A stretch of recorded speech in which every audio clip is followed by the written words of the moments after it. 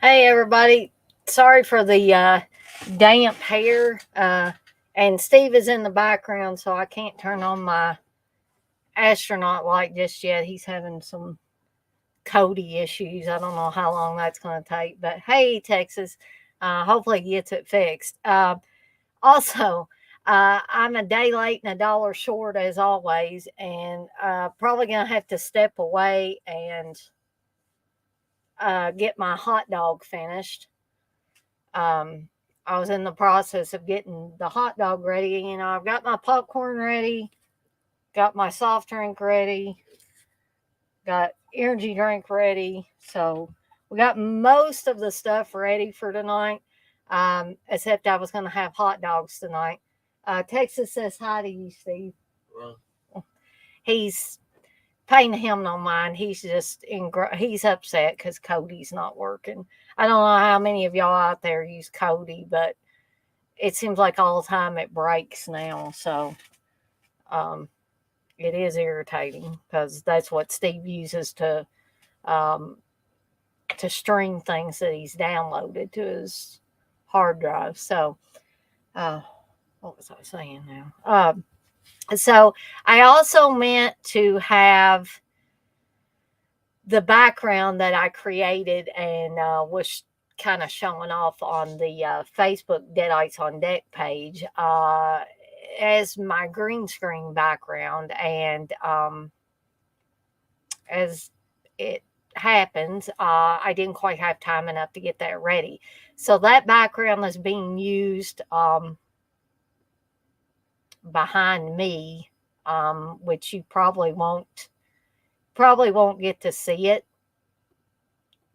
unless I take myself out of here. But it's just the basically the Monster Vision background, and I had put my little cartoon head on Joe Bob, and and then got the drive-in totals. I also meant to be able to put the drive-in totals on the screen like Joe Bob used to do.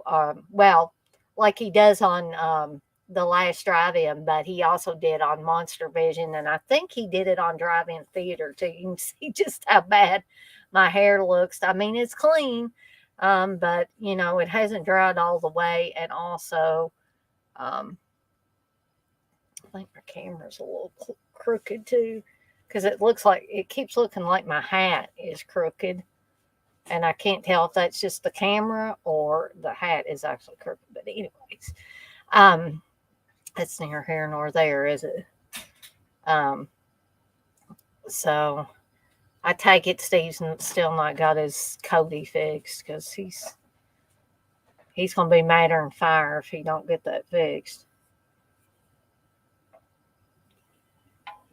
But anyway, I am gonna step away for a second and get my hot dog ready and bring it back here. I just gotta put some ketchup on it and I'll be ready to bring it back here.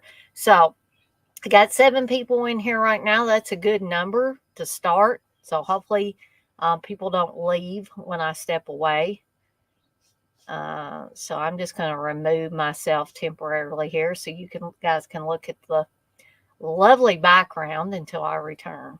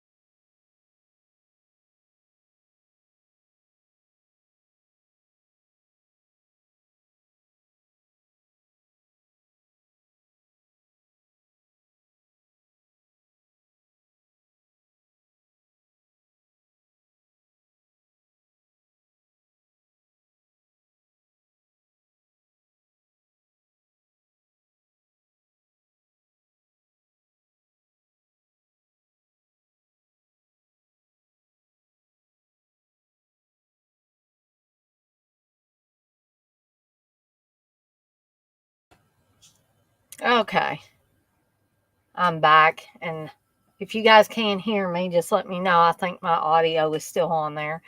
Um, that was funny because we dropped down to 6 and now we're back up to 8. Hey, 71. And thank you, Texas. Texas says, all you lurkers, hit that like button. Thank you. So now I have my hot dog here. I'm going to try not to spill it. These are cheap buns, so they kind of like tore when I was trying to get them out of the package earlier. Got these cool napkins. And so, again, I've got my popcorn, got my soft drink, energy drink, hot dog. And also I realized I'll probably just show it off here, guys, because this is my first night doing one of these. And also I told Steve I probably should have waited a week and waited until I wasn't working an evening shift at my job before I did this. But, it doesn't really matter now. But I did want to show this again. I meant to have this set up somewhere in back of me or whatever. But maybe for next time. It's just my little retro looking on the menu. And you can see that hot dogs were 25 cents way back when. So can't get a hot dog for 25 cents anymore. But that's my extra snack for the night. So we've got popcorn and a hot dog. So I will be doing hamburgers one week, nachos one week. So we'll probably run the gamut of assorted drive-in movie food over time. Hey, Darren. Darren says hi too, Steve. Hi. Again, guys, he's preoccupied. He really wanted to be in bed. And I see he's Googling stuff, so he must not be able to figure out what's wrong with Cody.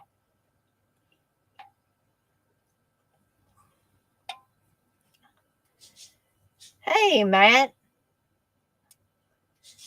So we got 9 in here. That is awesome. Also, got some bummer news about Darcy. I don't see her joining us tonight because I did not realize that both her and Joe Bob are in Las Vegas right now. They went to AEW. For those of you that are following either Joe Bob and or Darcy on Twitter, you definitely saw all the pictures of them at AEW, I'm willing to bet. A lot of cool pictures and stuff. But also tonight, they're having something in Discord. They're doing Ready to Rumble with David Arquette. So theirs was starting at 8 p.m. Eastern time as well. So I don't really envision her being on this one. But, I'm going to have other ones of these. So there's plenty of time for me to ask her again to be on.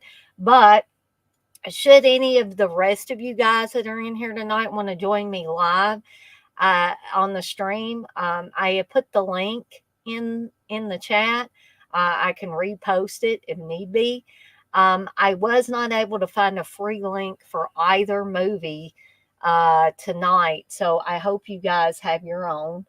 Again, we're going to be watching Halloween 3 and Creepshow because I fully hoped that Darcy would be able to be on here as on the last drive-in. So far, they have not been able to show Halloween 3 through Shudder, and I know that Darcy has really wanted to. So, but nothing says I can't do another one of these later on down the road and show Halloween 3 again. I mean, there's no law that says I can't do that. Yes, Matt, exactly. I wanted to have Darcy, the mail girl, on. Unfortunately, she is in Las Vegas now with Joe Bob, and they've been doing a whole bunch of stuff, and I did not realize that they were doing something on Discord tonight. and their Discord watch along for Ready to Rumble um, with David Arquette is started at the same time I was starting mine. So I don't think Darcy's going to make it tonight, but hopefully I can ask her again at a later date. Um,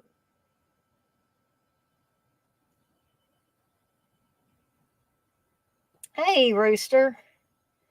Texas, you say I have Creepshow, but I have to switch to my phone when you're on. Uh, oh well, I mean, if you are live on the stream, Texas, I'm not sure if you're asking me anything or not, but according to the ground rules I set up, if you guys, any of you guys are live on the stream with me, I would just nicely, politely suggest that if you have the movie playing in the background, that you just have it turned down a little bit. That's all. That's all I ask. Um, I had mine muted because a lot of these movies I show, I've seen a half a million times, and so I don't really need the dialogue going. Sometimes I have the subtitles on as well, but I realize not everybody has that luxury. So I hope that explains. Again, I'm not sure if you were asking me something or not, but again, I'm trying to explain. Um, hey, Davy. Matt, you say, well, that would be awesome. That would probably be better after this season of Last Drive-In is over. Yeah, I've been trying to get Darcy on multiple times, Matt, for different things. I mean, this is something new I'm doing. But she's a very busy woman, and I'm sure she would love to be on if at all possible. Um, but I do understand and take on fly around here, getting after my food. Hopefully, it won't become too irritating. But again, she's a very busy gal, and I do understand that. And hopefully, I can get her on at some point because I'm sure you guys would really enjoy that. Text you say, I don't believe I have Halloween 3, but then again, I can't remember I have the stuff. Okay.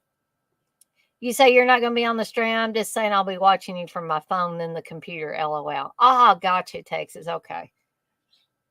But you could have been on if you wanted to be. Hey, Uncle Bill, you say, holy shit, what is this? What the fuck is this? This, Uncle Bill, is my first ever drive in movie night. And you're welcome to join in if you want to. We're going to be watching Halloween 3 and Creepshow tonight. Don't have to stay for both movies necessarily, but that's what we're watching.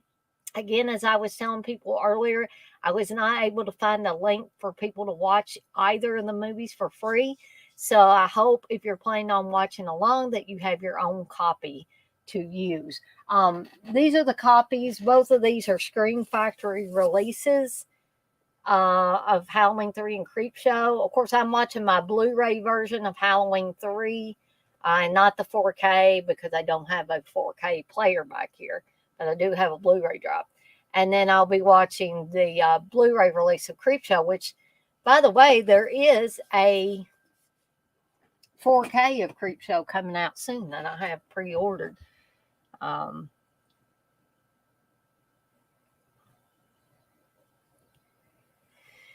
Matt, you say if Darcy comes on, you should ask her about her favorite 80s slashers and see if she is a fan of the obscure ones.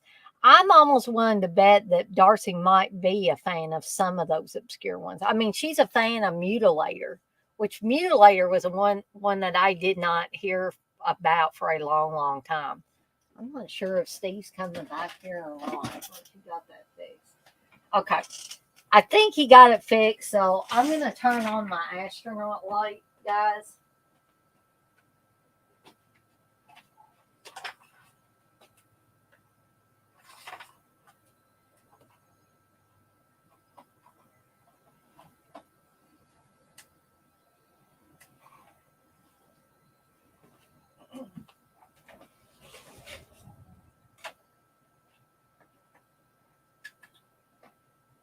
turn off some of these lights in here.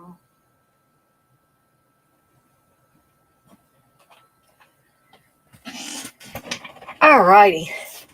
So Steve must have got it fixed, hopefully. If not, he'll be back here. um, Matt says, Uncle Bill, get your ass on live since you dipped out on the Vinegar Syndrome sale early. Oh, Matt's telling on Uncle Bill. Shame, shame. Rooster, we're going to be showing Halloween 3 first tonight. So I'm glad you asked. Hey, the poet. Welcome back. Guys, again, I'm going to put that invite in here again. What pissed you off, Uncle Bill? The Vinegar Syndrome sale? Or, like, did your internet poop out on you or what? So, guys, anybody that wants to join live, I just put the invite back in there. Darren, I don't think Steve ordered anything for the Vinegar Syndrome sale. It's the way he talked, there wasn't a whole lot to pick from. But he did tell me that Boogeyman was coming out on 4K. I said, okay, is it already out or are they doing pre-orders? And he was like, they're doing pre-orders. So I might get that one. Ah, shit, Uncle Bill. I thought they were going to get your internet fixed for you. So it's still like acting up then, I guess. You say it shit the bed at like 12:05. Man, that sucks. I would have been pissed too.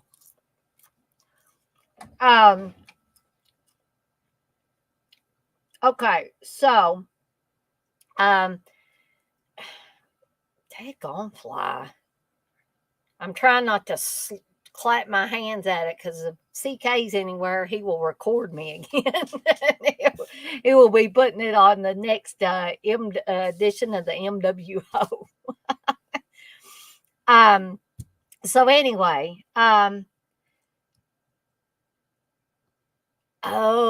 yours is fixed, but it just dropped for the whole area. Well, that still sucks though. But Matt, you say he uses that cracker bottom Wi-Fi.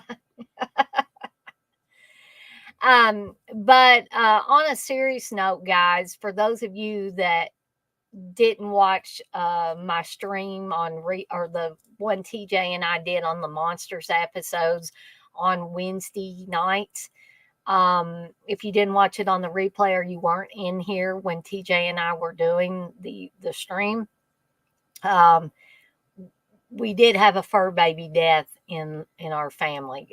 Steve and I lost our old man Bassett Brandon, who has been not well for a little bit, and he finally passed away in his sleep peacefully.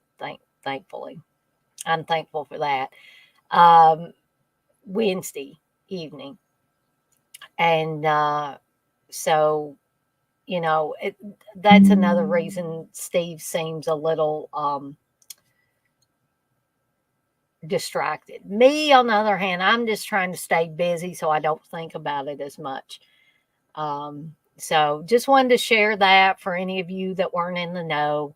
I know Uncle Bill, for instance, is not on he's not on Facebook anymore, so he may have not seen where me and Steve both put pictures of Brandon and announced it. So there might be other people that did not see or weren't on the stream Wednesday night and had no clue. So thank you, Rooster. I appreciate it. Thank you, Matt. Thank you, Uncle Bill. I appreciate all the condolences. The poet Howling 3 is underrated. I to be totally honest with you, I didn't used to be a big fan of Howling 3. Years and years ago, I was not a big fan of it. Now I really do appreciate it and realize that it is an underrated movie. Um, and Rooster, I will tell Steve that you uh, shared your condolences with me as well. We both really appreciate it. Um, so I'm going to try not to be waving at this stupid fly. I mean, these flies go away and then they come back, and they go away and they come back. No matter what I do, they seem to want to come back periodically, and then they want to swarm around my food back here, and that just pisses me off. Okay. Yes, Matt, I totally believe this, that all dogs go to heaven, so it'll be okay. Yeah, and that's something, even though me and Steve have been very sad for the last couple of days, um, that we take solace in. Um, that Brandon's not in any pain. He can run and he can play, and he's with Linnea and Sam, and he's probably just having a big old time now. Um, Unfortunately, the time comes for us all, human beings and animals alike.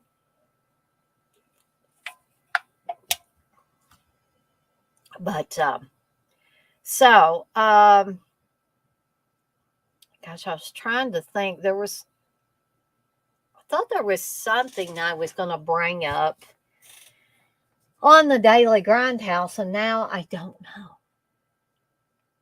I just don't. Um, I think there's one thing I can share. So we'll go ahead and get the Daily Grindhouse out of the way.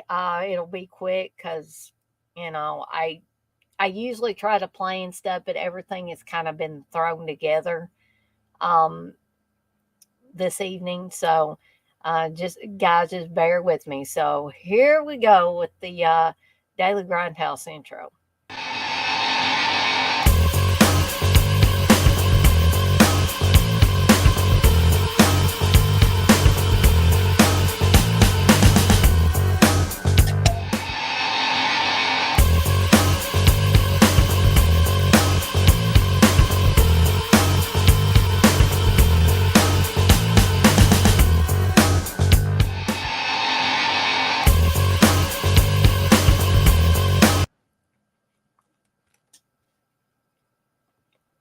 Sorry, guys. I was taking a bite of my hot dog. All right. So one of the quick things I wanted to bring up on the Daily Grindhouse is I started watching. I had gotten 4Ks in recently. I got Dazed and Confused, the Criterion release, a Scream on 4K, and also God Told Me To on 4K. Now I started watching Dazed and Confused. I know, guys, it's not a horror movie, but I started watching that one today before I started my shift and at work. And it, I mean, I was expecting it to look a little better, one it being 4K, two it being a Criterion release. But although not exceptional, maybe I'll give it another try. Um, I mean, I'm definitely going to finish up watching it, and maybe I'll pay more attention, and maybe, something will pop out at me. But at this point, I'm thinking it's not much better, if at all, than the Blu-ray. It looks a lot like the Blu-ray to me.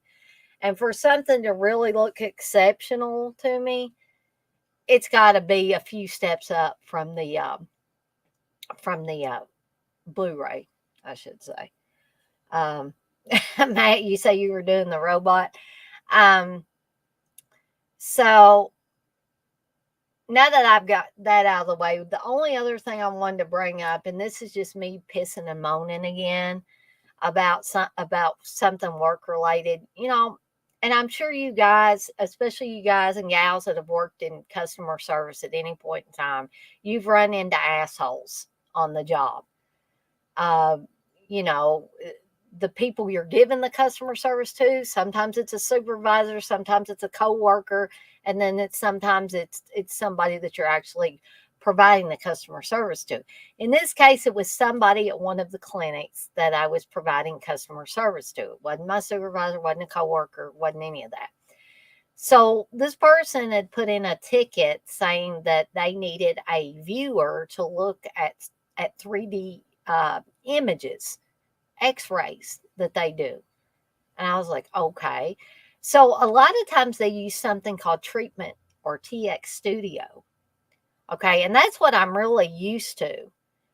And so I also, sorry guys, this fly, I am absolutely put out by, I'm trying to kill it so it'll stop leaving me alone or stop bothering me.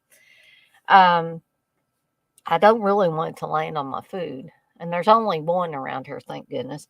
But anyways, so I had talked it over with one of my coworkers who's been on the help desk longer than I have, and he explained to me that there was they burn a disc usually with these things, and they've got to burn the disc right. And if they do it right, a viewer is on the disc for them, and so they wanted me to check with them on that and just make sure everything was kosher with that. And I was like, okay, groovy. Well, when you have 70, 80 or more tickets, sometimes it takes a little bit to get to some of these requests. Well, this guy got pissed because we didn't get back with him when he thought we should. And so he complained to somebody else. And not my supervisor, thankfully, but somebody else. So I thought, I better get on this one before it goes any further. So I called the guy, and yes, this was a orthodontist. This was a doctor. Okay. So a lot of the doctors I deal with and practice directors and all that are nice as pie. Okay. This guy was an asshole. Okay. Because this is how he answered the phone. Hello. And I was like, I asked if this was, I'm not going to mention names, but I asked, is this blankety blank, and he said, yes. And I explained that I had gotten this ticket. I apologized for the delay in getting back with them, tried to be as nice as could be. And then I started explaining. And two, he told me this has been going on for over a month. And I wanted to say, dude, if this has been going on for over a month, why didn't you put a ticket in last month? And somebody else on the help desk said, well, maybe it got lost. It freaking didn't get lost. I went back and looked just to see if this guy had put in a ticket last month or at any point in time other than the ticket I got. Nope. There were no open tickets other than the one I got with this guy's name on it. There were no closed tickets where somebody had maybe not done what they should have and just closed it. So, and I'm mad. Maybe you say maybe he's upset because he wanted to be a dentist. I don't know what the dude's problem is. I think it's more than likely he thinks he's special and more important than anybody else, because he had that kind of attitude. So in any event, I start telling him the stuff about burning the disc and making sure the viewer's on there. He interrupted me. He said, that is not correct. I'm like, okay. I was like, well, that's what somebody that's been on the help desk longer than me told me to check first. And he said, that is not correct. And, it's like, dude, if you know what you need, then, why are you contacting us? If we're so stupid that we can't figure out what you're talking about, then what's the use in contacting us? Okay. So anyway, I tried to smooth it over, tried to talk him, down off the ledge, so to speak. And he said, or I said, well, maybe you need, because I was trying to think of anything that we could get for him that would allow him to view these 3D images. So I thought about Treatment Studio. And he said, oh, good. Could you check into that? I said, yeah, I can check into it. I said, if you have a license for it, an open license, that's great. If you don't have a license now, that's going to be a little bit of a process because we're going to have to go higher up the chain and see about getting a license purchased. Because I think they basically needed 2 computers that would be able to view these 3D images. Okay.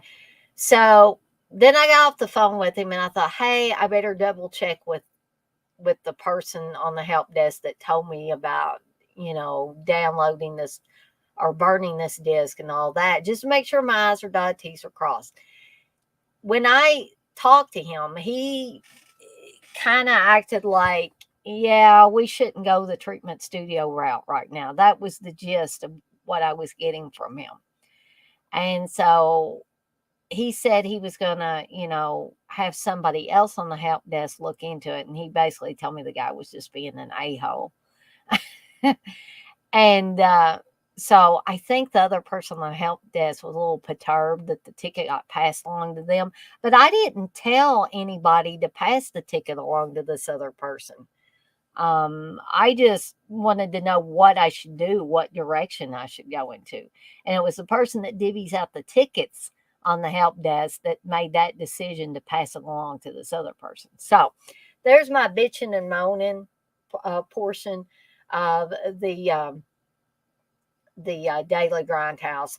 And now I'm going to, I wish that this fly would just light on the flat part of my desk and stop swarming around my food so that I could kill it. And I can't get it to, and it's driving me nuts. It's probably after the ketchup on my hot dog. I'm willing to bet it is. Matt, you say you always get perturbed. But anyway, something I also meant to do, and I said this a little bit earlier, but I'm going to bring it up again. I had meant to be able to put the drive-in totals up on the screen as I'm reading them all. Well, that didn't happen because I didn't have time enough to make those.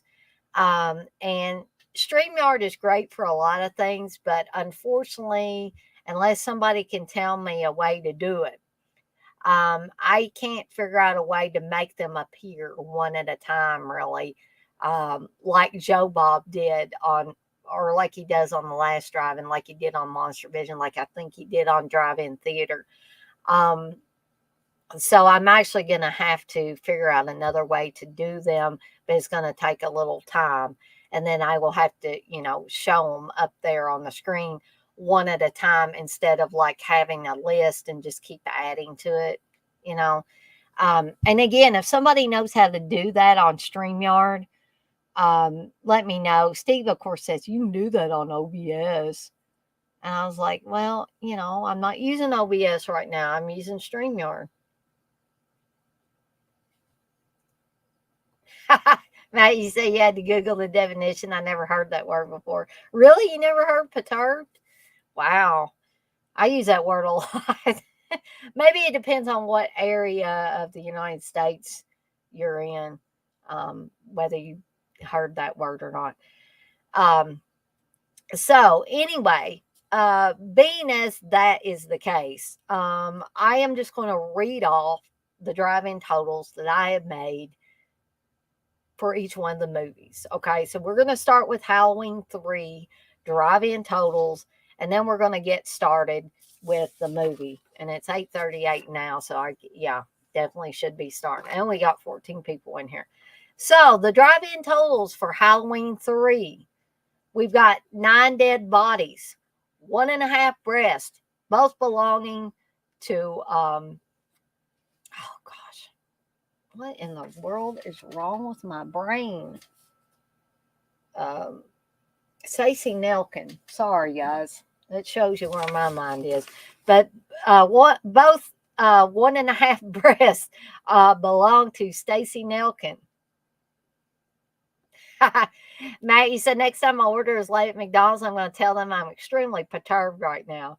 Yeah, that might help you out. Gratuitous silver shamrock commercial. One taffy face pull apart. One vehicle explosion. Halloween mask foo. One bum head rip. Stonehenge chip foo. One laser light show evisceration. Gratuitous Tom Atkins lovemaking. Insect foo. One Tom Atkins ass shot. Gratuitous annoying family with kid. Gratuitous Dick Warlock. Imploding bratty kid. 2 poisonous snake attacks. Drill to the head.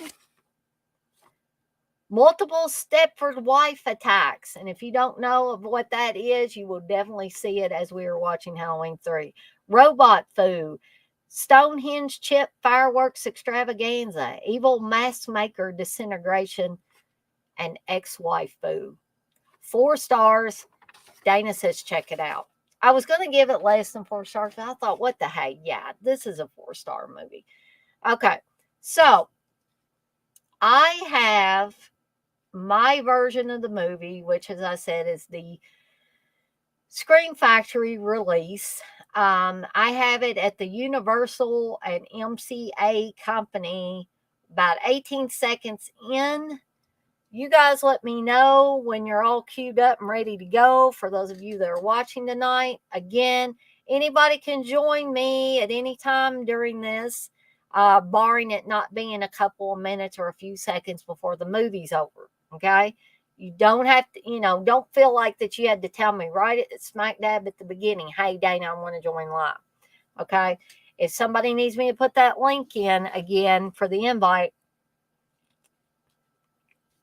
just let me know, and I will be glad to add it once again to the chat. So I'm going to give you guys a couple of minutes here, and to get queued up. If you're already queued up, if you'll just put in the chat, hey, I'm queued up. Rooster says he's ready, or give me a thumbs up or something. And then a couple of minutes, we'll go ahead and get started here, or I'll do the countdown. And meanwhile, I'm eating my hot dog before it gets cold.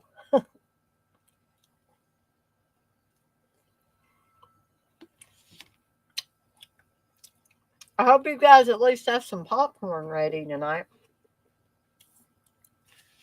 being as we're going to watch a couple of movies here. And I'm actually using my Clapper napkins. Those are really cool napkins. I think Steve thought I actually got a real, like a physical clapper, and I was like, no, that's not what you're thinking it is. It's not an actual clapper. I think when I was first looking at it, I thought it was going to come with one, because it did indeed look like one. But I found out it's napkins. So I'm going to give you guys about another minute.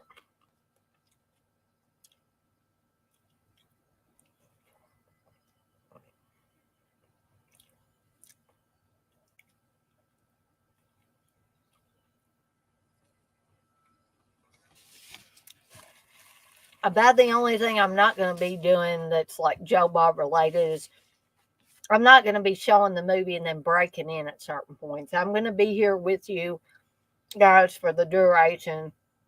This is going to be more like a watch along. And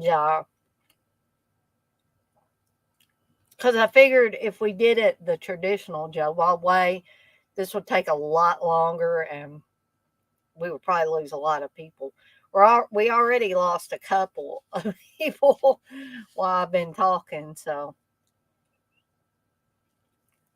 Gosh, we lost about 4 people now.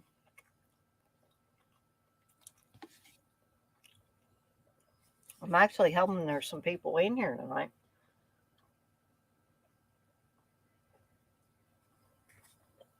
So I know Rooster's going to be watching. I think Texas is watching. All right, guys. I'm not hearing anybody say, wait, wait, wait, wait. I'm not ready. So we'll go ahead and do the countdown and get this party started. So 3, 2, 1, press play. So again, we got the Universal logo.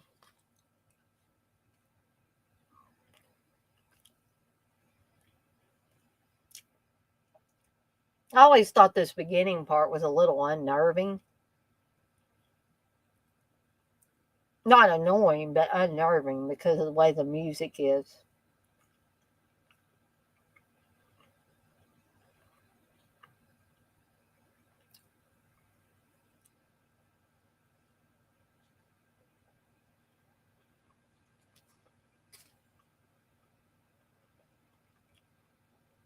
Yay, Tom Atkins. And Stacey Nelkin. I like Stacey Nelkin too.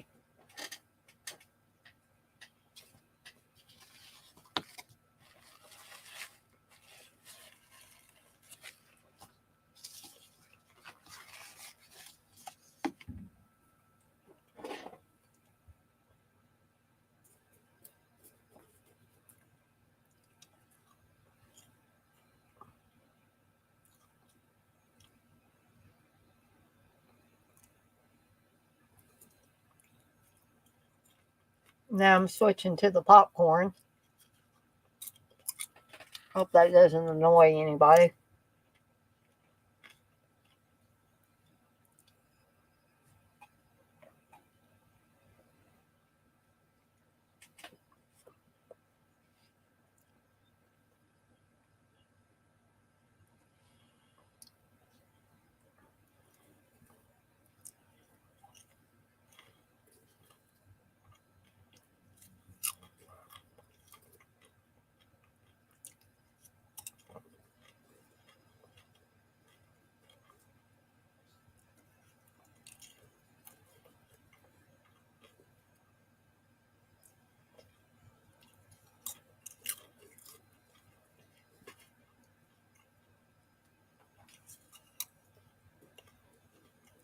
And this was written and directed by the great Tommy Lee Wallace.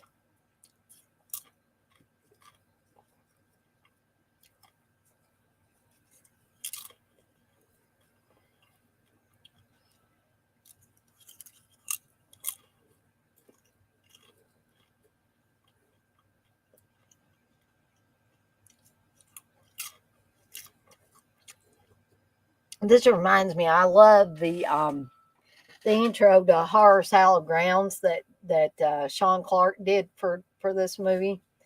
I'm going to take my hat off for a little bit. Sorry, guys. Again, I know that's part of who I am on these streams, but I think because my hair's just been freshly washed, it's kind of just sliding around and stuff like that. So if y'all can just bear with me, I'm going to have it off for a while. But when Sean Clark did the intro to Horror Salad Grounds that he did for Halloween 3, he actually recreated this scene here. I love that when he does things like that.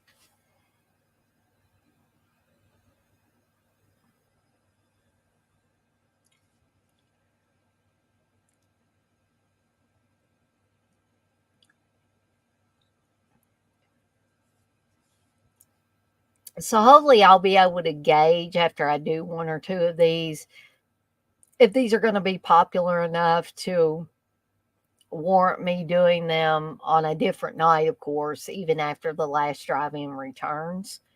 Um,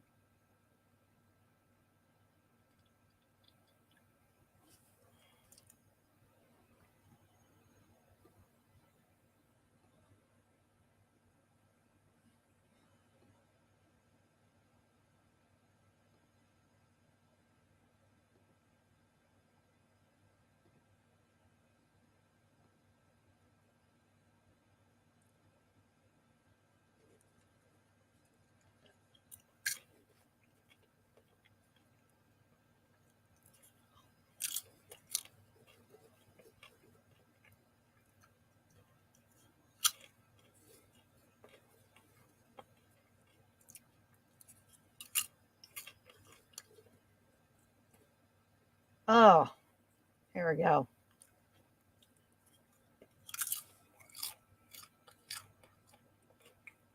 I got crushed.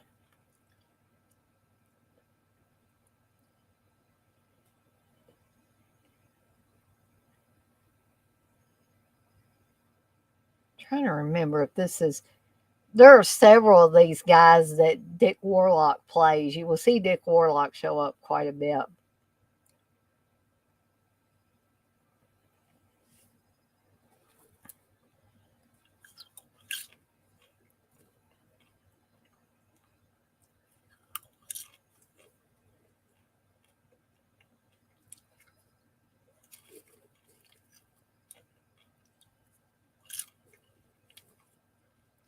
Texas, you say, turns out I do have Halloween 3, but I'd have to set it up, etc. I should have checked earlier. LOL. No, that's all right, Texas. If you want to get it set up and then ask me for a timestamp, that's fine too.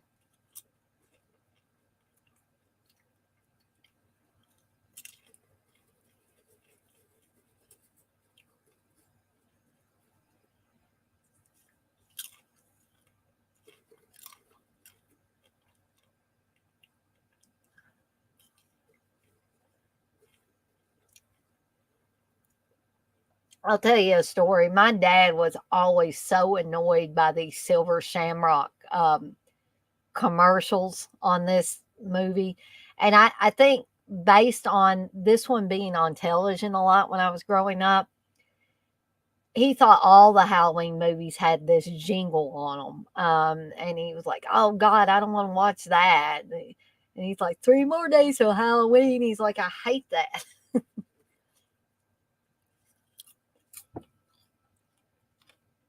Texas, you say it's cool. It would take a bit to get everything up and running and jump on the phone, etc. Ah, okay.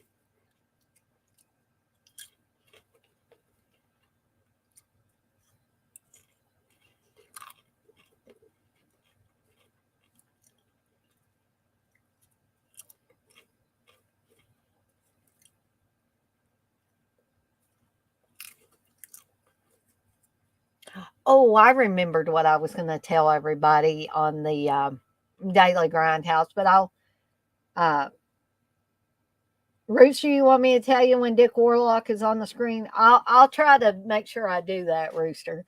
Um, but I can probably go ahead. Ooh, that was scary. I can probably go ahead and tell it now. Okay.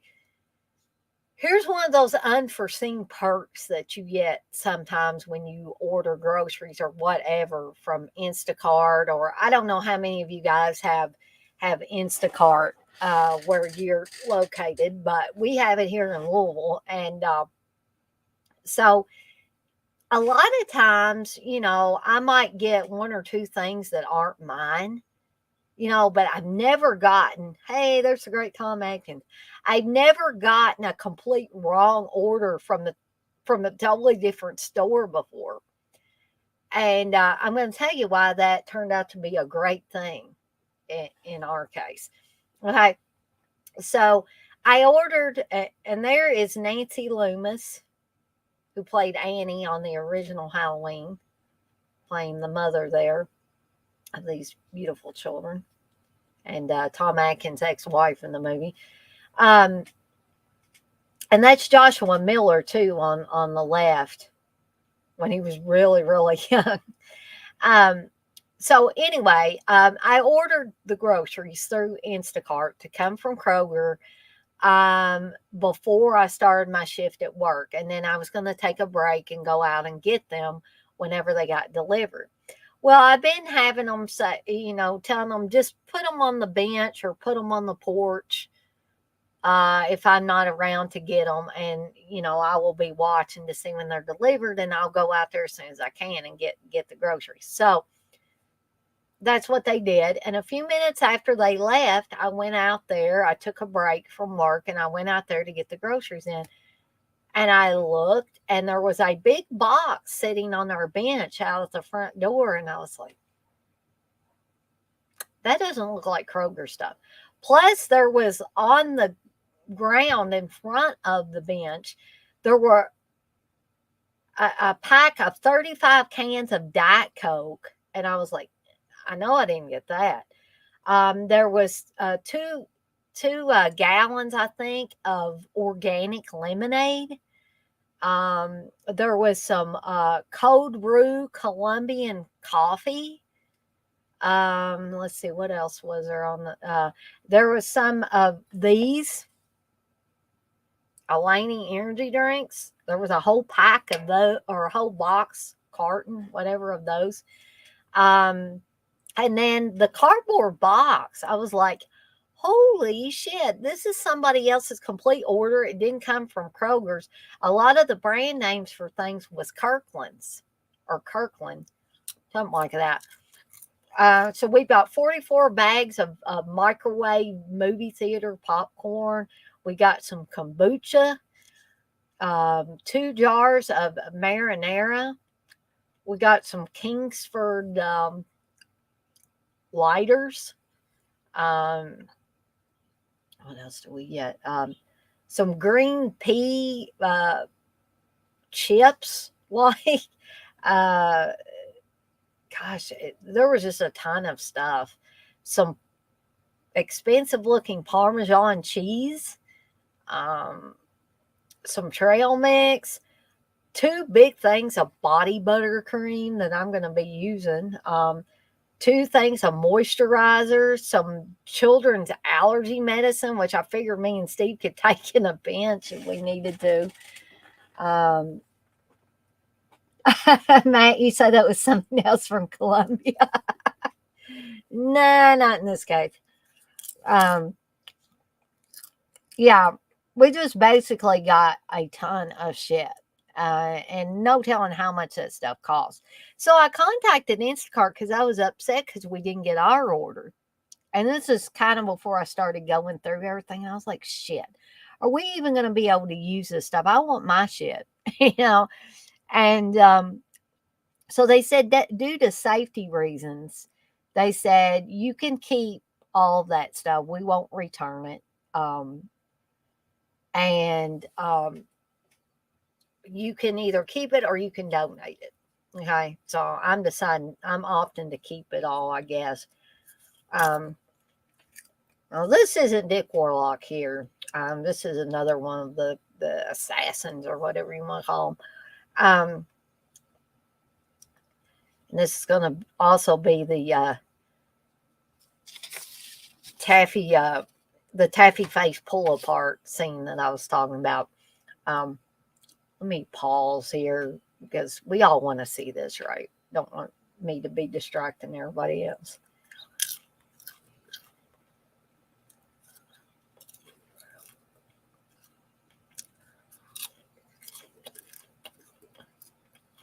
I'm sorry, but this is just a great scene.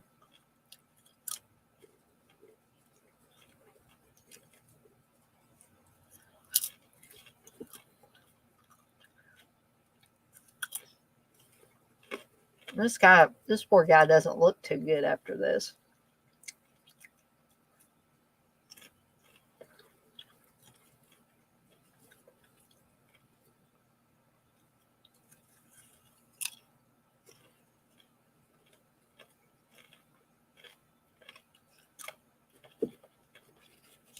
But so anyway, they also gave me credit that I could use, full credit, that I could use to have the stuff that I originally ordered re-delivered. So not only do we have all that awesome stuff for the most part that the other person didn't get, but we've got our regular groceries now. So we're going to have food for a while and drinks. And oh, there were also some French pastries, 2 bags of French pastries, chocolate ones. And they are pretty good too. Oh, and some Bavarian meats, some little smoked uh, sausages, kind of like beef sticks or something like that in a package. I mean, it's insane.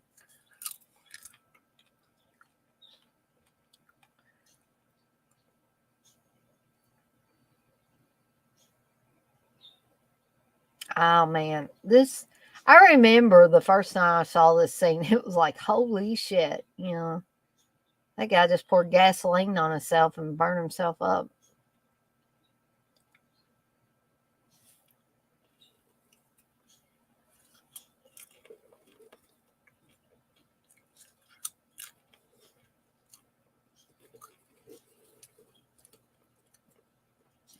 And I would just like to say, Tom Atkins is really smooth on this movie. Like he's going, it seems like he's going after all the ladies, except his ex-wife, of course.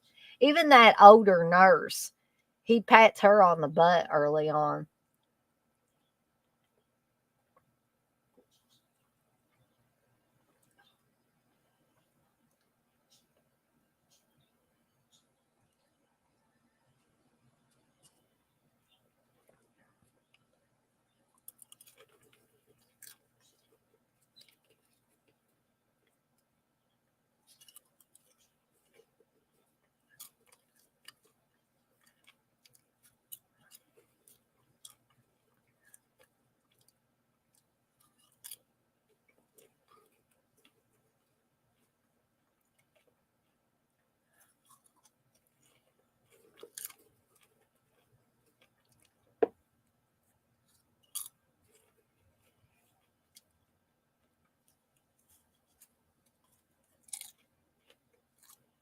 And that damn mask keeps showing up too. These are some cool ass masks, though.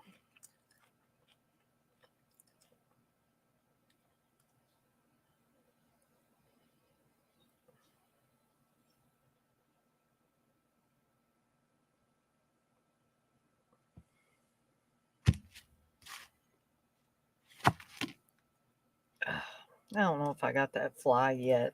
I'm just tired of it flying around here.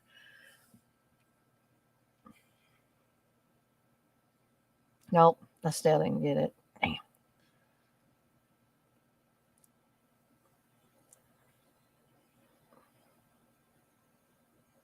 And there is the introduction to Stacey Nelkin, who I think at this point in time, Stacey Nelkin was really pretty. I don't know how many of you guys agree with me, but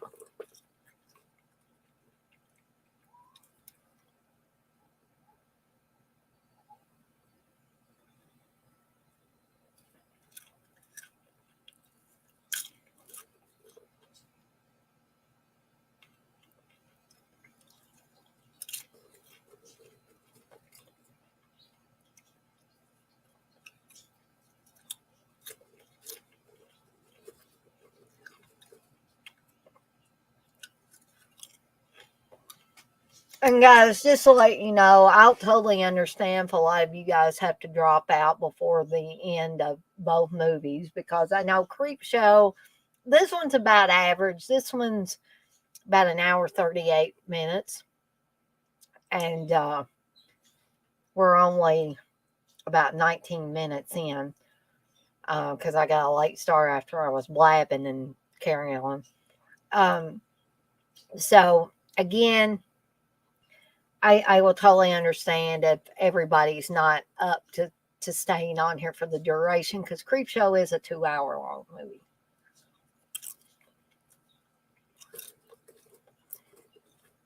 I mean, me, honestly, I have trouble staying up for the duration of the last drive in.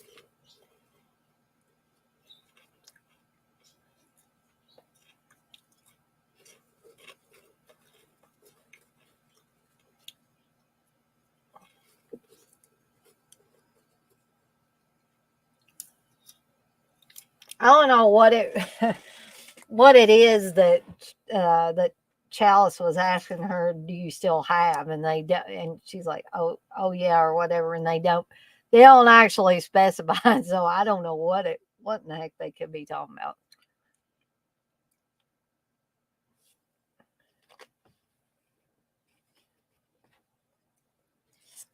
And two guys, I thought these cups were going to be a little bit taller, so I'm probably going to have to go get a refill on um my soft drink here in a little bit. And I'm sure I'll have to go to the restroom more than once. Also, Sean Clark recreated this scene in the bar a little bit. And there is a lovely advertisement for Halloween, which they totally could get away with because John Carpenter and Deborah Hill had something to do with this.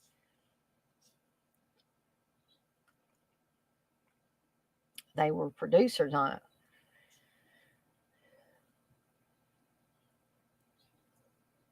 I think Mustafa Akkad and Erwin Yablans and all those guys had stuff to do with this one as well.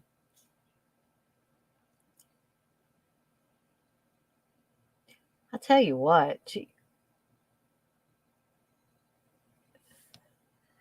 Stacey Nelkin has some great hair on here too. Great 80s hair, by the way.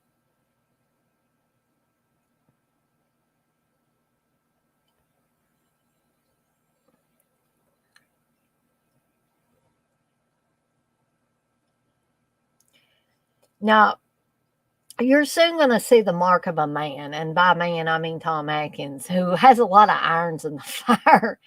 Um, because you can tell he's had a relationship with Teddy. I guess the coroner's assistant or forensic assistant, something like that. I mean, he has an ex-wife. Uh, Teddy's obviously had a relationship with. He was flirting with a nurse that was, I think quite a bit older than he was. And now he's getting very involved with Stacey Nelkin's character of Ellie because her father was the guy that had his face torn apart by one of the assassins that you saw earlier. And we're soon going to see that Chalice is just going to take up with Ellie and, head out to Santa Mira to try to find out what happened to her father, So definitely a guy that is double and triple dipping, maybe quadruple dipping in the female department. Okay. He's evidently not interested in, I think he just wants to play the field basically, and not settle down really. Hence having the ex-wife.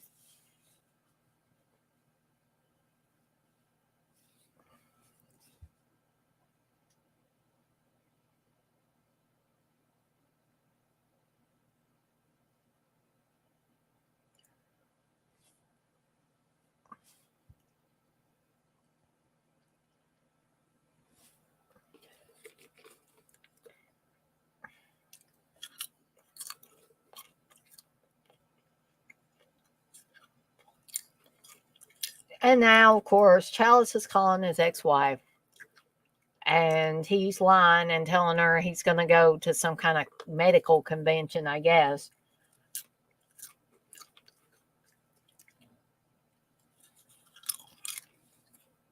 He's got some beer, and now who's headed off to Santa Mira with Ellie.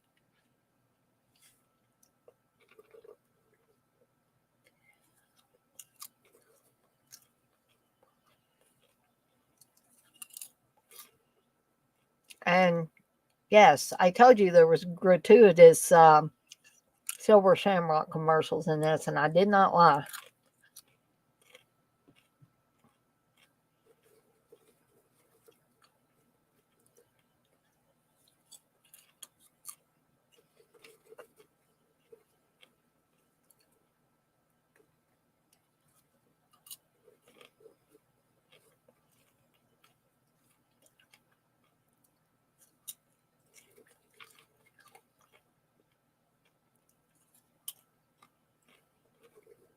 So now, given a little brief history of Santa Mira and Connell Cochran, who we're going to see shortly.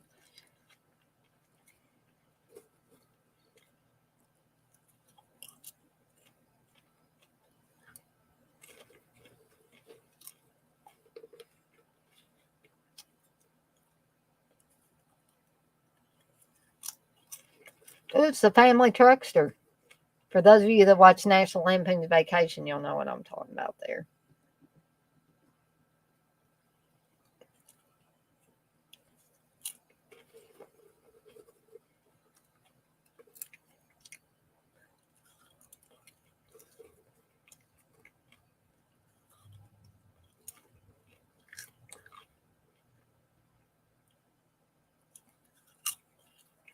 And Ellie remarks that she feels like a goldfish, to which Charles replies it's a company town. But, you guys and I know there's a little more going on in Santa Mira than it just being a company town. That's going to become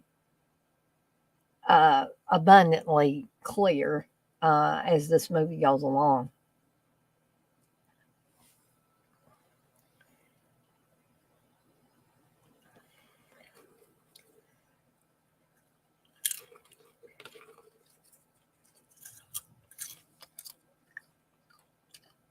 So I know what Chalice is doing. He's trying to, because she says she's not ready. They got to have a plan. So he's like, yeah, let's go back to that motel. And we'll pose as a couple of buyers and, that way we can talk without the whole town watching us. Yeah, smooth, real smooth, Chalice.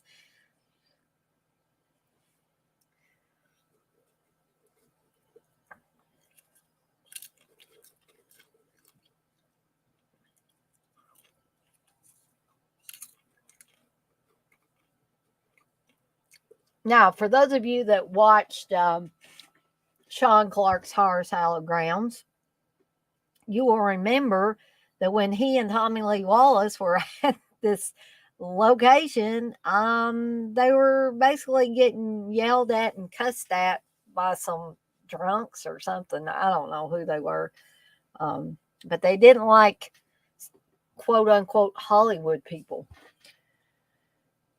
So this part always reminded me a little bit of Psycho, where Sam and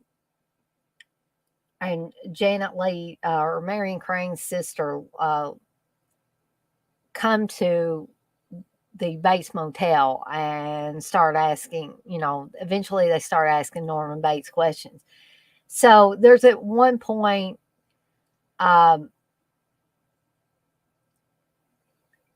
I think Sam tells Vera Miles's character to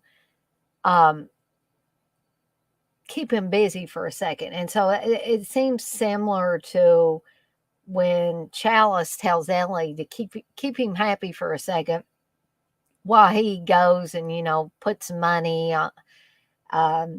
there for their stay. But he also checks to see, kind of snooping a little bit, to find out if Ellie's father stayed there. Now we get the introduction to the Kupfer family, Buddy Kupfer and his wife, Betty, and their bratty son, Little Buddy.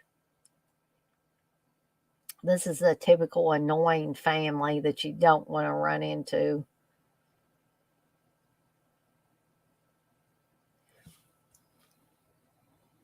Rooster, you say they are tearing or tore down the old factory.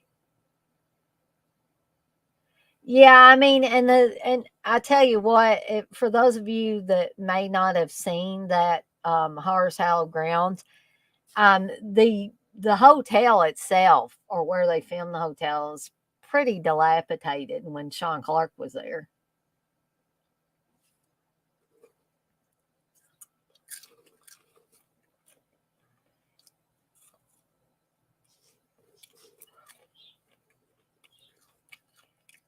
So now she's ready to go to the factory, but Chalice says it's late and I could use a drink, of course. And then she says, "It's okay with you to stay?" And he's like, "Ah, yeah, these clothes can last at least one more day." And then he says, "Maybe I ought to get another room." To which she says, "That might be kind of suspicious." And then he says, "Well, he backs up and punts. He says, if you feel more comfortable, I could sleep in the car. It'd be better than the floor." To which she answers, "Where do you want to sleep, Dr. Chalice?" And he says, "That's a dumb question, Miss Greenbridge." And we know where this is going, right? Old Chalice has got his hooks in another woman.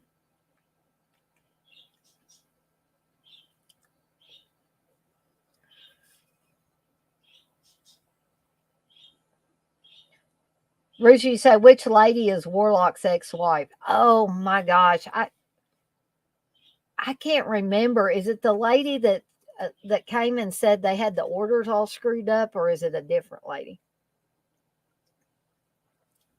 Now, here's something creepy. What kind of place has a kind of mandatory curfew at 6 o'clock? It's like it ain't even dark.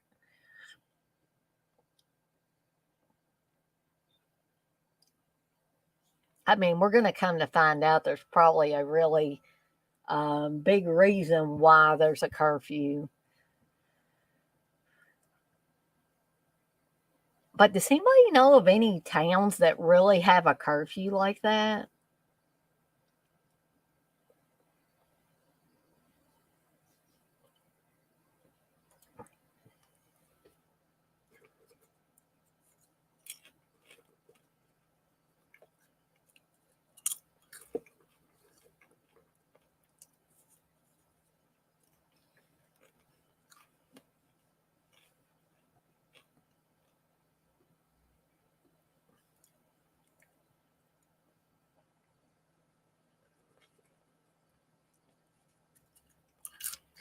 Guys, as I said earlier, I am going to have to take a restroom break. So I will be right back.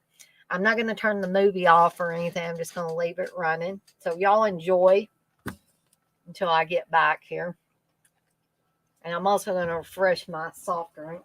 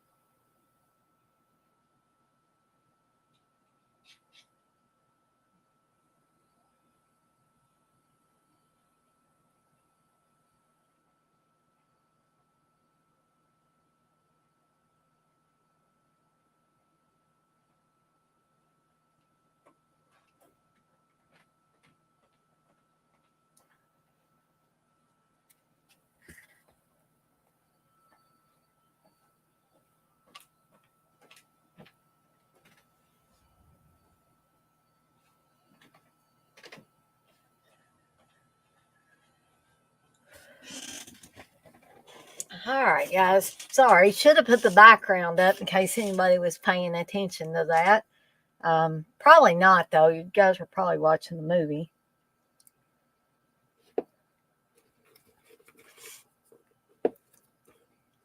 So here's where you guys are going to get to see the 1.5 breast shot. And you may think I'm making a stretch here, which technically one breast is pretty much shown here. Don't you just love this? Oh, yeah. Tom Atkins, aka Dr. Chalice, is really smooth here. And I did miss the bum getting his head ripped off, but you guys got to see it. Now, you're probably thinking, Dana, we didn't really get to see a breast because Tom Atkins' mouth was currently on her breast. Yeah, I know, but I figured it counted. Otherwise, we'd have to say no breast in this.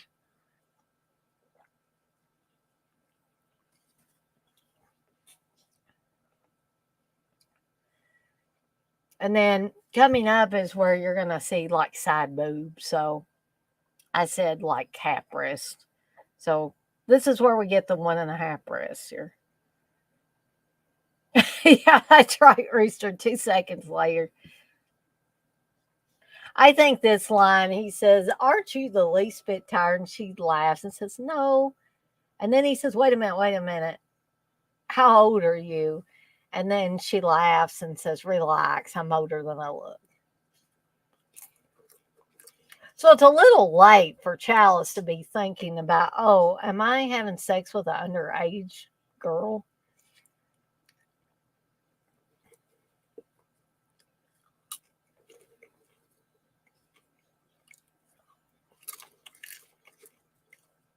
Now,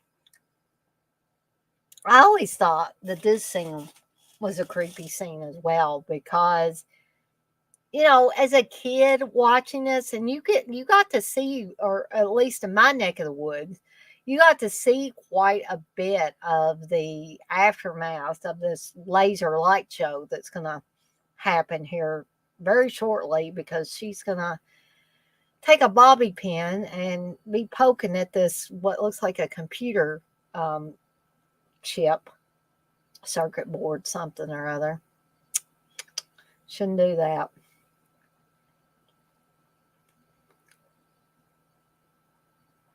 There we go. Right in the mouth. And of course, nah, Chalice doesn't care what that noise is. But they, in my neck of the woods, when this played, usually on Channel 44, they showed quite a bit of this, if not all of it. Maybe not that shot, but that side shot you got to see. And this you got to see of the bug crawling out of the mouth.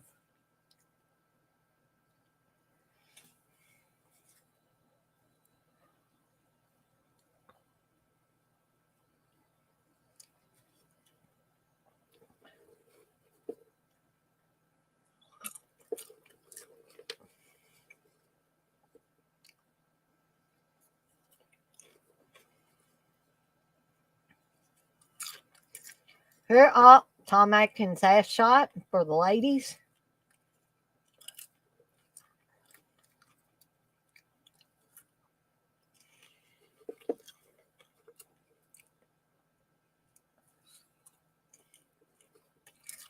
And then you got, this is kind of funny because you got all these, what's going to turn out to be, I guess, the equivalent of androids, or Stepford wife like robots that are coming to get Marge, Miss Gutman. That's right. There's Chalice's say yes. But people like Darcy would probably say, nah, that's a hot ass. Because I know Darcy loves Tom Atkins. And here is Daniel Harley, aka Connell Cochran.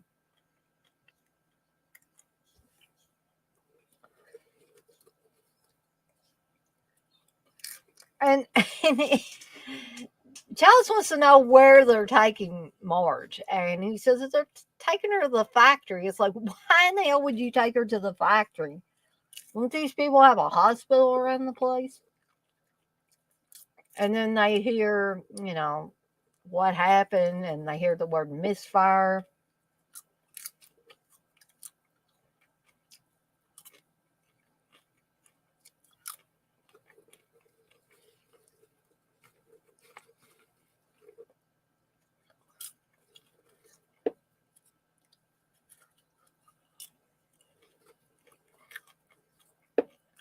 And they are indeed taking her. They load her up and took her to the Silver Shamrock factory.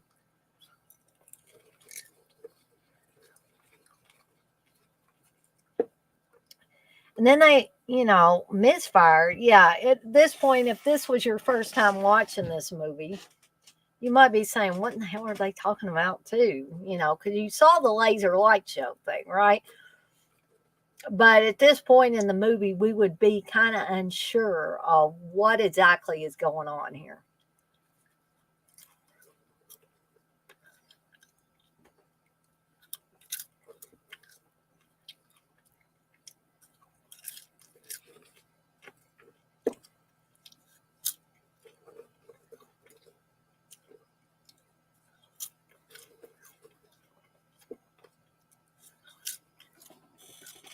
So Chalice is calling Teddy again, wanting to find out if she's found anything. And she says um, it's weird because she's finding ashes and car parts and nothing that would indicate that a body was ever there at all. Now, we're going to figure out why that is soon. But again, if this was your first watch, you might be thinking, well, why weren't they finding the results of a body?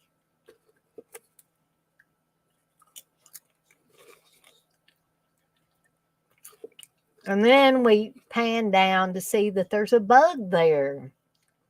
My phone is bugged.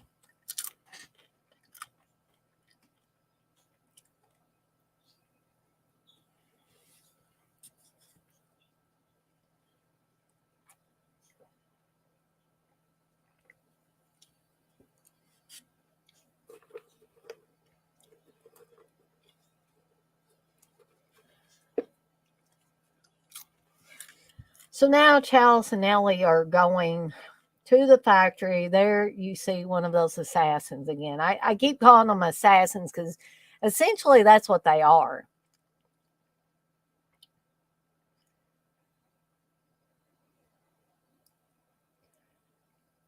And, I'm thinking a lot of these people, like this woman here that they're talking to, are supposed to be real people and not these android assassin like types because they seem to have personality. Even this guy here seems to have personality. But some of the ones that have very little to say and just have blank looks on their faces, I think they are truly, just the workers in the factory or the ones that Cochrane has set aside as assassins to take out people that they think are going to cause them problems. Oh, and there's the Cutfer family again. And God, that shirt on that kid is ugly. But, you have to think this is early 80s.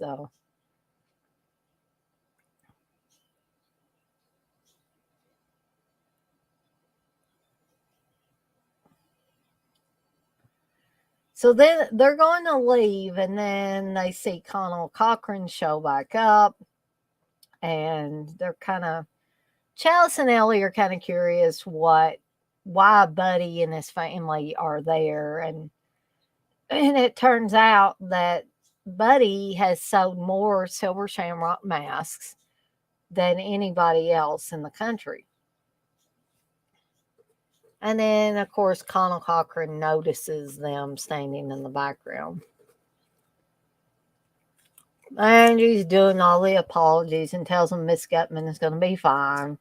And she's been flown to a hospital in San Francisco. And, he's going to make it extra special. He says a replacement order for the mask that Ellie's father supposedly ordered is being prepared. Now Cochrane's going to give Buddy and his family a guided tour, and Buddy's like, "Would it be okay if my friends came along?" And you can tell that Cochrane doesn't really want to take them, but he relents. So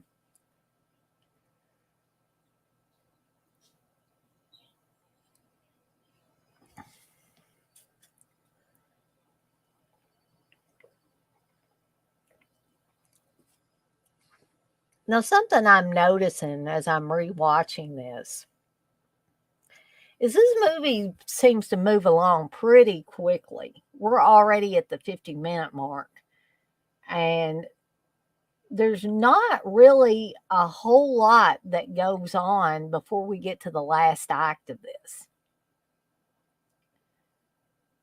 So definitely not a movie that plays around. This movie gets to the punch, and when the shit hits the fan, and it really just speeds on through. And I mean, I'm not saying that is a bad thing. It's not a bad thing. Because this movie definitely doesn't leave any room for anybody to get bored.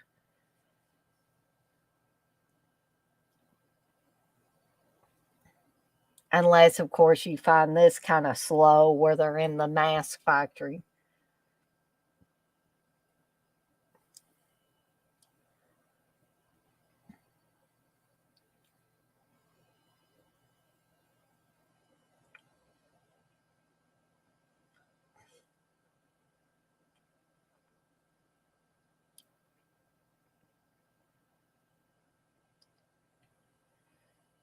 And if I'm thinking right, Trick or Treat Studios way back when, I think put these masks out, and I got a bunch of masks at one time, but I don't know if I got any of these or not.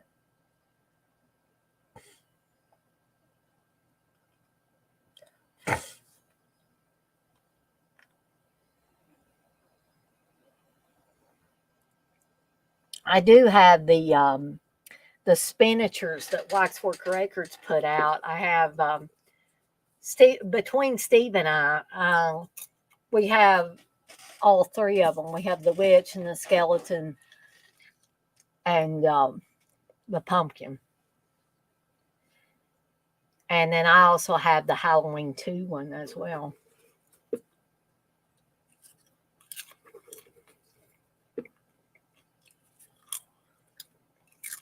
So now, we're seeing a door that says no admittance.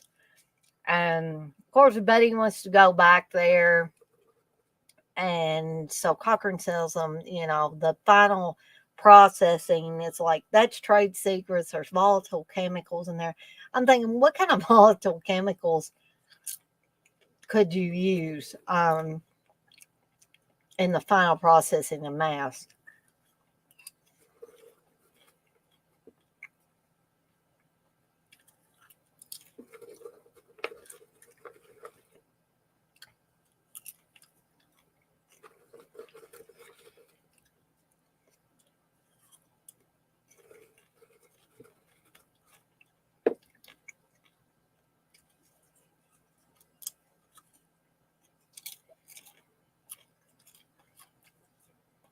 So Chalice is seeing something that's making him feel quite unsettled. So he's telling Ellie, I saw a couple of men who looked strangely familiar. And there's another one that looked an awful lot like the man who killed your father, he tells her. And Ellie is going to see her father's car covered over, but she sees part of it. Who says that's Papa's car? And she goes running up there. And then the assassin looking dudes come out.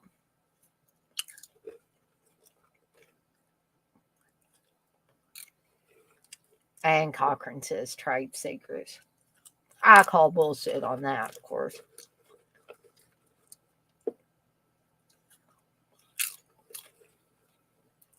One of those, the one on the left, might be Dick Warlock, but I'm not sure because, of course, they didn't ever show his face.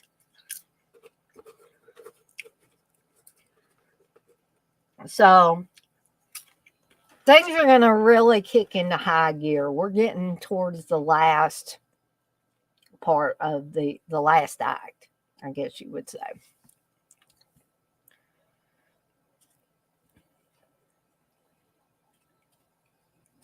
So Chalice is going to the office, the manager's office, and he's looking for somebody, but he doesn't see anybody. He's like, hello. And so then he thinks, I'll just call. Well, this time, of course, he can't get through.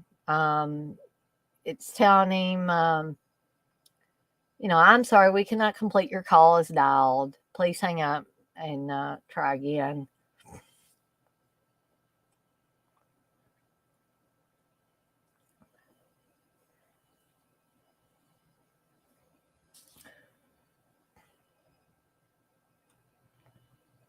Please hang up and check the number.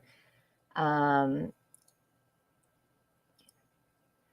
then, he's only been gone, maybe a minute or two. He goes back to the room and it seems that somebody has broke in and taken Ellie, which we're going to see here shortly.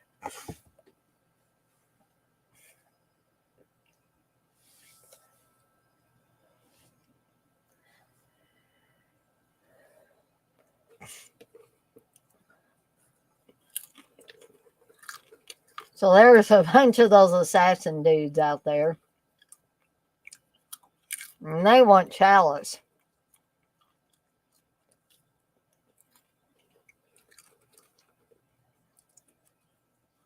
I think Dick Warlock was at the front of that group of guys that just broke in.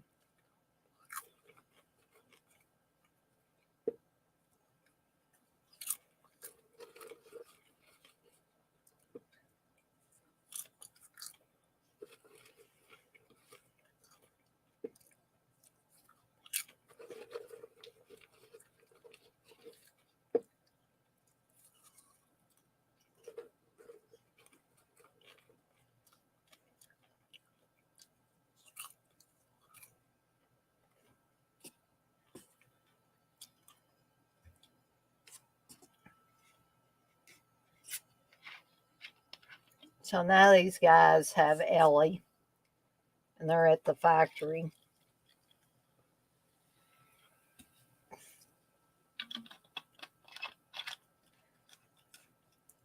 And Chalice is trying a phone booth phone, and he's still not able to get through.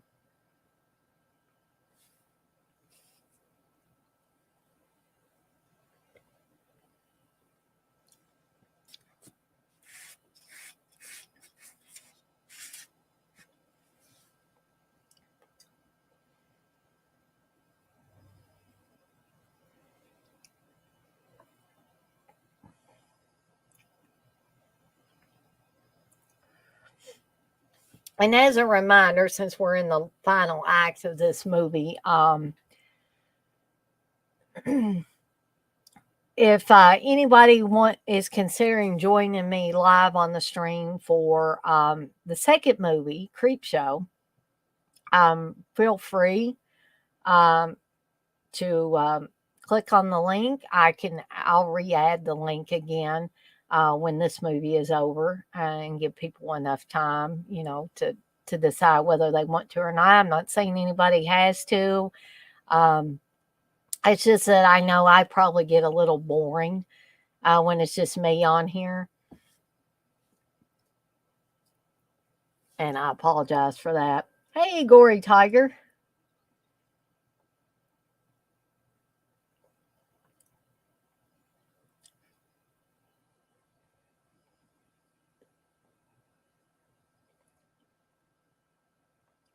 And I don't want to sound like I was lying whenever I said that Dick Warlock showed up several times in this. I might have missed an appearance or so of him before now, because I was almost sure that he shows up more than once.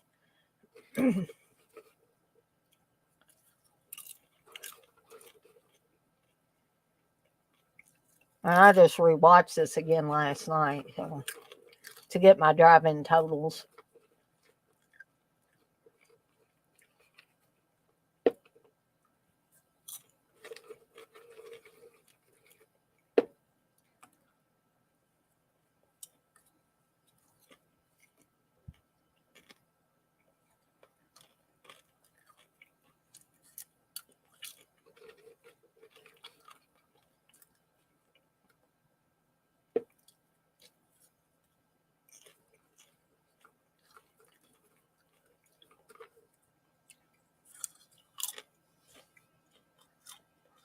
And when he opens this door, I mean, maybe I'm wrong, but I always thought that this was Mrs. Gutman, Marge.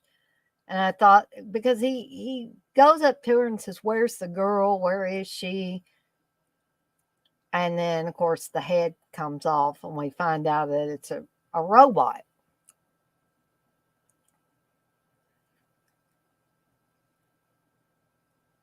But the hands look very realistic and human like. I think that was Dick Warlock there, guys. Yes, that is definitely Dick Warlock there. And so Chalice is like punching him repeatedly. And, this is not phasing Dick Warlock's character here. And you may be thinking, what in the hell is going on here?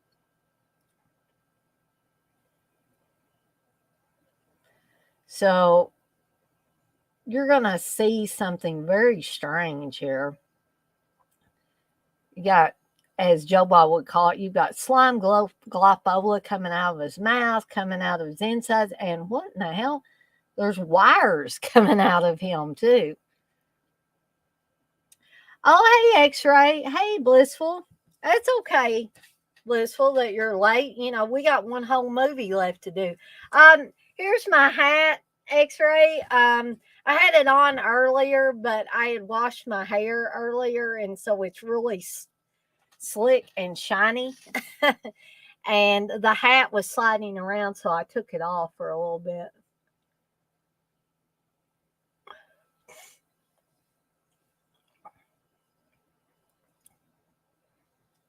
And my hair's kind of messy too, guys. So again, I apologize for that. I haven't had a chance to straighten it.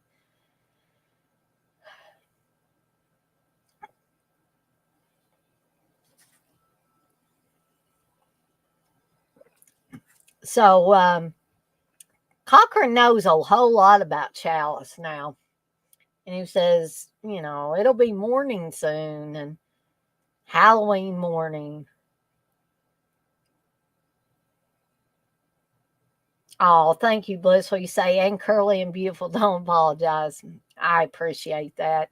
You guys always make me feel better, even, if I'm not feeling so good about myself.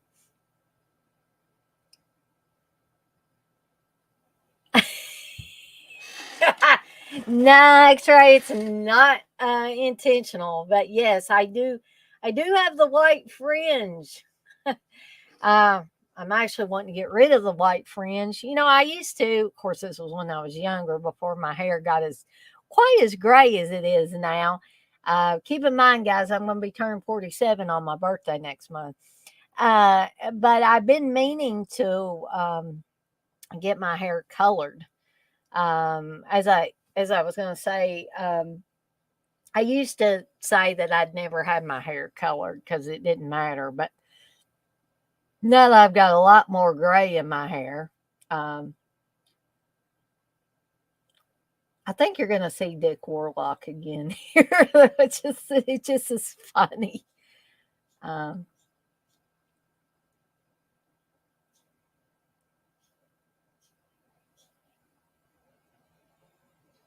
yeah, there he is again, sneezing, and you're like, wait a minute, didn't Chalice just punch a hole through him? And that is so hilarious.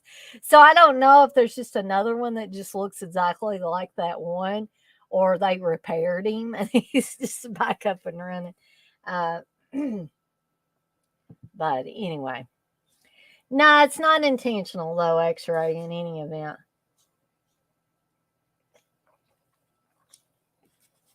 We can call it that though, just to make it look a little better.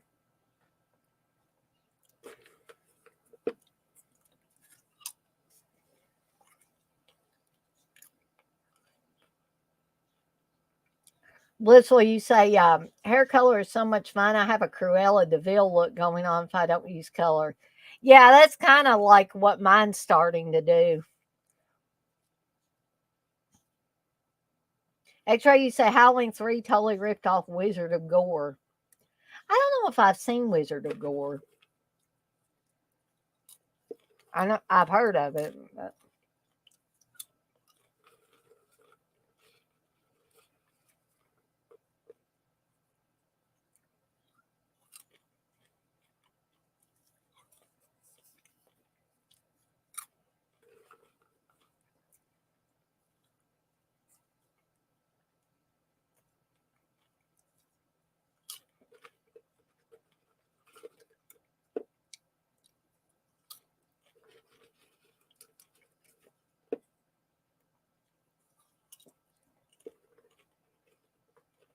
Hey, John.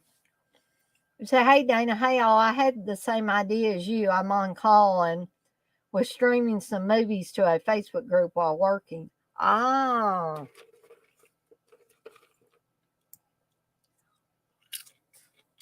thankfully, with my work, at least right now, anyway, I'm not on. I'm not in an on-call capacity, but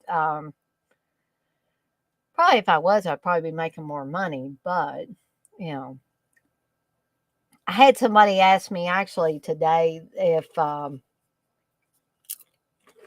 I was like second in command when I was helping them with something. I'm like, no, no, not really. I said, I hate to say this, but I'm kind of a grunt worker. I just do whatever I'm told to do, and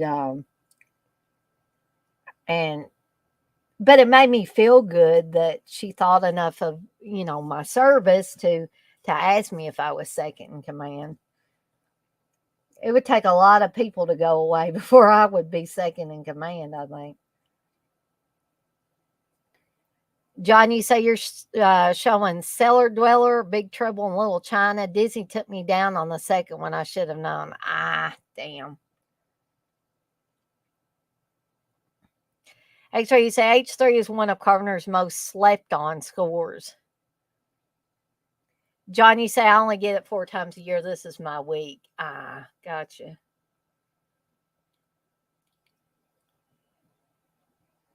X-Ray, favorite silver shamrock mask of the third. I think the skull is my favorite, actually.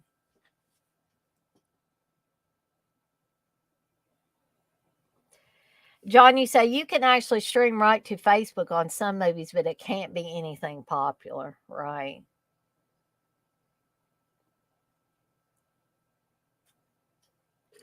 So now Chalice has got this was another scene that creeped me out as a kid, and it still unnerves me because the whole even though the Cupfer family is really super annoying and that kid is bratty and annoying, what happens to him is completely reprehensible um, and evil. You know,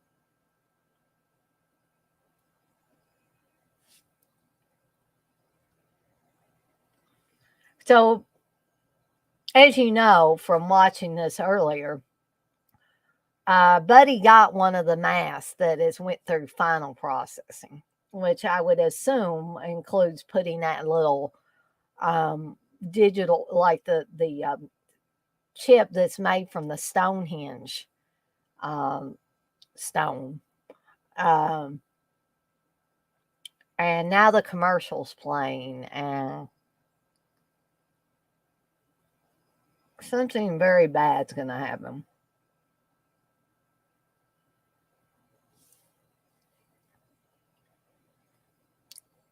Actually, you say Connell Cochran's master plane speech rivals that of Loomis's in Halloween 1. It's pretty good, damn good speech. Hey, Kelly.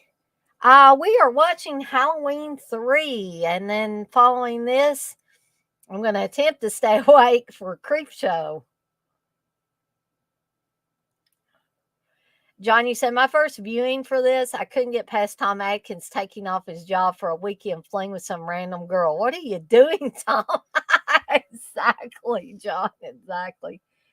Great movie though. I love this one.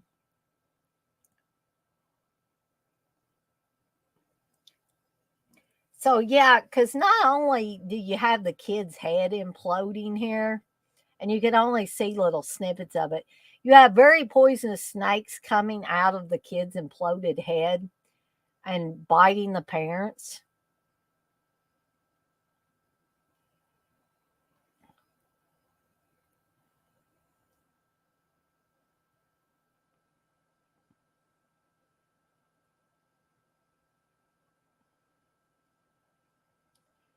Actually, you say Tom Atkins is the white version of Shaft in all his movies, just a badass mofo with a 10-inch. I don't know if I should say that. A 10-inch beep who pleases the ladies as well as kicks ass. I'm just to be on the safe side, X-ray. I'm just not going to say that one.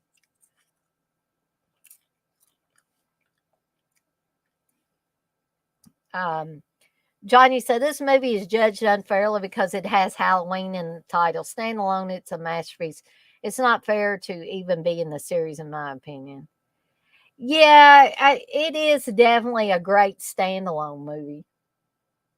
Aw, thank you, Kelly. You say your hair looks pretty, Dana. I like the curls. Yeah, well, I'm glad that you and Blissful do because this is what happens when Dana washes her hair and hasn't had time to straighten it.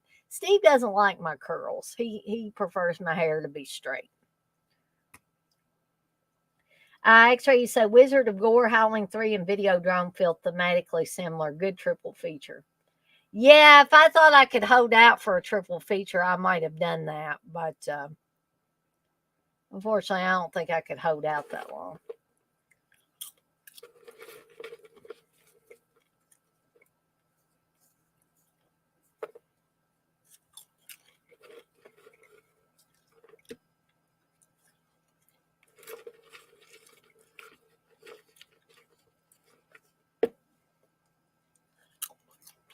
And why does that those silver shamrock vans that are going around town, seem like child abduction vans?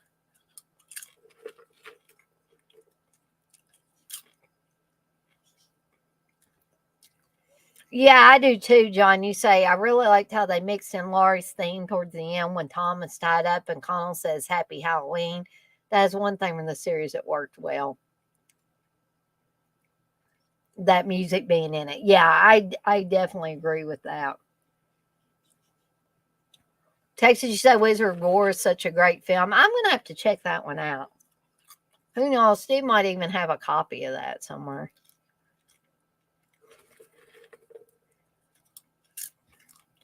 So now, Teddy is becoming ever closer to figuring out why she is not finding any, bone fragments or anything that would suggest that there was a human being that burned up in that car. And so she's calling, I guess, her boss, Roger, and she says, I got something down here I'd like for you to look at. If you look over to the left, guys, you'll see one of those assassin guys that's coming in here. So we know something bad's going to happen. So Teddy's going to, play around with this, whatever this little mechanical thing is. And then she's going to be like, oh my God. And I think she's figured out that, what this is.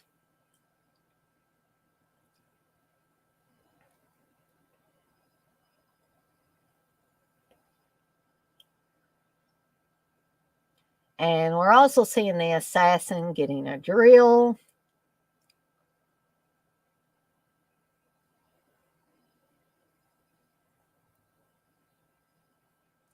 And again, she's looking at these pieces and she says, oh my God. And at that point, we're with her. We're like, oh yeah, I totally, totally get it now. But damn, she was going to try to call the sheriff or the police, and she's not going to get to do that. So, guys, you don't even need to really see this. This is one of those scenes that's very effective with just the sound effects and stuff like that and the twitching of the legs. You don't even have to see the drill go into the head. That's not necessary. And I think, Tommy Lee Wallace knew that. And that was a masterful shot right there. Masterful.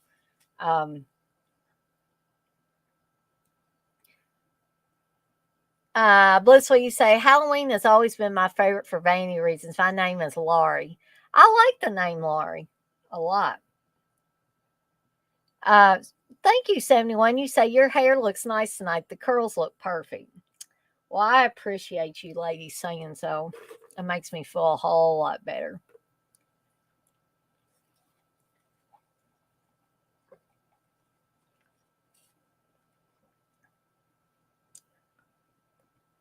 John, you say, did this movie kind of affect Tommy and John's relationship? I can't recall if I read that somewhere. I know Tommy turned down part two.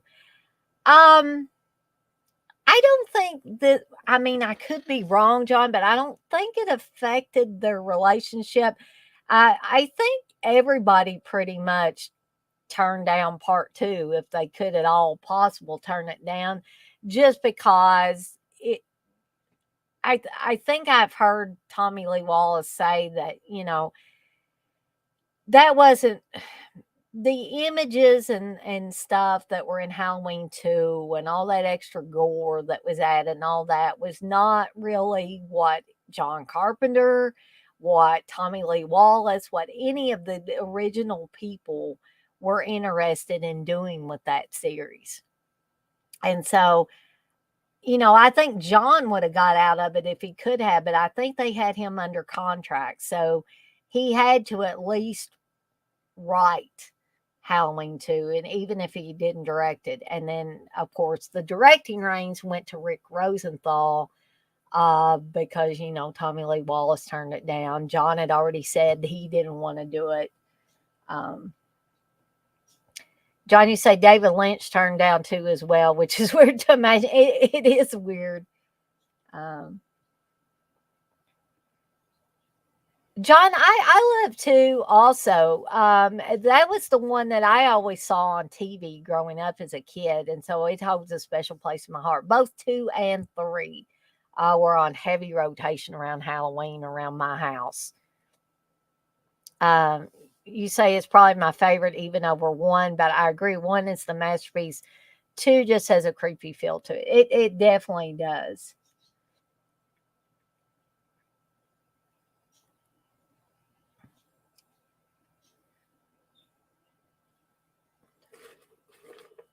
That I always thought that was a creepy image too, of Chalice being tied up and the skull mask being on him, and even them looking at it on the camera is even more creepy.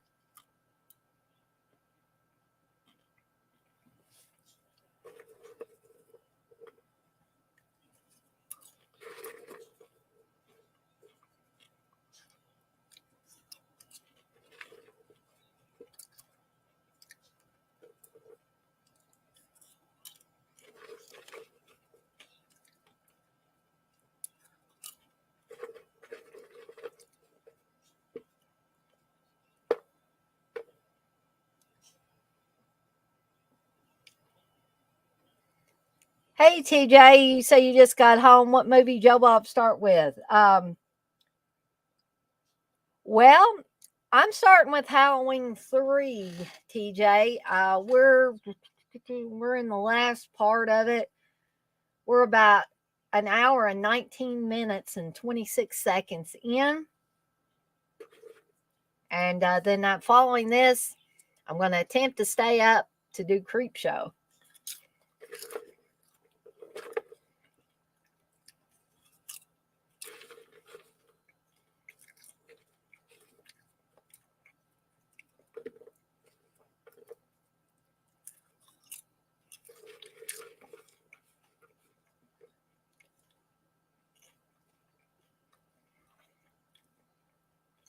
I don't like Resurrection either, John. Don't care for Rob Zombie stuff. I hated the first one, and I didn't even watch the second one, Rob Zombies. I'm not a real big fan of Halloween 6 either. Which I've said one of the reasons I don't like it, and this guy ain't even in it very much, is the shock jock, Howard Stern like guy that's in it. I really didn't understand why that needed to be in there. I don't hate it, it's just not one of my favorites.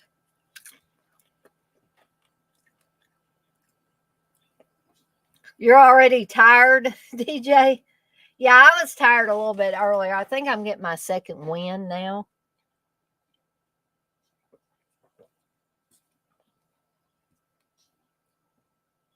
John, you say, I know it's not popular to say Halloween series is great now, but I don't care. I love it. That's okay, John.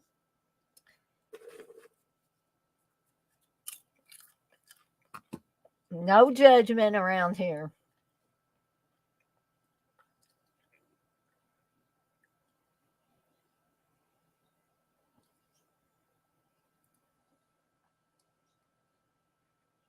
John, you say, oh, yeah, Barry Sims with Back Talk Radio, LOL. Yeah, exactly.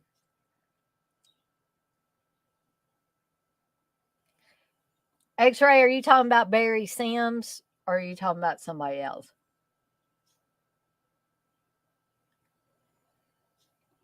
Yes, X-Ray. TerraVision and The Brain are also great TV-related horror flicks.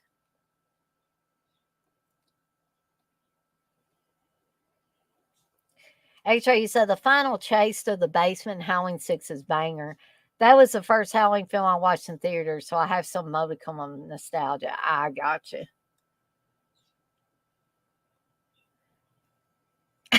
TJ says, screw people who use the term overrated.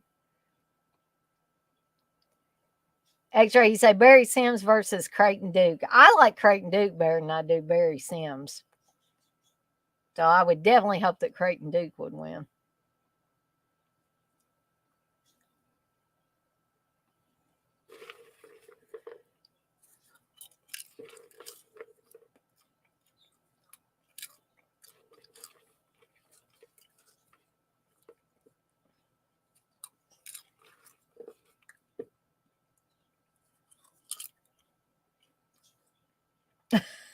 That's right, John. Breaking fingers in jail cells, boss.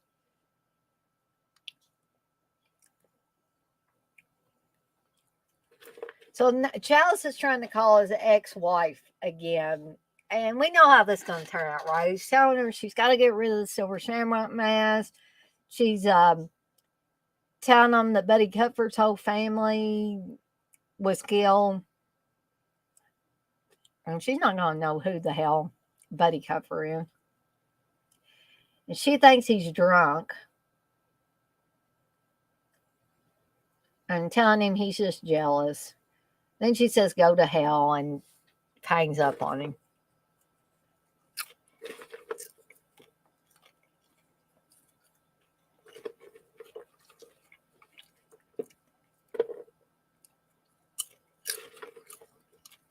Not sure who he was calling there, if he was trying to call the cops again.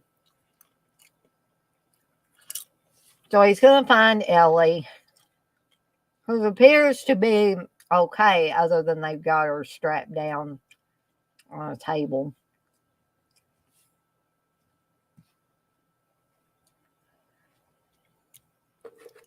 John, you say this was Nancy Keys' last movie. She was pretty good, too.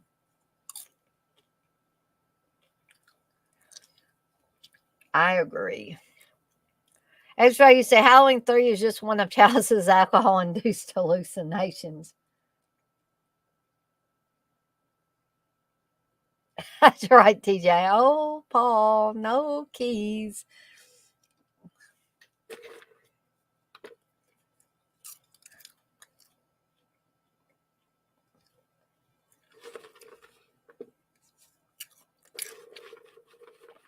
So I like to ask, for those of you that have seen Halloween 3 a bunch of times like I have, for instance, the first time you saw it, did you pick up on anything being wrong with Ellie at this point? Because I didn't. I was kind of surprised about and shocked about what happened. It got me later.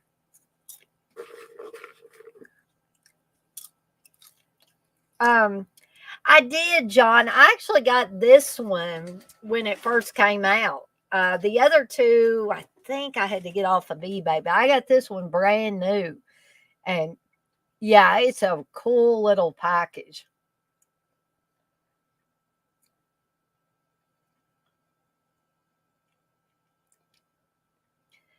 John, you said, oh, never. I'd never guess that twist. So I guess I'm not in the minority there. So they got a bunch of boxes of, and I think that's Dick Warlock again. They got a bunch of these boxes with the silver shamrock logos on them that they've been putting on the mask that also have the Stonehenge chip in them.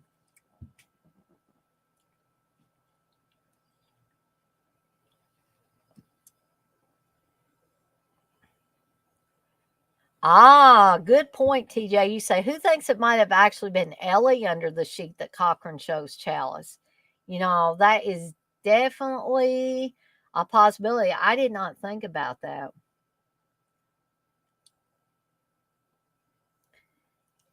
John, you say, Death Waltz put quotes from the movie on the side too. Two has, if that wasn't Michael Myers burning, a lot more kids are going to die tonight. Pretty neat. Wish Waxwork did that. Yeah.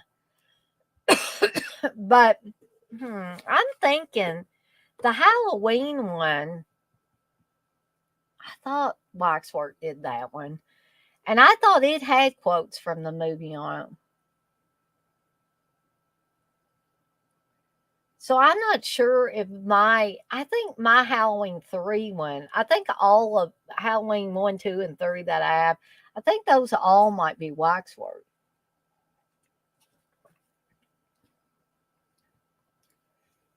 Oh, sorry, Blissful. You say, okay, YouTube is really being a brat tonight.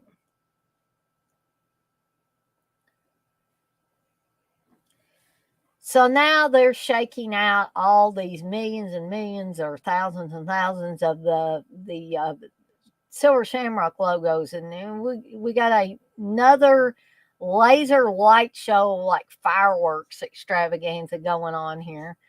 There's Dick Warlock again. More slime glopola coming out of his mouth. And Cochrane's kind of looking like, I can't believe he just did that.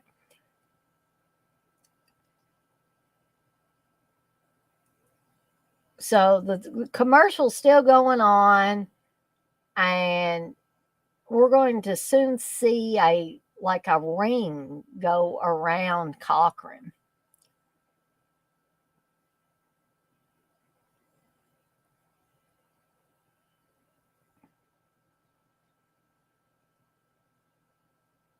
Or, close by him. And he's like, he looks strangely like Angus Scrim as the tall man there. That was funny. And he gives him the good old golf clap. Like, well done, you joker.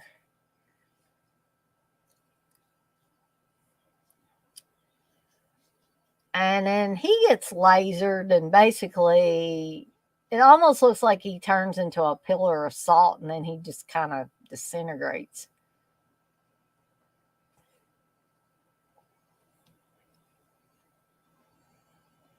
Yeah, I agree, TJ. By the way, I think they cheated a little. Ellie acts a little too normal before the reveal.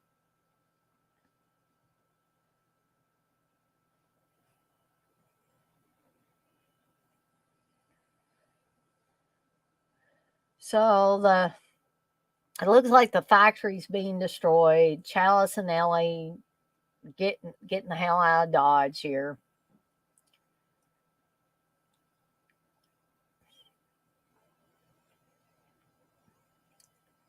But Ellie's not saying anything, is she? Of course, I guess we're supposed to believe she's maybe kind of in shock a little bit.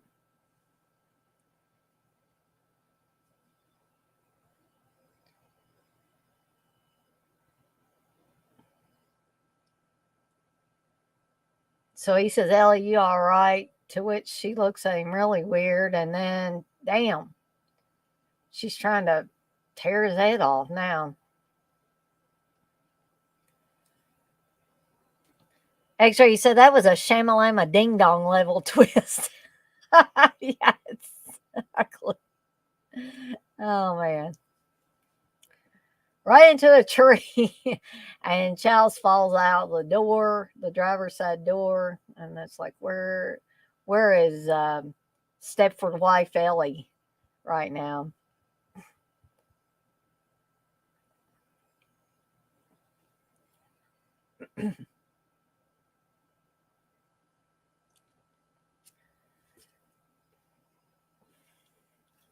Oh no, here she comes.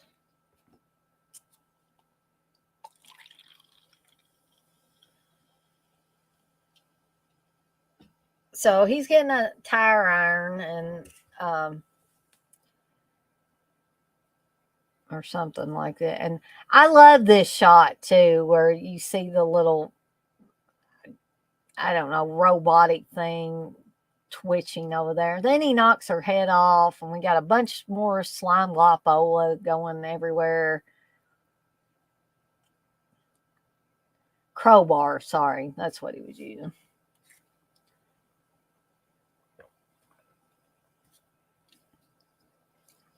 That's another cool shot, I think, too.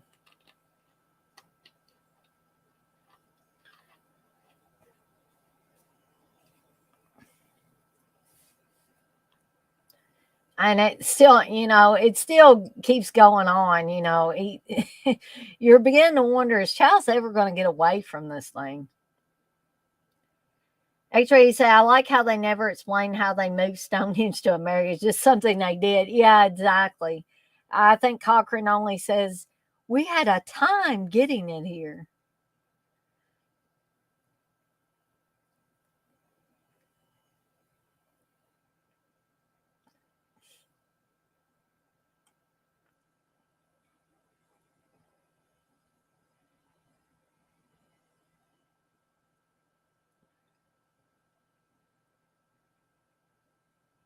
Yes, the last shot of this movie, X-Ray, is the stuff of meme legend.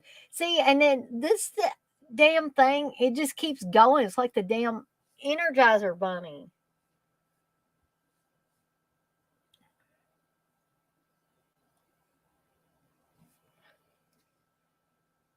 Good point, TJ. You say funny that Nelkin's character is written out of Blade Runner, so here she gets to actually be a replicant of sorts.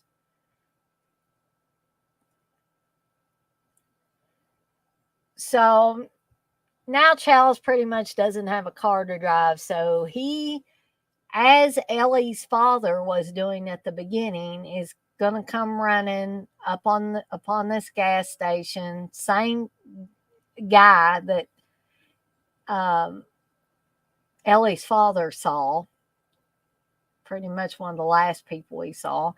And the gas station guy attendant says, "Hey, don't I know you?"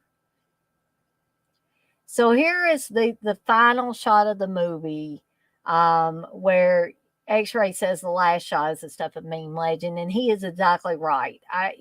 This and Garbage Day are probably two great horror movie memes. So, you've got kids coming in with the silver shamrock masks on, and they're wanting to watch this commercial because there's supposed to be a big giveaway. And these channels are going off the air, and the kids keep turning the channels, and there must only be three channels because the two of them have went off, but the third one's still on. And Charles is saying it's still on. Take out the third channel. The third channel, stop it. God's sake, please, there's no more time. Stop it now. Turn it off. And he's going to keep saying, stop it, stop it, stop it. And it's going to go to stop it. And it's going to go into the credits. Okay.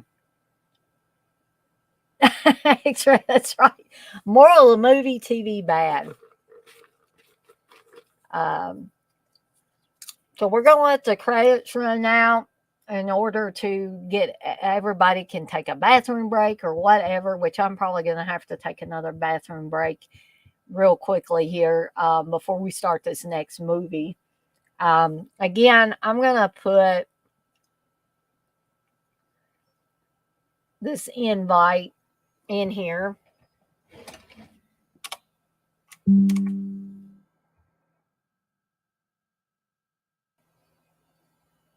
In case anybody wants to join me live for this second movie.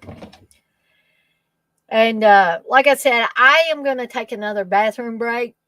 If you guys want to go and take a bathroom break and come back, we'll wait a few minutes before starting Creepshow. But I will return, and I'm going to turn it on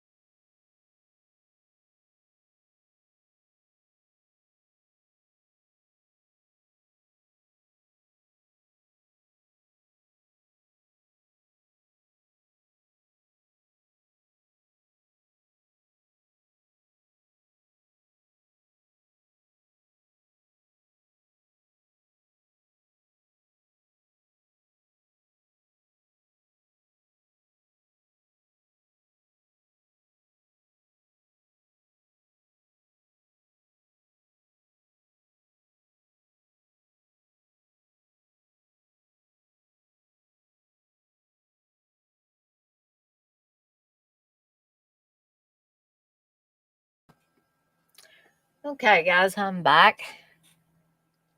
Let's see.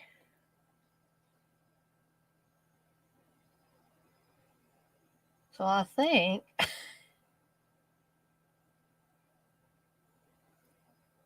not sure. I think maybe the movie. Oh, they're going into the making of. So I'm going to switch out movies here.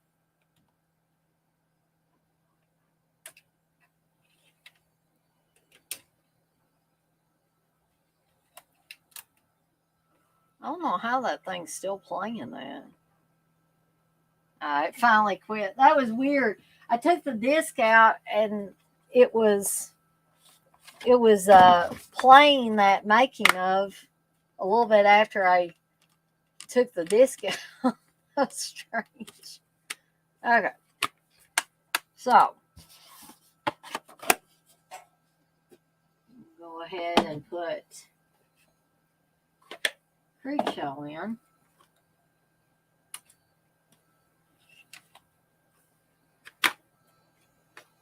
Get this one set up.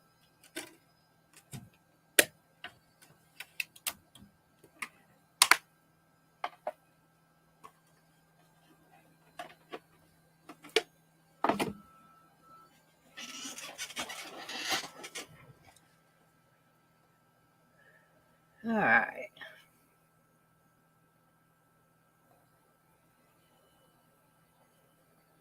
Now hopefully, there we go. I'm going to go get this thing all queued up and ready to go.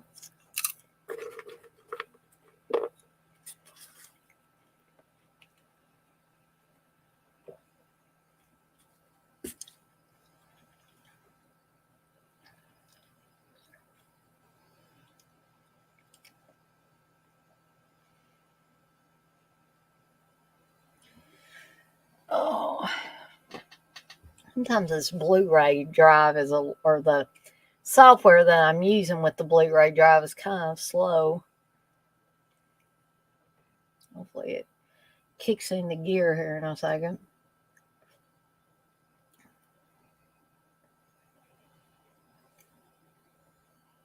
Or I might have to go back and restart the software. I don't know what it's doing. You can play 4K through this software, but I think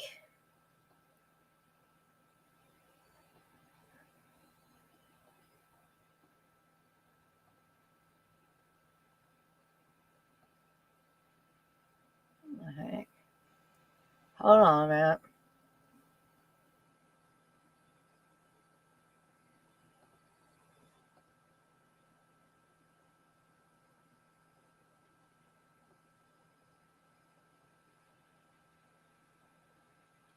All right.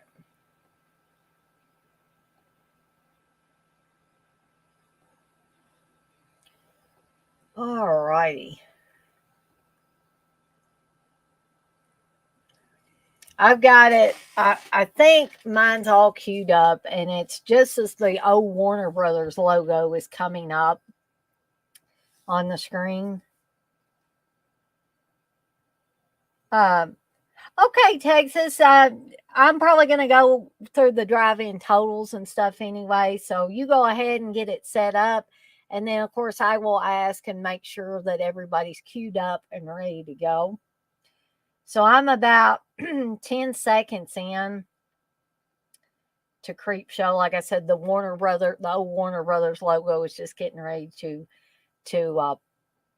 come up. It's getting closer to the screen, I guess I should say. But anyway, I've also put the StreamYard link for anybody that is considering showing up or wanting to come in live on this one. I hope everybody will be able to hold out for this 2-hour movie that we're doing now. But I'm going to go through the drive-in totals real quick. We got 13 dead bodies. We got 0 breaths in this one, guys. Gratuitous Ed Harris dancing scene. Gratuitous marble ashtray. Literal head on a platter. one head twist, one head crushed by gravestone, one strangulation by a corpse, one head crushed by a marble ashtray. Gratuitous Stephen King, one country bumpkin weed takeover, one meteor complete with green goo, one shotgun suicide. Which, guys, I know that probably sounds gruesome and I maybe should have left that out, but that is one of the deaths in the movie. Gratuitous dream sequences, Miracle Grow bathtub hallucination, gratuitous insane Leslie Nielsen, gratuitous Galen Ross, forced drowning in the ocean, gratuitous closed circuit TV, gratuitous bitchy Adrian Barbeau, gratuitous Fritz Weaver, gratuitous daydreams about killing your wife. 3 gory, fluffy crate creature attack scenes. 1 Fritz Weaver nervous breakdown. Gratuitous booze drinking scenes. Gratuitous robe wearing E.G. Marshall. Gratuitous roach infestation. Human roach motel. Roach bran flakes invasion. 1 heart attack. Death by voodoo doll.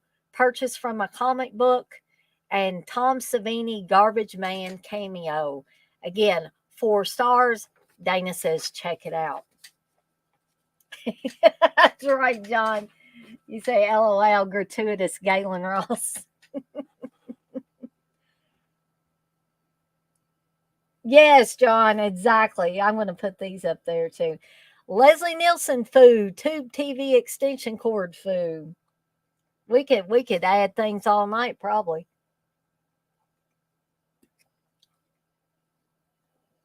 TJ, you say, am I the only weirdo who knows pretty much 100% of the movie and can recite the dialogue verbatim? No, you are, and you are not a weirdo, TJ.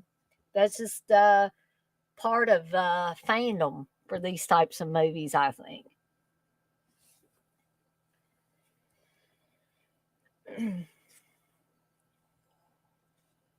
You're talking to somebody that can quote the dialogue in the Evil Dead movies verbatim, pretty much. So, yeah, you guys let me know, for those of you that are watching Creepshow tonight, when you're all queued up and ready. I know Texas said that he had to get things set up, so I'm waiting to hear from him too. And also, again, anybody that wants to join me live on the stream for Creepshow at any point in time, barring it's not the last couple of minutes or the last few seconds, you are welcome to join at any point in time. DJ, you say debatable, LOL.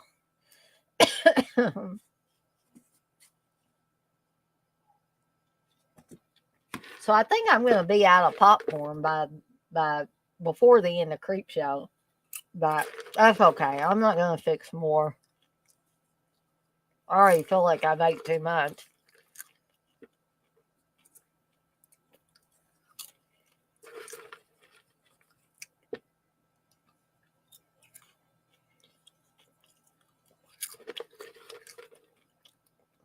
I'm telling you, Uncle Bill either must be lurking or he bowed out a long time ago. Maybe his internet poo-pooed on him again.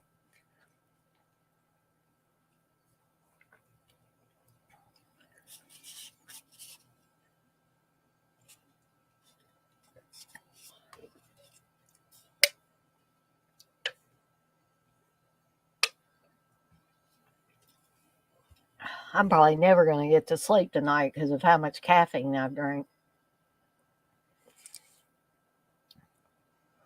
So, those of you that are still in here, are you guys having a good time with this? Is it what you thought it was going to be? Kelly said, best bingo ever. So I just wanted to know if everybody was having a good time, and if this was what you thought it was going to be, or you got any tips on when I do this next Friday, things that I could do to make it better. I We'll take any and all suggestions into account.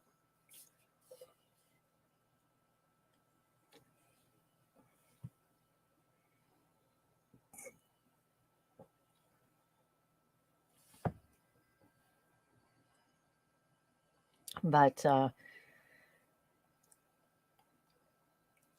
please forgive me if I seem to be running out of steam during this second movie. I mean, I want to do double features every time I do this. Generally on my watch alongs, which I'm going to have a full ass weekend of stuff this weekend because I'm doing this tonight. You just about got it, Texas? Okay. Just let me know. So I've got this going on tonight. Tomorrow night, starting at 7 p.m. Eastern Time, will be another watch along for Happy Birthday to Me. And then Sunday, starting at, I may start it earlier, but I also may start it at 7.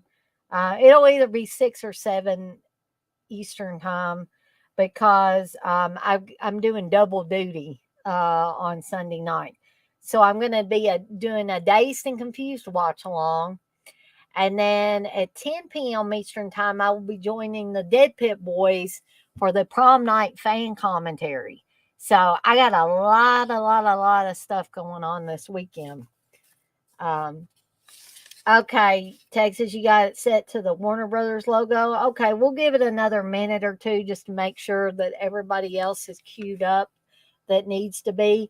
I want to let you guys know again the upcoming movies for the drive-in movie nights. So Friday, June 2nd, which will be next Friday, I will be starting at 7 p.m. Eastern Time as opposed to 8 because this was my late evening at work. And so I had to push it back to 8. But Friday, June 2nd, I should be starting at 7 p.m. Eastern Time. It's going to be Joe Bob Appreciation Night. And we will be watching on our own both the Texas Chainsaw Massacre and the original Evil Dead. Friday, June 9th, more than likely starting at 7 p.m. Eastern Time, will be The Devil Made Me Do It night. We will be watching The Exorcist and The Omen. Friday, June 16th, again, probably 7 p.m. Eastern Time, start time, will be Cannibal Night. And we will be watching Cannibal Ferox and Cannibal Holocaust, animal cruelty-free versions in this house. You guys are on your own as far as that, which version you want to watch. Okay. So I don't see anybody else, hollering, wait, hold up. I got to get it queued up. So we're going to go ahead and do the countdown. And then we're going to get this party started here. So 3, 2, 1, press play. And the Warner Brothers logo's coming up here. Warner Communications Company.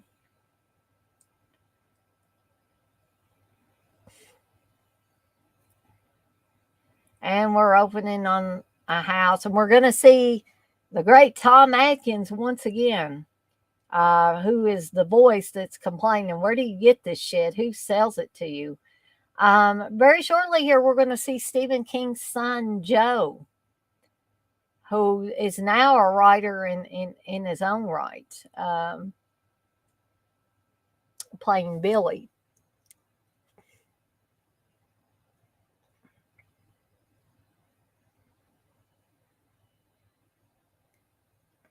And poor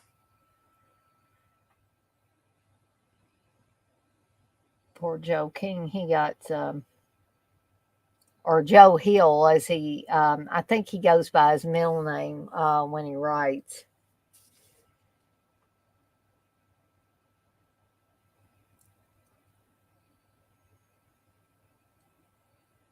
This is Tom Atkins without the mustache.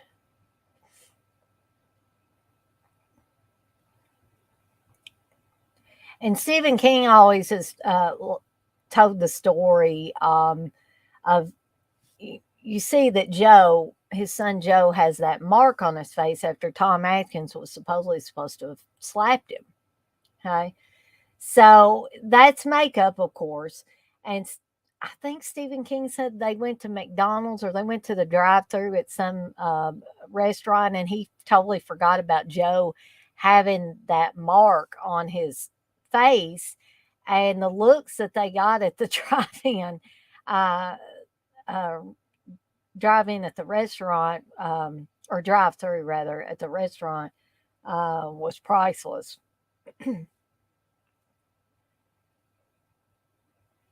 And Tom Atkins' character is of Dan or Stan or whatever his name, Dan, I think, is drinking.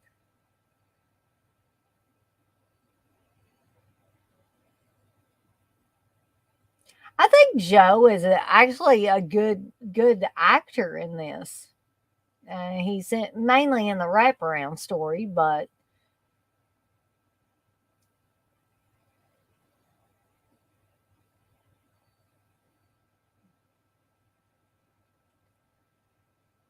I love this animated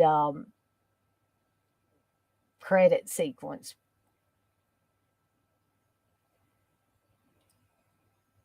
I think this was very good for the time frame or the time period that this was, 1982.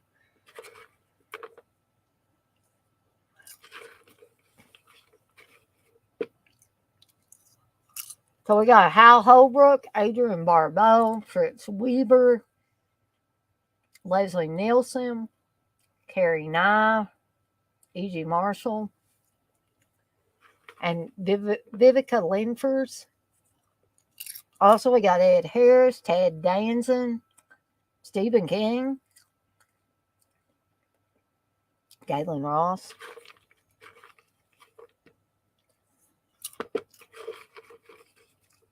lot of big names, though, attached to this.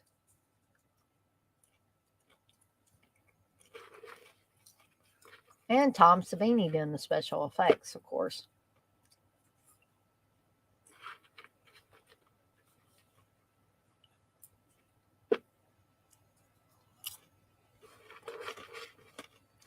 Yes, Warner Shook, TJ.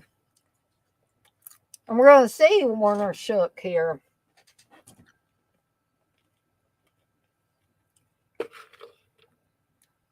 We see him back there standing with his drink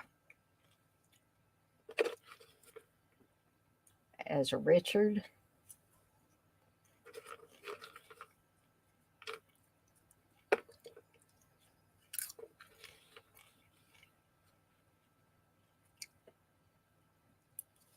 And there's Ed Harris.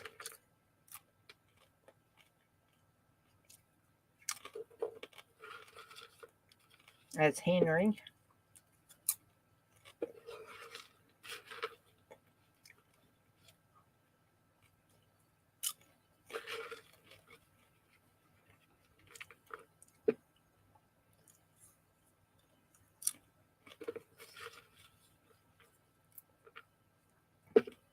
So this is a movie that you're going to see a marble ashtray show up in virtually all the segments in this. There's Vivica Linfors there, and there's Carrie Nye.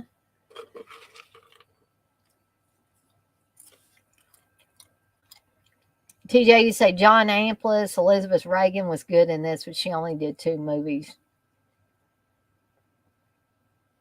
Texas, you say, so I wound up going to see this. Cool. Oh, yes, John Amplis, who plays Nathan Grantham's corpse.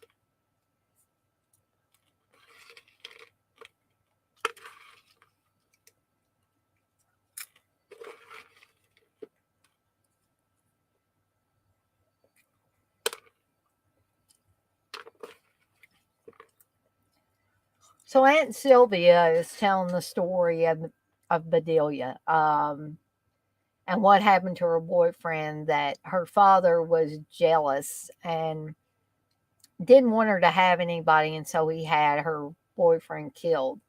Here's the marble ashtray that keeps showing up. This was the ashtray that Aunt Bedelia was supposed to have crushed her father's head in with.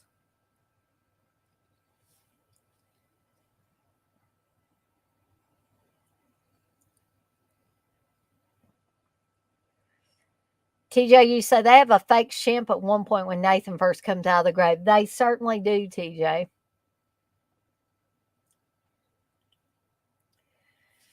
So they go on to say that Aunt Bedelia comes to Nathan's grave every Father's Day.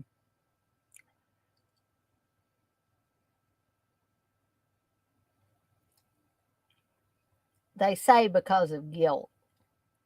I'm not so sure that Aunt Bedelia has so much guilt. I think she wants to, berate her father for being the shit he was.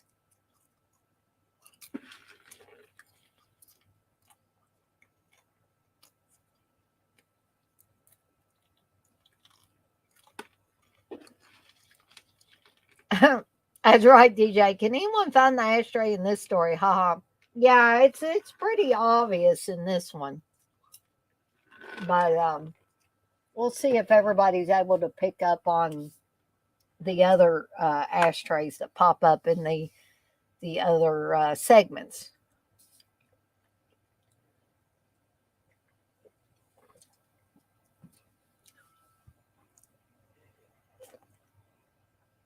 This is the film, unfortunately, even though this is a great film, where I figured people were going to start to drop out because people were going to get tired. I mean, people get tired when Joe Bob's on, fall asleep, including me.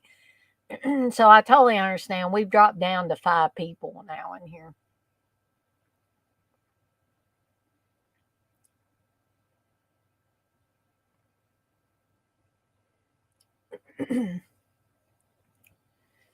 So you're going to hear, Nathan Grantham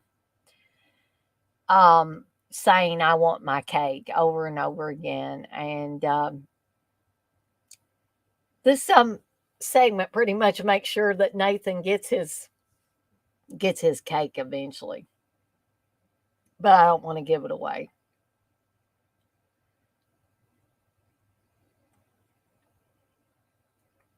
So we're going back and we're seeing a younger Bedelia who is decorating a Father's Day cake for her father. And he's screaming, "You promised me my cake, Bedelia. I'm your father. And you're supposed to be taking care of me." Calls her a dirty bitch. And then he says, "Bedelia, you bitch. What do you think I've got you here for?" And then he says, "You're just like all the others. Nothing but a bunch of vultures." And he's just driving her absolutely crazy. And Bedelia's disappeared. Yeah, TJ said, "I don't hear you. I don't hear you." There's the ashtray again. Again, it's very prominent in this episode or this segment. So she just busted him over the head with that marble ashtray.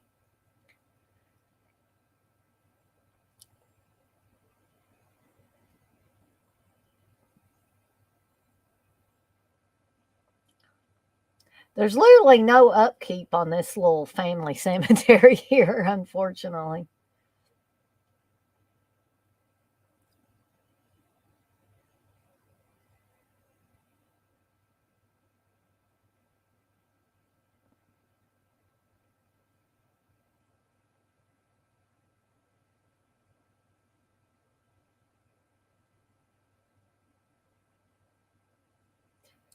TJ, you say, "I won't spoil, but they're creeping up on you" has the best hidden ashtray, in my opinion.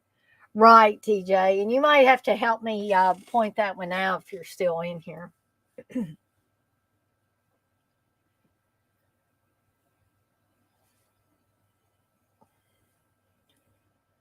Just drinking some Jim Beam there.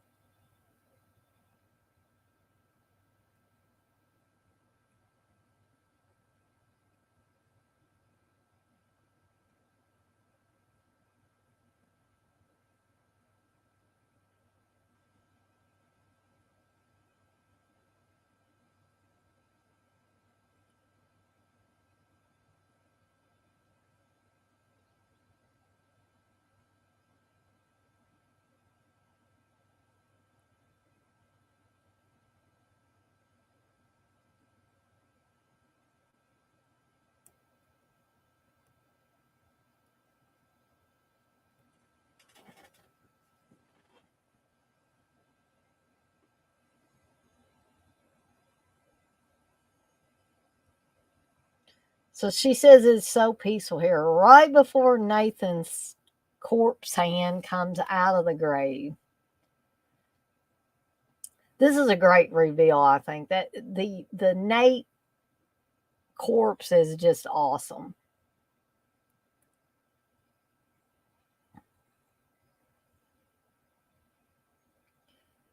Texas, you say, I have the Shout Factory one with the book. Just opened it too, and this isn't even widescreen. What the fuck? Hold on.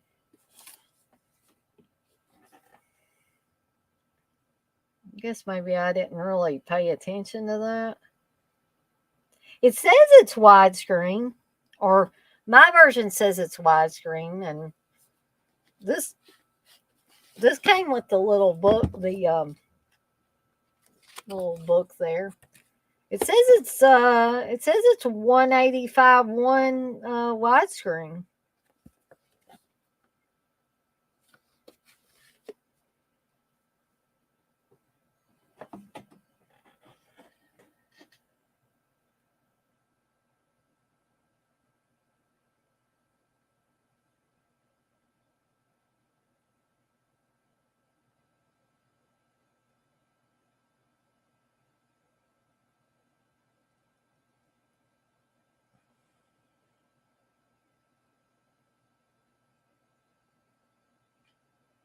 I mean, I guess mine has always looked widescreen to me. I didn't, notice any difference. It didn't appear to be full screen. It looks widescreen on here too. Yeah, I think, the software I'm watching it on now and the Blu-ray drive looks widescreen to me. You say mine does too. Maybe my screen's too big, LOL.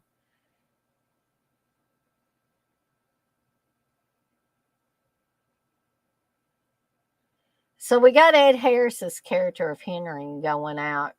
He's gonna go look for Aunt Bedelia because it's dark and she hasn't come to the house yet.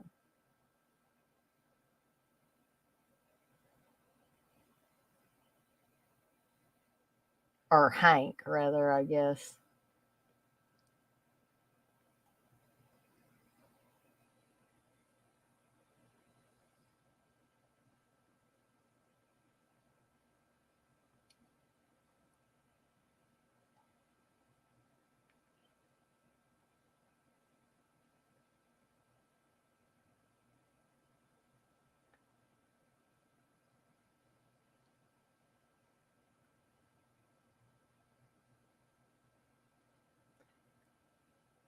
I think I missed the Ed Harris dancing scene, but that is some of the most hilarious dancing.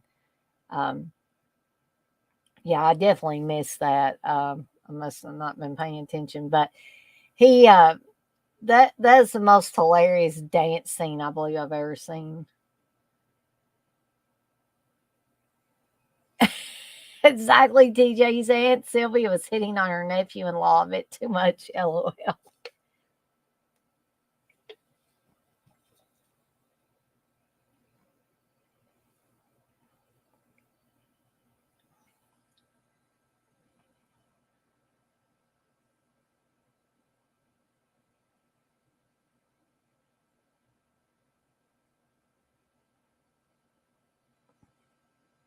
Oh, he's found the Jim Beam bottle, but he still hasn't seen Aunt Bedelia anywhere. So he's going to drink it on. Oh, he fell here, and oh no. I'm not sure. Maybe somebody can help me out with this, but why couldn't Ed Harris move out of the way? Was he just too afraid to move? Well, now he's found Aunt Bedelia.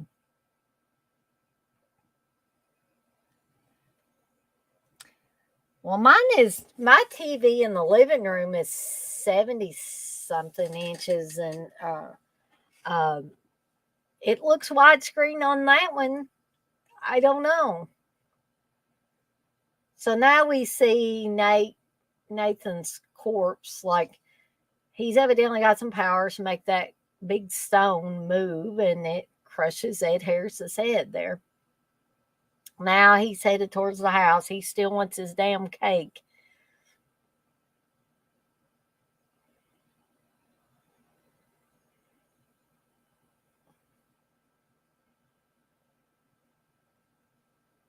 TJ, you said the logic is off, but we see when Ed tries to get up the tombstone moves faster.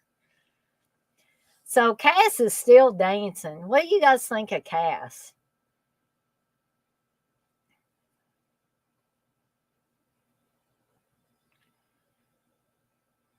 I think Warner Shook is great in this too. And Carrie Nye is, even though she's older, she's still beautiful on this movie.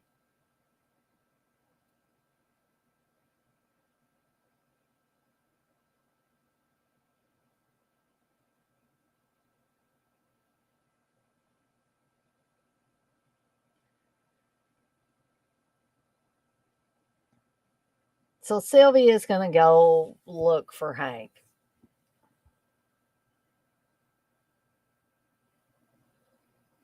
I did not know that, TJ. You said Carrie Nye's husband was Dick Cavett. Wow. The things I learned from TJ.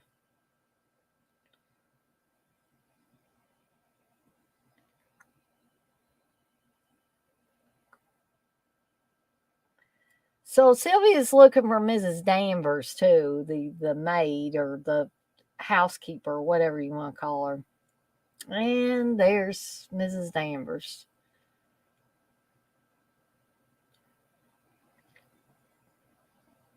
Oh, and there's Nate's corpse. And then Aunt Sylvia gets her head twisted.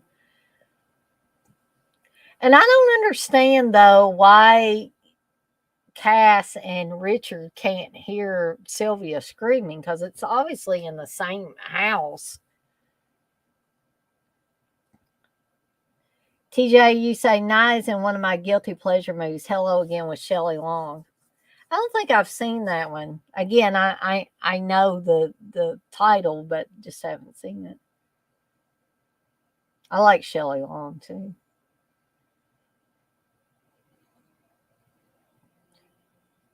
So Richard just wants to get another bottle of wine, but his sister is, making him feel sympathetic towards her, and he's like, okay, come on. We'll go look for everybody.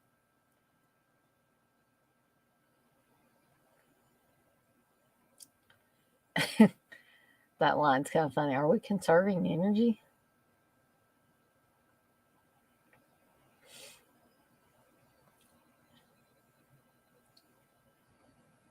And I don't think I included these two in the dead bodies because we don't actually see them die. We figure they're going to die. And he's got his cake. Nate finally got his cake, courtesy of Aunt Sylvia's head.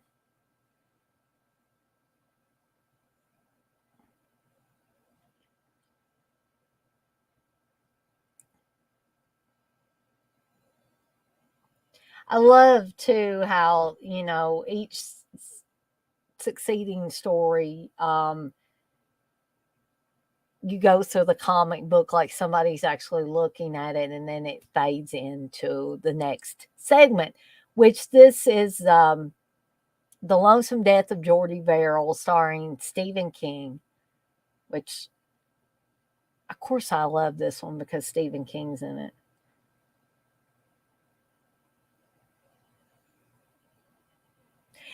Yeah, TJ. Yeah, the final panel of the comic alludes to them getting killed too. Yeah, you lunkhead. Yeah, and I'd be dipped in shit if that ain't a meteor. People can say what they want about Stephen King. I just think the roles that he was given in the Creepshow movies and this one, and also Creepshow 2 as the truck driver, I think those were perfect for him.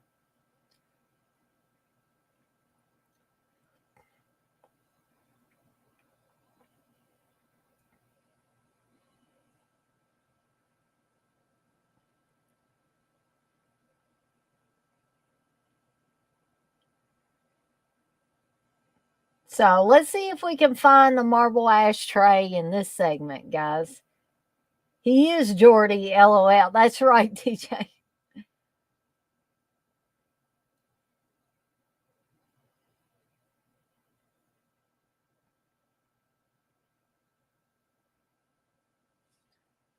And he's dreaming that he's going to ask $200 for this meteor.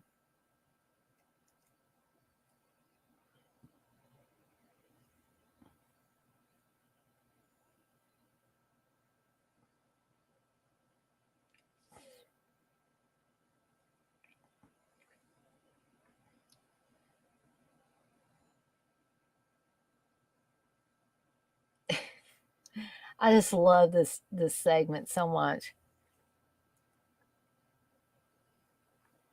So he's got to cool the meteor off, or cool the son of a bitch off, as he says.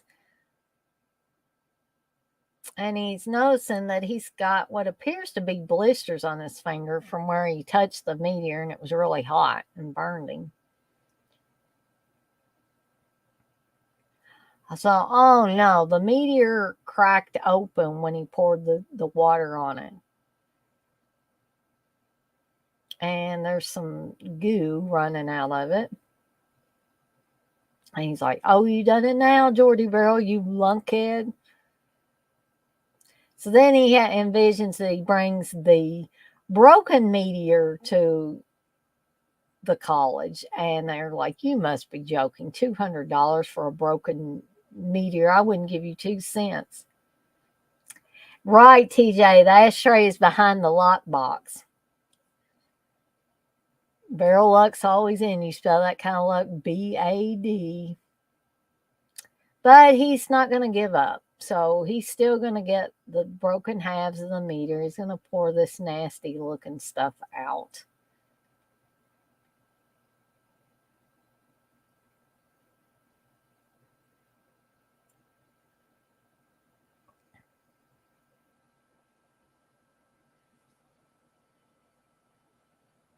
And that's meteor shit. That's what you call that.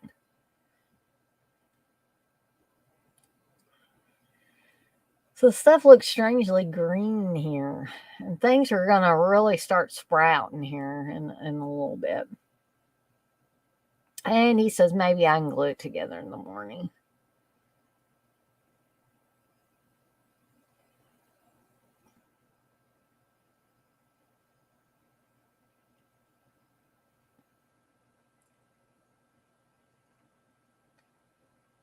Now he's gonna turn on wrestling. That's right, TJ. Classic WWF fans like this segment. You know why? LOL.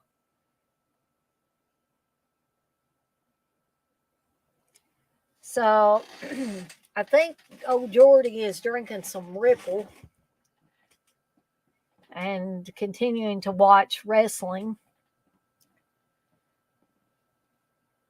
And, later on, that's going to become a very bad idea that he sucked on his fingers that had the little blisters on.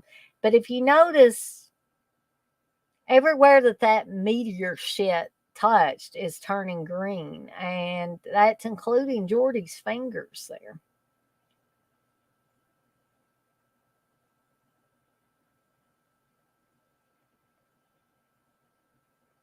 So at first he thinks, oh, I got to call the doctor. But then he gets scared because he has another one of these visions or daydreams, whatever you want to call them.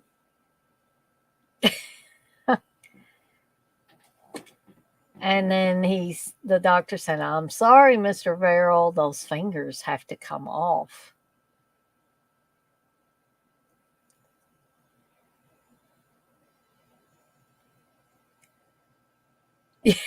Right, DJ. This is going to be extremely painful, Mr. Verrill.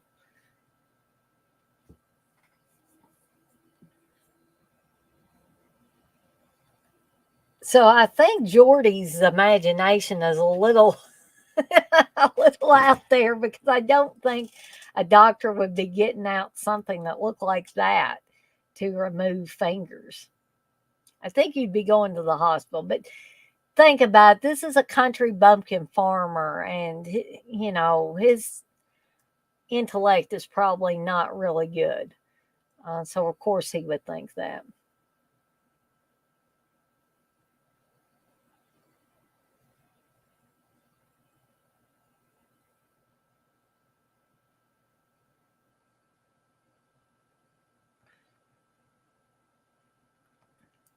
So he's thinking, oh no, I've got this green shit on my fingers.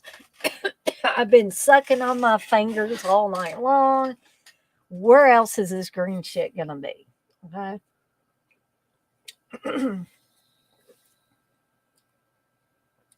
Oh no, it's on his tongue. TJ, I agree. Bingo O'Malley is awesome in this segment. One of the best character actors in this.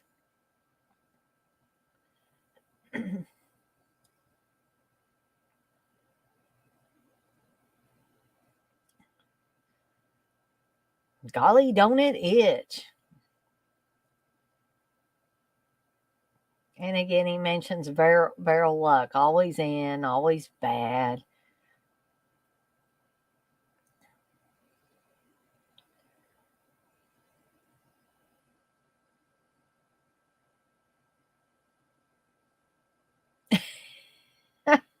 Yeah, TJ. Oh no, not there.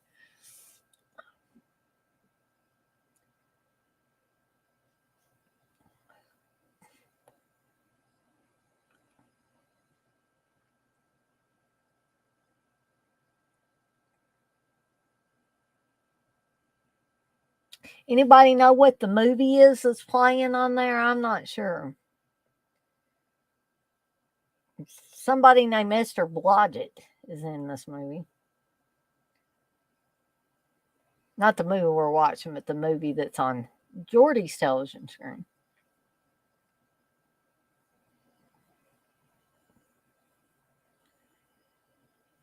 And Jordy doesn't want to accept what he's seen.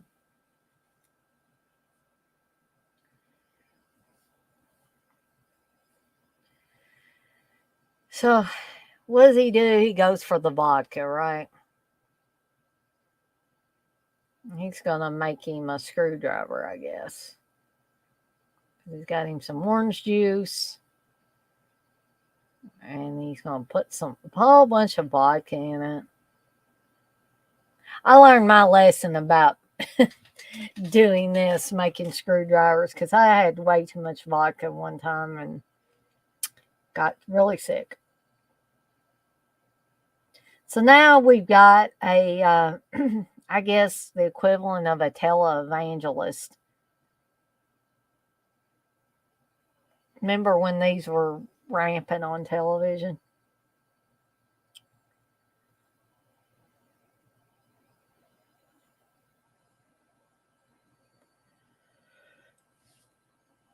Good, sorry guys.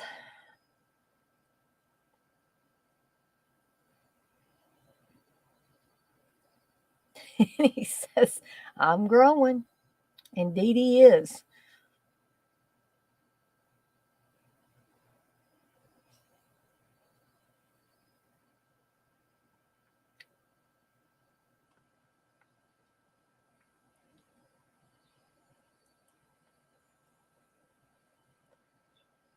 Oh man, he's got a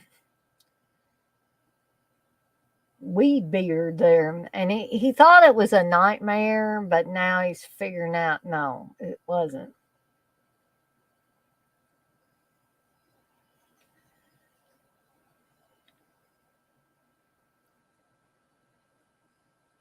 So he's itching. So he thinks if he gets in the bathtub with water, it will help.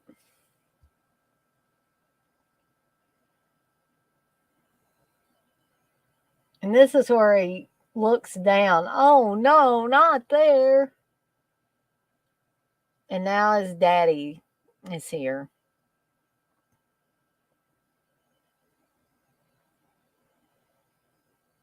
And Jordy knows. He's like, but you're dead. You know, he says, you've been dead, Christ, 3 years almost. And of course, his father is saying, you ain't going to get in that tub, are you, Jordy? It's the water that it wants. And this is where it looks like Miracle Girl. You get in that water, Jordy, you might as well sign your death warrant. And then Jordy's like, I'm a goner already, Daddy, ain't I?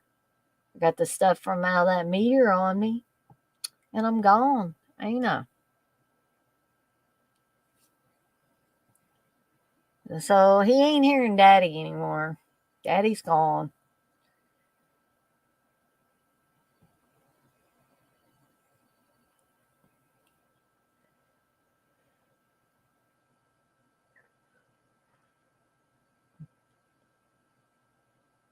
So, soon I'm pretty dang sure that Jordy's not going to be able to resist the water.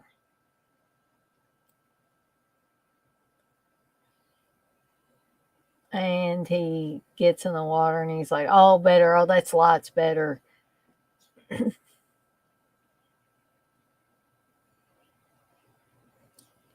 So now it's the next day and the farm reports on TV.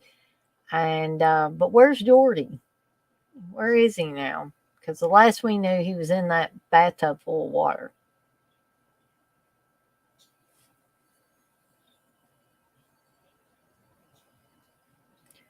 And it appears that the plant life has taken over Jordy. And Jordy's found his shotgun. And he's praying, please, God, please let my luck be in just this once. But this is kind of a sad ending to this, really, for a segment that was pretty much funny up until about this point.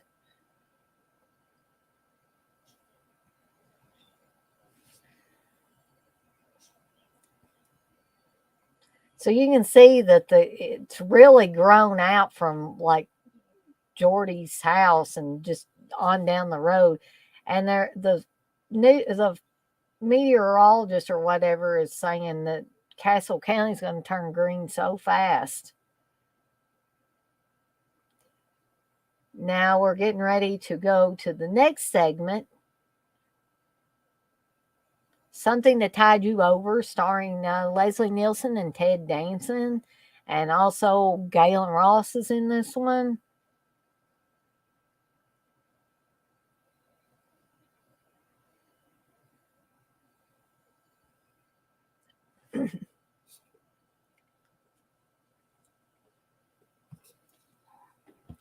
And I could be wrong, but I think this is the most insane Leslie Nielsen has ever acted in a movie. Feel free to disagree with me on there.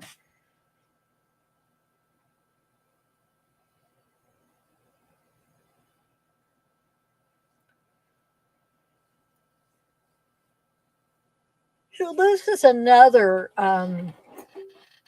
story similar to The Ledge, another Stephen King story where a guy is messing around with another, like a rich guy's wife, who obviously wants to leave the current husband and go off with this new guy. But the husband is not quite ready to let them go. And at any cost, they will try to prevent their wife from leaving them.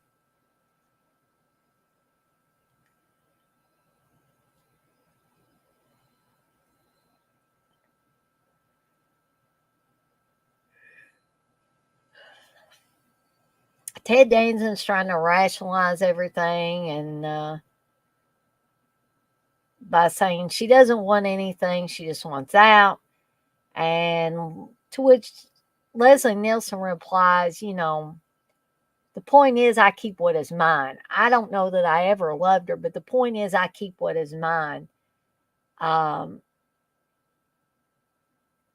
exceptions, he says. So Harry, Ted Danson's character, is wanting to know what Richard meant by, something nasty was going to happen to Rebecca. That's Galen Ross's character. If Harry doesn't come along with Richard and do what he asks. So he's listened to a recording. Harry wants to know what Richard's done with her. Hey, there's TJ down there. So I guess he's going to join me for the last part of this. Hey, TJ. Thanks for joining in. That way everybody doesn't have to just listen to me for the last part of this. I got my driving speaker so I can hear the movie. All right, that's awesome. I wish I had one of those. Of course, Steve would probably kill me if I got one.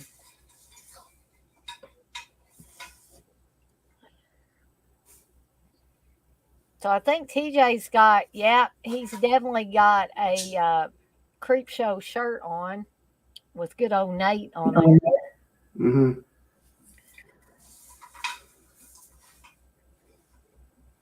Trying to put it on the door. Oh.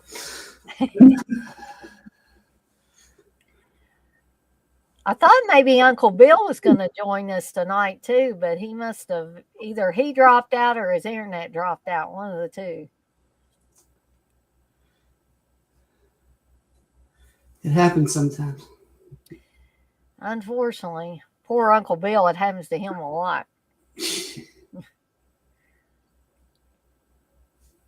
So I have a shirt for every segment, but I didn't have the time to pull them all out. Oh, that's okay. TJ, do you think this is the most sadistic kind of evil character Leslie Nielsen has ever played, or can you think of another one? What was it? Danny Animals. Is that the one? Isn't that the one he's in? Oh yeah, I'd forgotten about that. Yeah, he's pretty crazy, sadistic. Yeah. Though in that one, he's sort of affected by because of the ozone layer and all that stuff. And so I mean, but no, he's pretty dastardly in that one. Yeah, I'd just totally forgotten about that one. Yeah, and I think I've got that movie. This always, this scene always really creeped me out because I have a fear. I maybe shouldn't tell people my fears because if somebody didn't like me, they could very well if they hated me, they could come and try to make these fears a reality for me. But you've done it now, Dana. You lunkhead. But I always had a fear of being drowned or suffocated. I mean, or because and and I hope that never happens. Because the thought of being without air, not being able to breathe, because I've had panic attacks and not been able to breathe, and it's a very scary feeling. So when he is forced to bury himself up to the neck in heavy sand, he can't move, and then the tide starts to come in slowly, and he knows what's going to happen to him. Yeah. Poor Becky, she lost the coin toss. Yeah, exactly.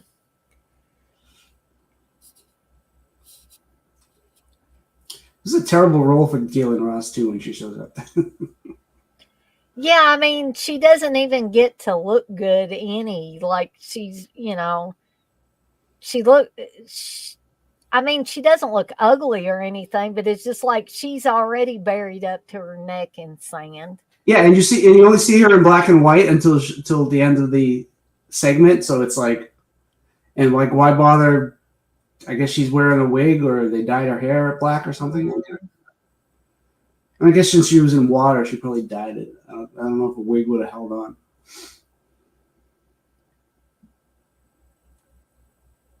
I mean, I guess that Harry is thinking that he's going to be able to eventually save Becky, but I think I would have just said, just go ahead and shoot me and kill me and get it over with. Well, he still shoots, and he's like, "Oh shit, you actually did that." Yeah, and then he just jumps in the hole and starts pulling the sand over. Speaking of wigs, Ted Danson. Oh yeah. I think there's a myth that at one time during the scene that his toupee had come off or whatever, that you could actually see it in the water floating. Not off completely, but it had like come off a little bit. And I like, if that footage existed, it's probably gone. He owns it or something. Yeah, he's like, nobody's ever seen that. Yeah. So now everybody's actually getting to see part of my background now that I've got TJ on here, and you can see a little bit of the background. Again, that was meant to be my green screen background for tonight, and I just didn't have time to get everything set up. So I thought, what the hey, I'll use it as this background rather than my green screen background.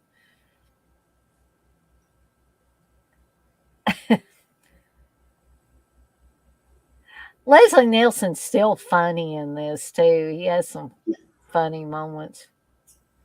He had his fart machine, the legendary fart machine. I'm sure he did, because it seems like every time they're doing like a documentary on any of the movies that he was in, that's what people talk about, is that fart machine.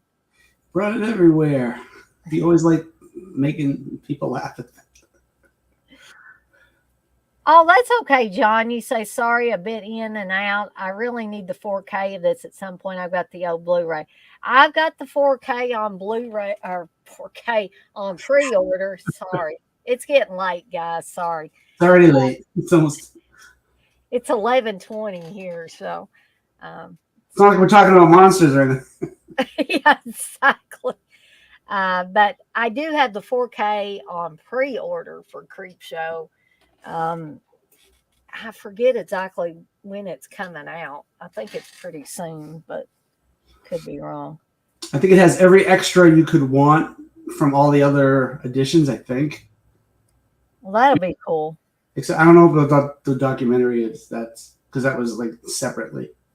Oh, the one Felsher did?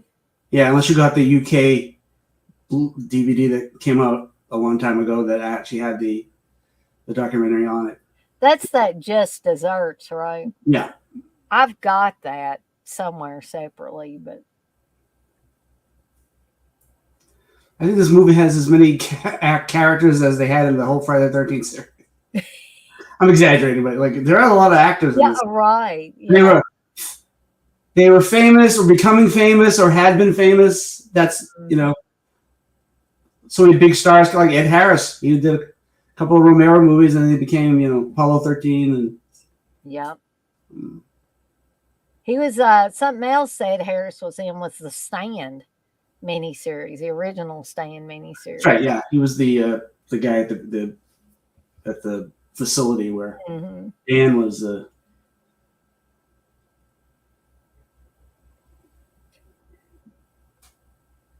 John, you say it's not bad, but the audio improvement on the 4Ks is a big plus. I agree with that, John. I have the laser disc somewhere. Oh, wow. I don't have the laser disc. This is the original LP. Oh, I have an LP, but I don't have the original LP. I think mine's like the blue vinyl. This is the very Sarabande, whatever the hell it's pronounced. Right. Yeah. I got it when you could buy it for like the actual cost and not like $800. Exactly, not the marked up price. The crazy collector wanted it. It's open, but still it's like, But it's still got plastic on the outside of it, though. Yeah, I never took the, yeah. As a little kid, I learned not to take the plastic off of stuff that, like, especially this. I wish that I had wrapped the Book of the Dead, the first Evil Dead release, so it wouldn't have, it's starting to crack. I'm surprised. So, I mean, that makes sense that you're opening it. I mean, I opened all of mine up, and I'm surprised that mine haven't, turned yellow and gotten cracked like a lot of other people said theirs did. Yeah. And mine was doing great for a while, and then people started saying how, they crack, and I was like, oh, I hope mine doesn't. And then, like, not too long after that. Maybe I shouldn't say anything. Tomorrow mine will start cracking all over. I blame CK and Uncle Bill because that's where it started. Like, after they started saying, ours are cracked. And I was like, oh, mine isn't. And then I'm like, oh, shit, no, mine's cracked.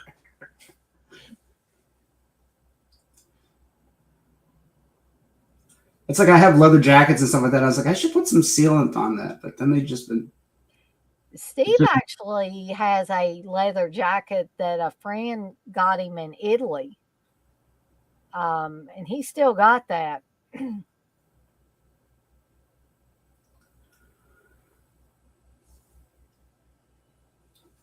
So where are we in the movie? Because I don't even have it in front of me. I'm just like. So we're about 49 minutes in. What's happening right now? Leslie Nielsen has just got back to his beach house. I'm just wild about Harry. I like when he has his laughing fit. That's like one of them. Oh, yeah. Yeah.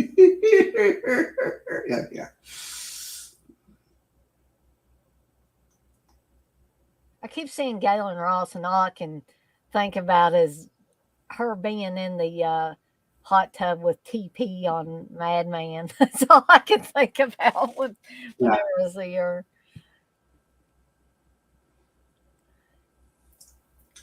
She was at a convention a few years ago, and I wanted to meet her, but then I didn't, and I decided, I'm not going to spend any money. And then, like, I was like, I wish I had done that now. I watched like a couple of her documentaries and stuff. So.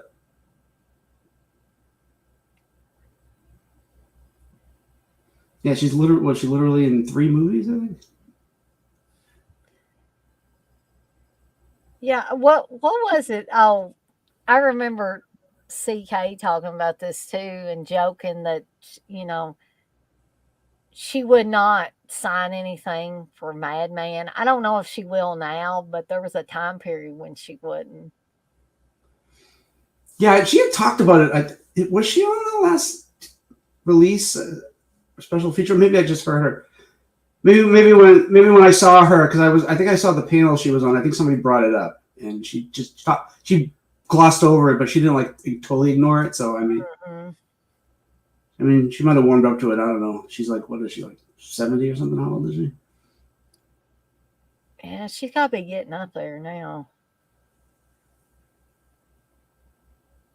She looks younger than Reiniger, that's for sure. Yeah. He looks like he did after Tom Savini did the makeup on him. It'd be funny if we saw the hair just like fly up. Glug, glug, glug, glug, glug, glug. He's gone. Yeah. And something I don't know why I think about this, but when Leslie Nielsen's character comes back after Harry is supposed to have drowned, and he comes back to get the TV and stuff like that, it's like, what the hell is he gonna do with it? Isn't it like waterlogged now? Isn't it ruined? Evidence. He has to get rid of the evidence. I guess he can't have anything, even though it's his private beach. Kind of can't leave stuff that he owns there, and then if they find a body, like, what is this over there? So he is wondering too, in his mind, I guess, why Harry's body is not there, and he tries to rationalize it by saying Current pulled him out. Yeah, Current pulled him out. He's gone. That maid has been moving my stuff around. I swear that. Like I said, you're not a weirdo, TJ. I can. It's like, we all go a little mad sometimes. I can quote lines from movies like, Evil Dead and Evil Dead 2, Army of Darkness, stuff like that. I can recite Tangina's whole speech during Poltergeist. Oh, really? There is no death. It is only a transition to a different sphere of consciousness.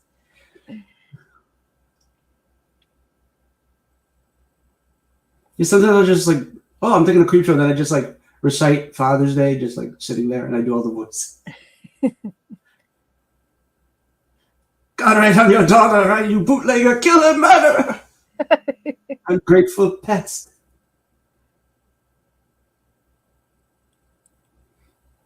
So I'm not sure what tells you. There's the ashtray there. Oh, yep, it's on his nightstand there. But I'm not sure what movie or television show he was watching there. And two, he's looking at all these videos, and you wonder how many people has he killed that way? How many people has he buried up to their neck in sand and let them drown?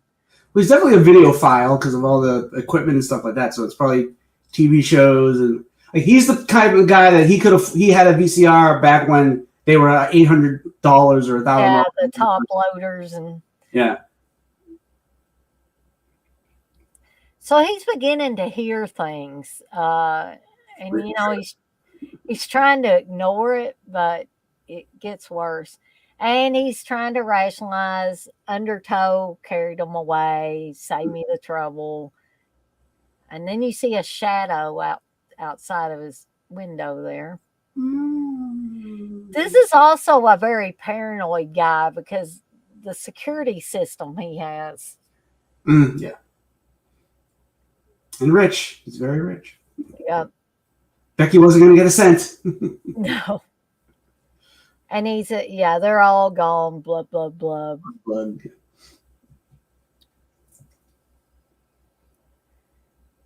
Leslie Nielsen always had great hair, though. Yeah, I guess it seemed like it was his, but Yeah.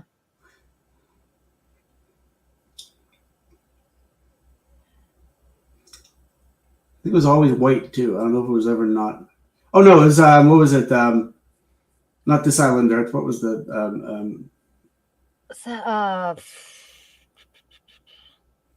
the other one? Gosh, Steve told me one time. Planet. That's what. Yeah. Yeah, I think he had like dark hair. That's probably the only thing ever that he had. I think it was the youngest he'd ever looked was that movie. I know he did other stuff, but that's the only thing I can remember. The earliest thing I remember seeing him in. We don't really need a Leslie Nielsen shower scene, but we're getting it here. Sorry, no Galen Ross hot tub scene, but we get to see. Leslie Nielsen probably had a no ass clause in this. He was like, "I'll take a shower, but I ain't showing my ass. I ain't Tom Atkins." Romero, you can't pay me that much to do that. You don't have enough money to see my butt. Nice beaver. Thank you. I just had it stuffed.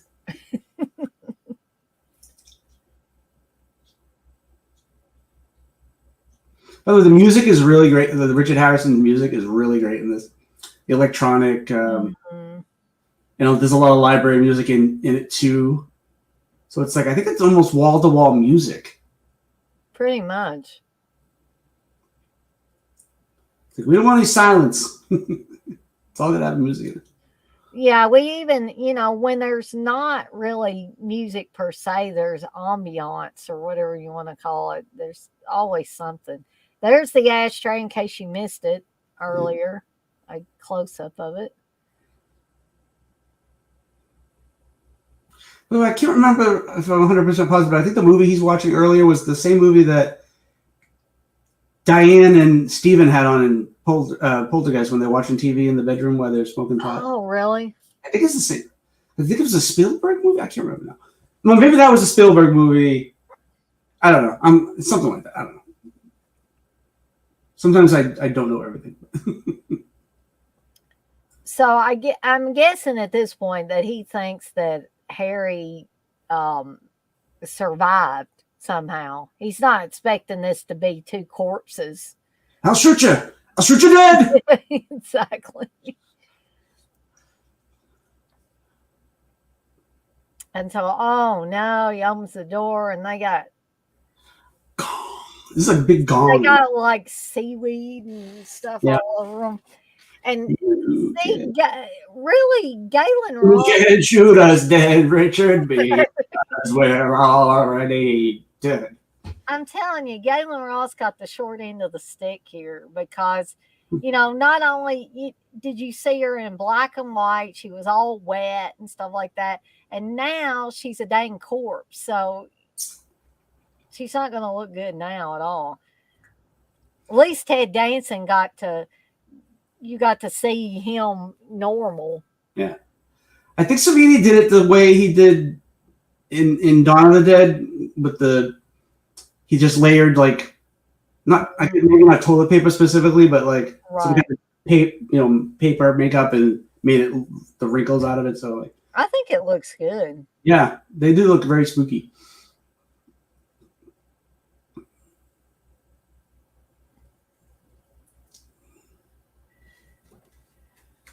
If you don't panic.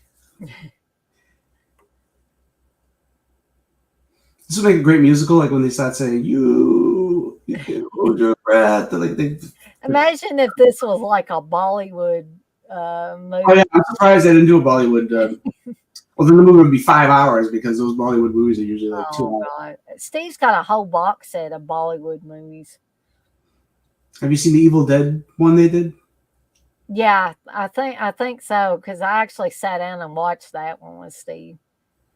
Yeah, they basically do. It's a remake of Evil Dead. I mean, they do. With cheaper effects. Exactly. If you can believe that, the effects were cheaper than that.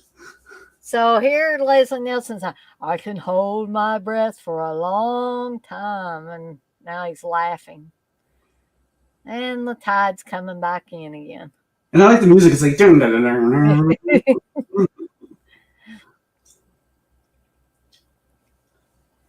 would be like the ending to a comedy sketch. That kind of music. So yeah. So now we see the comic book like blowing around in the wind, and now we're to the crate segment, which I'll be totally honest with everybody here, and you're probably going to say, "Gee whiz, Dan," but when my early years of watching Creepshow, like maybe the first couple of times I watched it, I always thought that this episode was too long. I'm not saying it was a bad episode. I just thought it was a little too long. And I always wish they had tightened it up a little bit. I mean, I love the creature. I love Fluffy. I love all these characters in it. Adrienne Barbeau's bitchy wife character, and Fritz Weaver, who we're seeing on the screen, Hal Holbrook.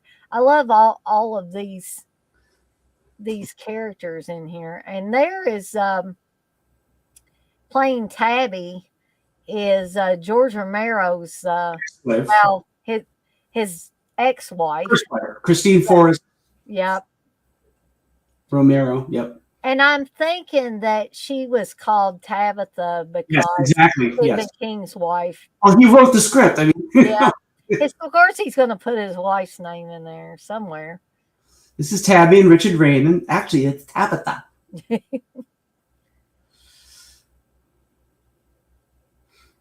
Yeah, Hal Holbrook hitting on everybody in a skirt.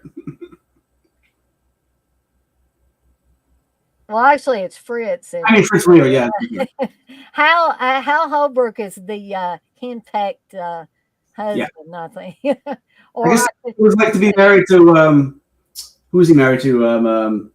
From Designing Women, he was married to Dixie Carter. Dixie Carter, yeah. Yeah, that's what I imagine his life being married to. Because she was a conservative Republican, and Yeah, that's not that I don't think Billy is a conservative. no. I don't know what Billy's political affiliation would be, but She's with the Whig Party. No, I don't know. Call me Billy. Everyone does. You want someone to show you the ropes, hon? I know all the best stores. So you're buying or renting? We're actually renting at the moment. Are we even up to that yet? yeah, I think she might have already said that, but she's talking about this guy getting his ashes hauled, which we all know what that is. You won't have to spend all your time playing Emily Vanderbilt or Emily Van Buren or whatever the etiquette crotch is. Which she said F words, and they dubbed over her F words, and they changed the dialogue. So when she's saying things, she's actually saying fuck, but Oh man, they thought they'd have a harder rating if they had, because she says etiquette C word. Yeah. Not crotch. She actually says, I would love to see outtakes of her. I think there are with her. Are there outtakes of that? A couple, yeah. I think your wife is calling you, Billy. Oh God, Christ, Henry, what now? Nothing, Wilma. I love these daydream sequences that he has about killing Billy. It's a very easy comic. That's like right out of it. But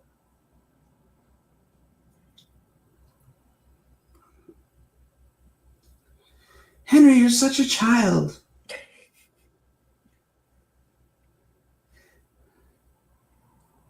So now the janitor is calling for telling him he found this crate that nobody has, I guess, thought about, and God knows how many years. And Fritz Weaver thinks it's full of National Geographics until the janitor tells him it has a date of 1834 on it. An Arctic exposition.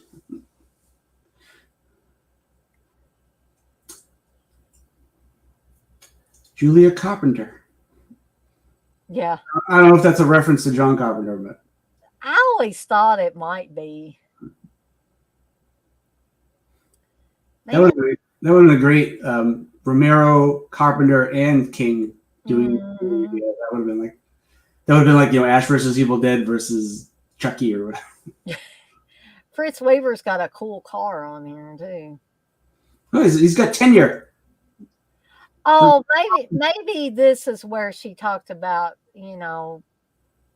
buying real estate in a college town is a freaking pain in the ass. And then Hal Holbrook has the daydream that he shoots her in the head.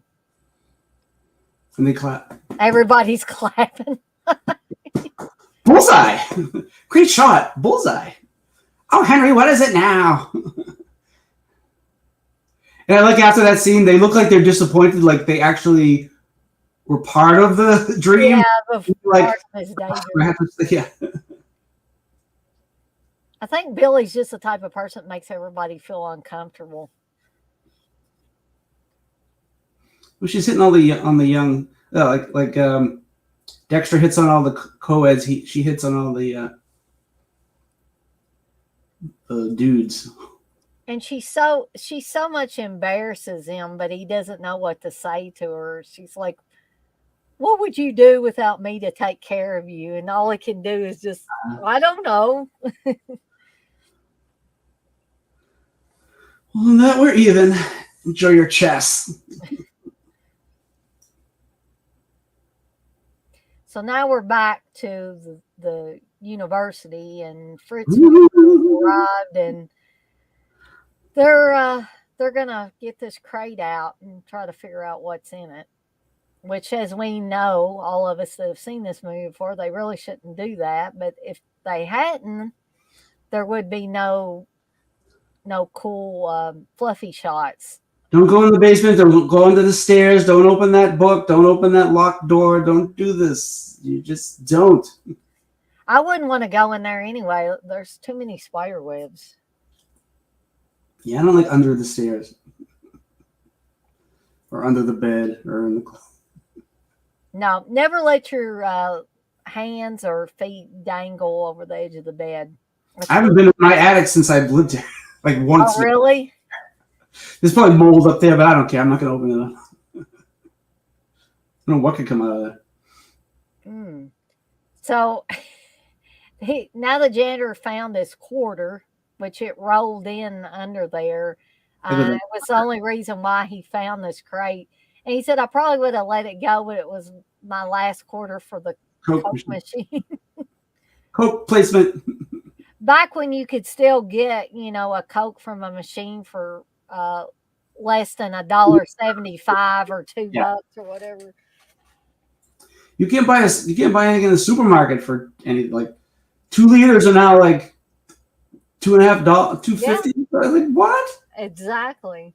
I don't buy them unless they're on 5 for $1. That's the only time I used to, when I was a kid, my dad could give me $1. And I'm not talking about when my parents were kids. I'm talking about when I was a kid.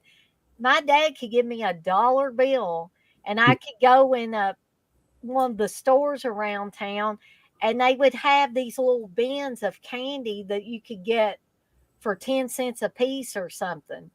Or the little boxes of lemon heads and stuff like that you could get for 10 cents a piece. And so I would load up on $1's worth of candy like that.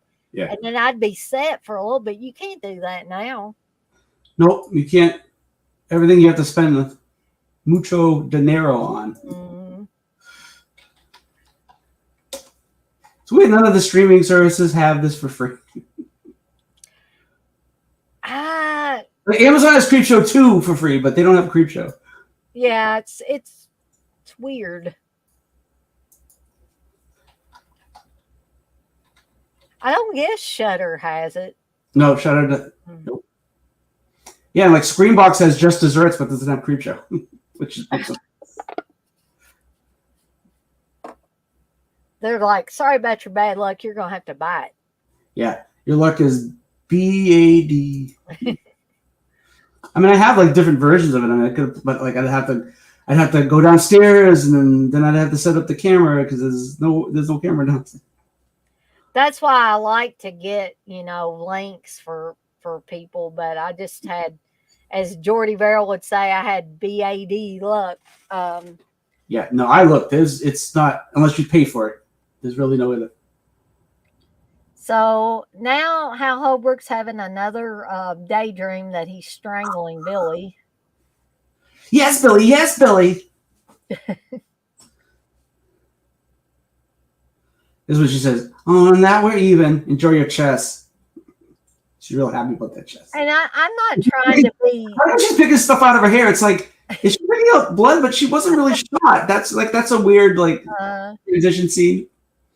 I don't mean to be offensive towards Adrienne Barbeau because she's a very attractive woman, but I don't like her look in this one. I don't like the hair. Character. You don't worry about it.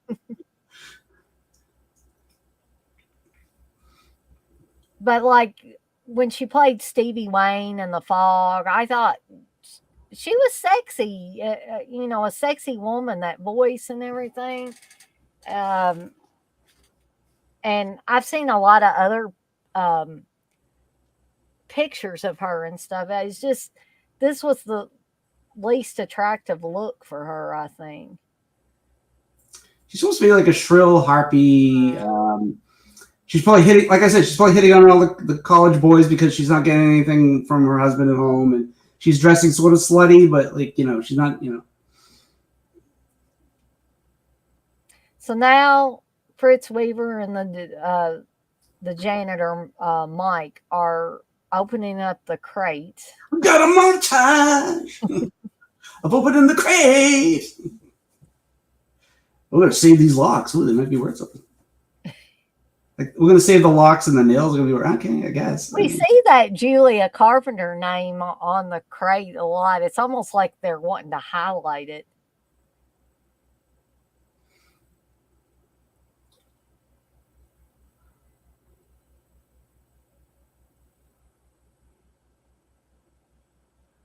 Christ. Oh man, and there's still a bunch of spider webs even inside that crate. There'd be no way I'd be looking down in there. Yeah, blow in it and go blind from all the dust. So Mike, the janitor, insists on looking in that damn crate. And he says, "Oh, there's something shiny in there." And Emeralds. he reaches in there, but about the same time that Fritz Weaver sees that there are eyeballs in there of some creature. Mm. And we have some blood gushing. Blissful came back and she sees you, TJ. I see me too. I'm looking at myself and looking at the tree. I can see myself as well. But I don't want to look at myself because I want to pay attention to the movie.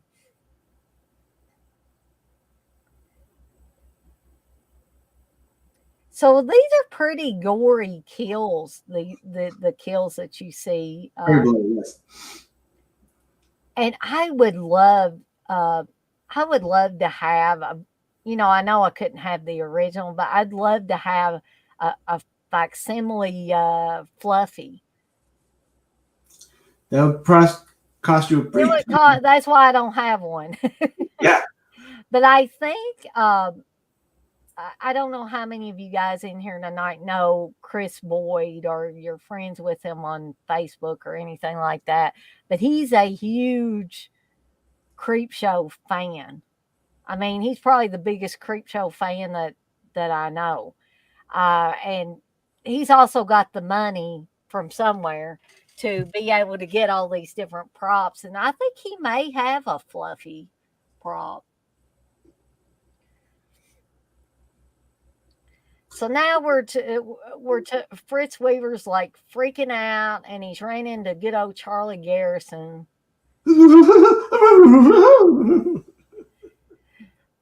I like that part where he says, "It whistles when it's hungry. It whistles when it's angry." You're talking about Tasmanian devils. You're gonna think we're both on a bit of a. I'm trying to look a little old to be in college. He's balding and yeah, exactly. He looks older than Hooper in Jaws. Yeah. Yeah, this is where he says, if I'm having trouble swallowing this, what the fuck is the campus police going to think about, or campus security going to think? Campus security's no good.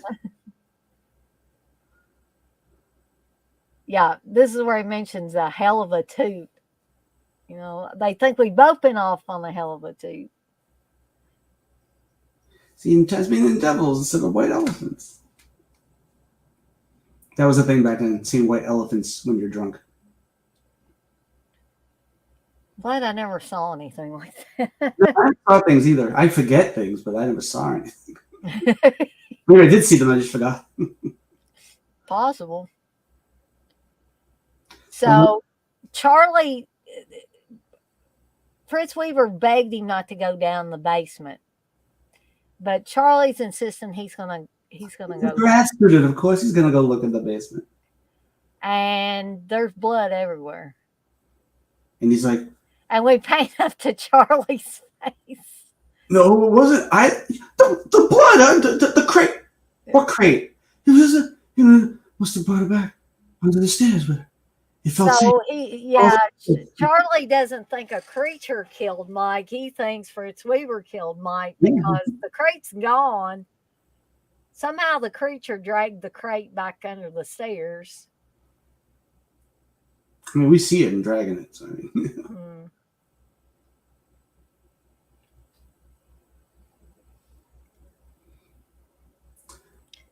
I want that shoe. Yeah, he wants to measure the bite marks. And I'm like, you dumbass, you deserve to get killed. What in the hell? Yeah, this is a good scene where he gets introduced to Fluffy.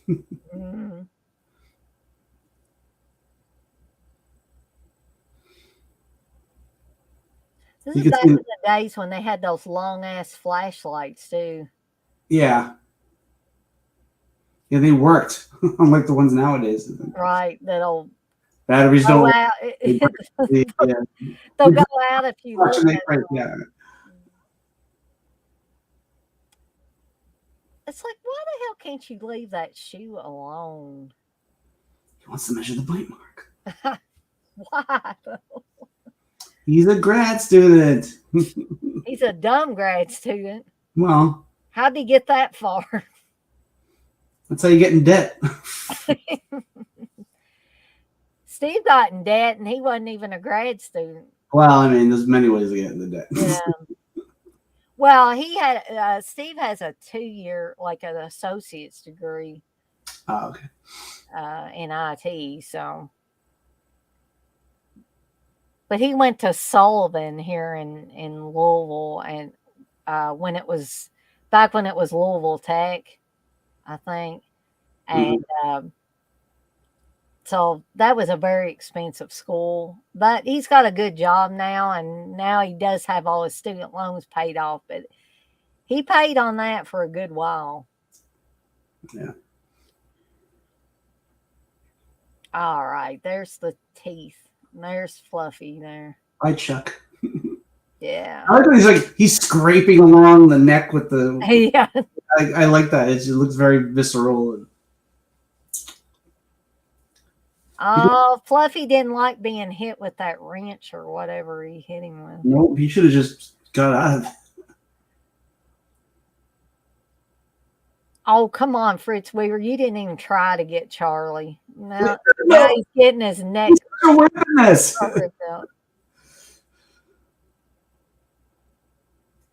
He's the Ash in this. Henry's Scotty, and he's Ash. Yeah. So now Fritz he's got the shoe in his hand and he's talking to Hal Hogan. Casey died.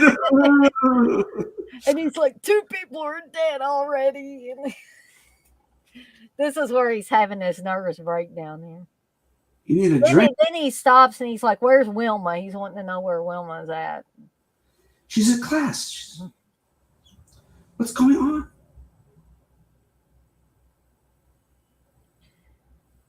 So he's given Fritz Weaver or Dex. He's giving him some alcohol.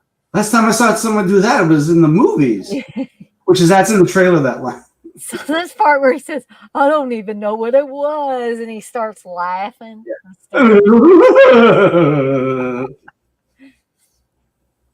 2 people a day. Charlie Garrison. He wanted to measure the bite marks, Henry. And he got his chance. And then he's laughing.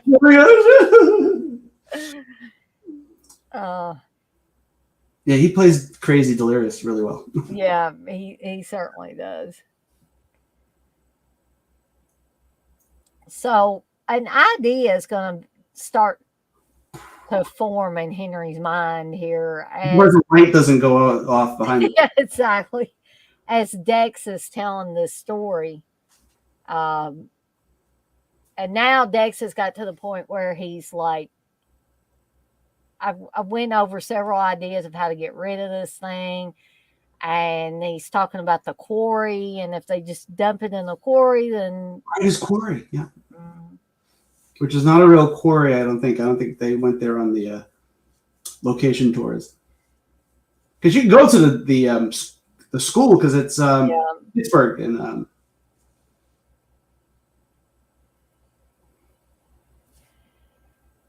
so he's come up with an excuse, Henry has, of going to the restroom, and he's going to what he's going to do is he's going to drug Dex. Because he's already thinking about, I know he's already thinking about how he can dispose of Wilma. Oh, he's been thinking about it the whole... Yeah, he's been thinking about killing her a bunch of different ways. And now he's, I'm not so sure at this point if he thinks that, Dex is went crazy, and he Worth a shot. killed them. But he's going to go check it out. I tell you what, Hal Holbrook's got the neatest handwriting for a man here, where he's leaving this note to Wilma. I love the music behind the notes, like the piano and stuff. By the way, the ashtray. I think you don't see it yet, but the ashtray is in Henry's study. Oh, that's right. Yes. On his desk.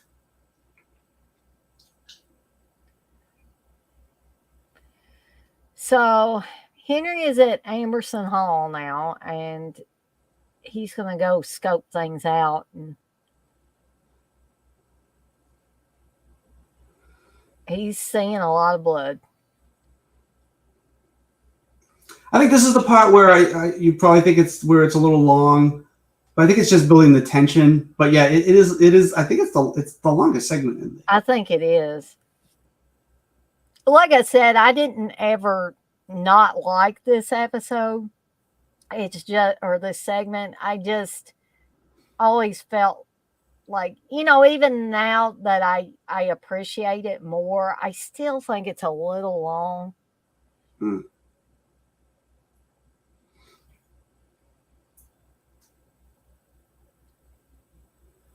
I think one time I heard that when they were planning to do this, they wanted more shorter bursts of stories. So they wanted more of them. So when they did Creepshow 2, they cut it down from like 4 to 3. Yeah. Or was it 5 to... No, I think they wanted 5, but then they got down to 3. And then we don't even talk about Creepshow 3 because No. I've never even watched Creepshow. You have to open your mouth. I really never have watched Creepshow 3. I haven't even attempted it.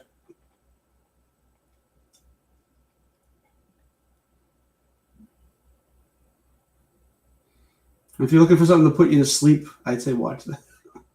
Well, actually, I don't know how many of you guys are in here tonight were watching when Dead Pit did that, like, watch along or fan commentary or whatever you want to call it. But Steve was on that with them. And I was in the living room, but I was like, this movie, as far as I know, is shitty. So I'm, and I'm known for liking what a lot of people think are bad movies. So can't really talk. I remember those older streams where like I would see you walking in the back of Steve's. That was before you were ever on, Yeah, and y'all probably thought, why are you ruining Steve's streams? I was like, who's this in the background in their pajama pants walking by? Yeah. I would usually be having to do something with the dog, so they'd have to go out or something. So now Wilma has found Henry's note. And she drinks milk and... What is she... Is it brandy or what is it? Rum? Rum, maybe? Yeah. Rum and milk? Ooh, I don't know if that's any good. So the note that he leaves for Wilma basically indicates that Dex has attacked a student at the college and, basically he lured her to the college under false pretenses and then he attacked her. And of course, Dex is passed out, so she doesn't even know he's there. Yeah. Oh, poor Dex. Yeah, in her most sarcastic, drunk voice. So he wants Wilma to come there and help get the girl out from her. I know it's asking a lot, but as you said, what would I do without you? What indeed, Henry? What indeed? And she drive into the thing, and she's like, how does she drive and she still has the glass in her hand? Yeah, he said, I'm sorry to have to ask you to come over to Emerson Hall, but as you so often say, what would I do without you?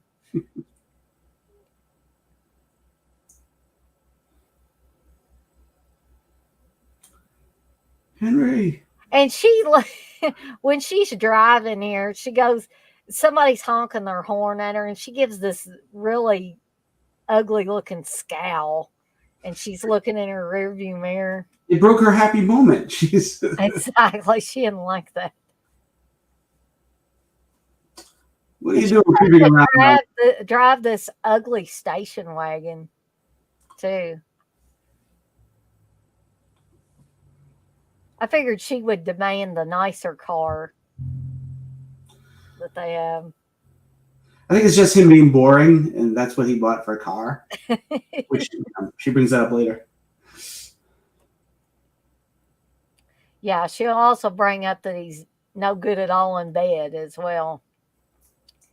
When's the last time you got it up, Henry? When was the last time you were a man on our bed? Now get out of my way, or you'll be wearing your balls for air. I think Adrian Barbeau has all the best lines in this segment. I think.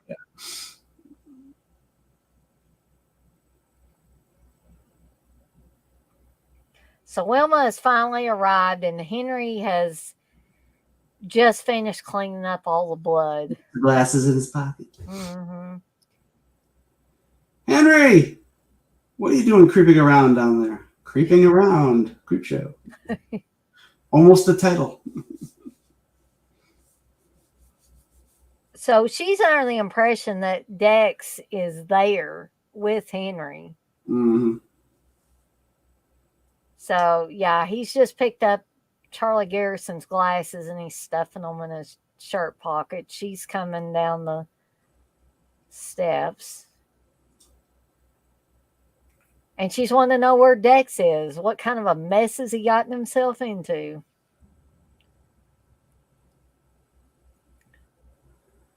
So here in a second or so, or more than a second, well, Wilma's found the glasses now.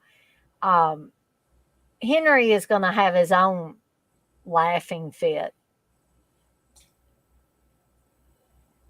Henry, did he beat her? Yeah. Conscious? So it's like she's watching a soap opera and she's getting all the... Yeah, he's starting to laugh here and she's like, what are you laughing about? Your best friend gets himself in the mess and you're laughing? That's just what I'd expect from you, Henry.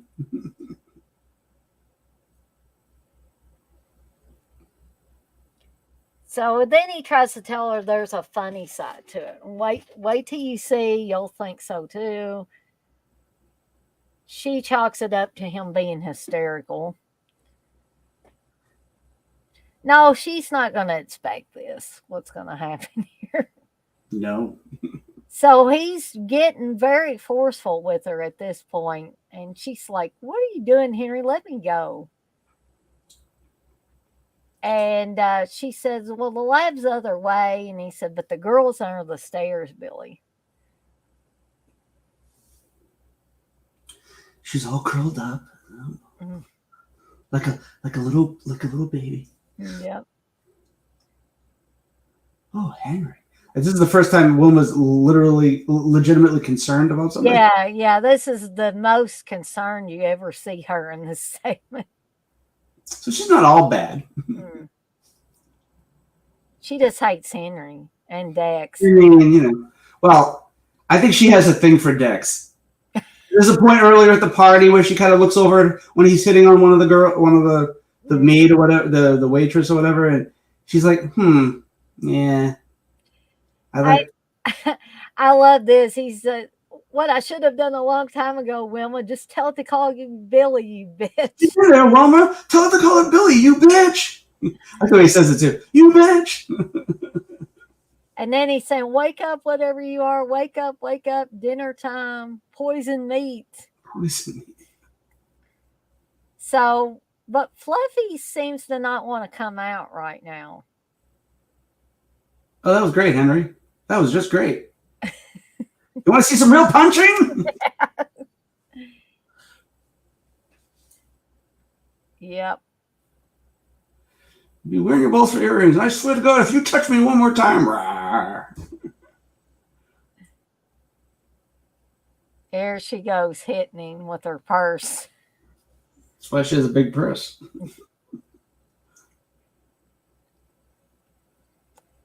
Same old Henry, afraid of your own shadow. Yeah, and she calls him a regular barnyard exhibit. Sheep's eyes, chicken guts, piggy Pinky friends. and shit for brains. Yeah, he's no good at making money. Politics. Yeah, departmental politics, he's no good at, and no good at all in bed. She's really got to hit him. When's the last time you got it up, Henry? That's a low blow right there. Yeah. Well, yeah. So Fluffy's getting ready to wake up and make another appearance here, and there it is. Ah, like when she goes, ah. It's very cartoony when she does that. And she turns around, and it's almost like she's breaking the fourth wall and looks and kind of just like that. Yeah. Well, it's to get into that comic booky position. Yeah. So Henry's obviously ill now. He's opening the window.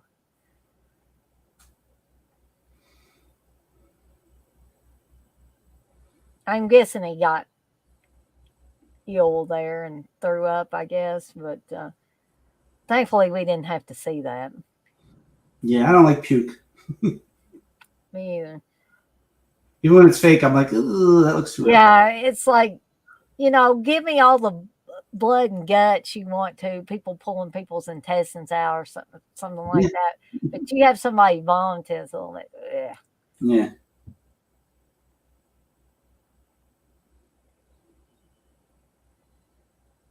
So he's gonna, Fluffy should be quiet now because he just ate Wilma.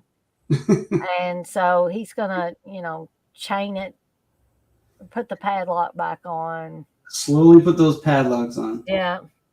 Isn't it funny? They're padding the time. So yeah, it's padlocks.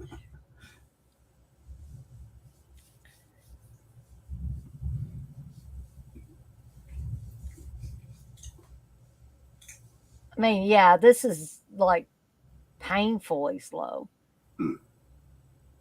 And you hear Fluffy getting kind of upset, and the claw hand comes out, but We got the nice shot of the hands, and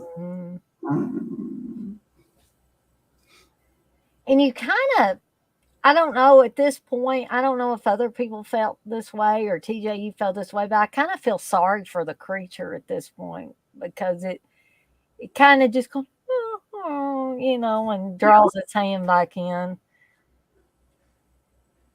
It's been stuck in a crate, and then someone opens it up, and now he's like has a taste of freedom and moving around, and but then he goes back onto the stairs. So okay, well. But he says earlier, where he felt safe for all those years. Mm-hmm. So now Henry is telling Dex that I drove out there with the remains of 2 or 3 human beings, and he said, "Well, 2 human beings and Wilma." How much could it eat? And he says, "I think maybe at the very end it began to suspect what is happening." By the way, when he says 2 human beings and Wilma, in the creature goes, yeah. And then you see another shot of it kind of whimpering and drawing its hand or its claws back into the crate. And then you see the crate looks strangely smaller now as Henry's dumping it into the quarry. Yeah, they might have different sizes depending on him having to move it. So I think I see the ashtray behind Henry there because they're in his study. Yeah, after we see that big cartoon clock. Mm-hmm. So there's no bodies, he's telling Dex, and we ain't got no bodies. So he tells Dex, "What are you gonna say?" And he's like, "Nothing." I mean, what are friends for? I will have to whip your ass in chest for the rest of our lives.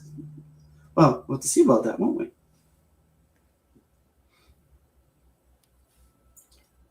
Yeah, I expect to whip your ass at chess twice a week for the rest of our lives. So they're just going to casually sit down and play a game of chess after all, all of this. What if it gets out, Henry? What if it gets out of that crate? You see the way I changed it?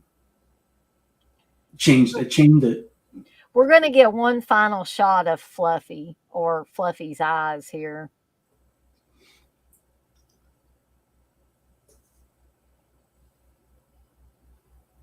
Thank you, Blissful. Blissful says, please hit the thumbs up. Thank you. We're back up to 7 people in here now. Woo! That's the big time for me.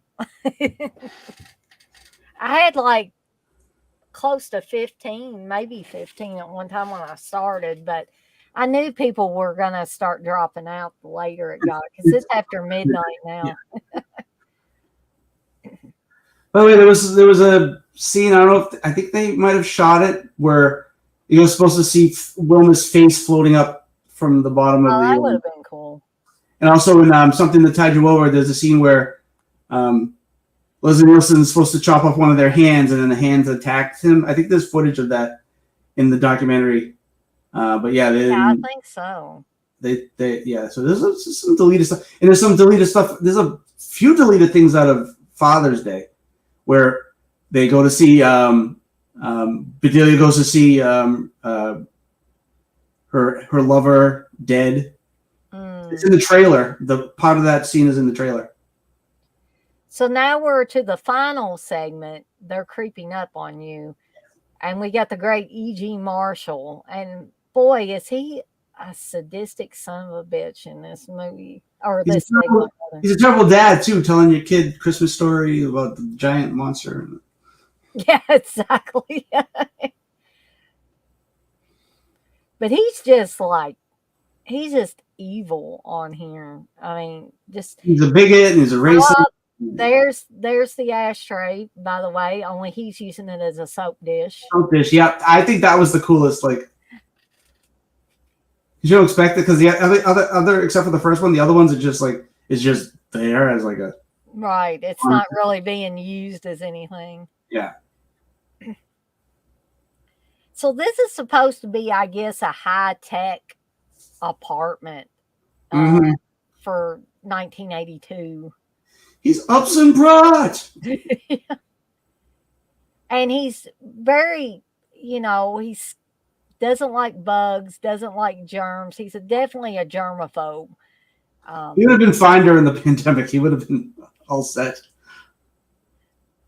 Because if you notice, he did have a mask on earlier. Well, he was using spray, so yeah. Yeah, he's using spray. Now he's got some gloves on.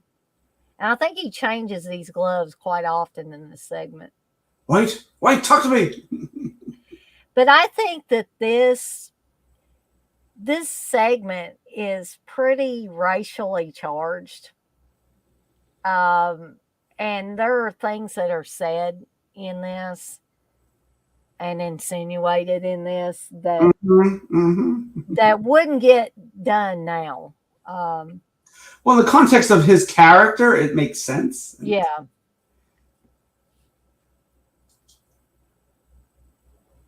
And Upson Pratt, E.G. Marshall's character, does get called by Mr. White. I think it's funny. He's a black guy and he's called Mr. White. Anyways, but he does call E.G. Marshall's character a honky bastard. He is. I call him that too. Yeah. So he's gonna find out. He's hearing from one of his, I guess, his lackeys or something, and he's gonna find out that they were gonna overtake this other company, and this Gastenmeyer is his last name. He's going to find out that he killed himself because Upson Pratt is taking over his company. And wonderful. Now we don't have to offer the guy a seat on the board of directors. Yeah, Norman Kastenmeyer. Yeah. Mrs. Kazenjammer. Yeah, exactly.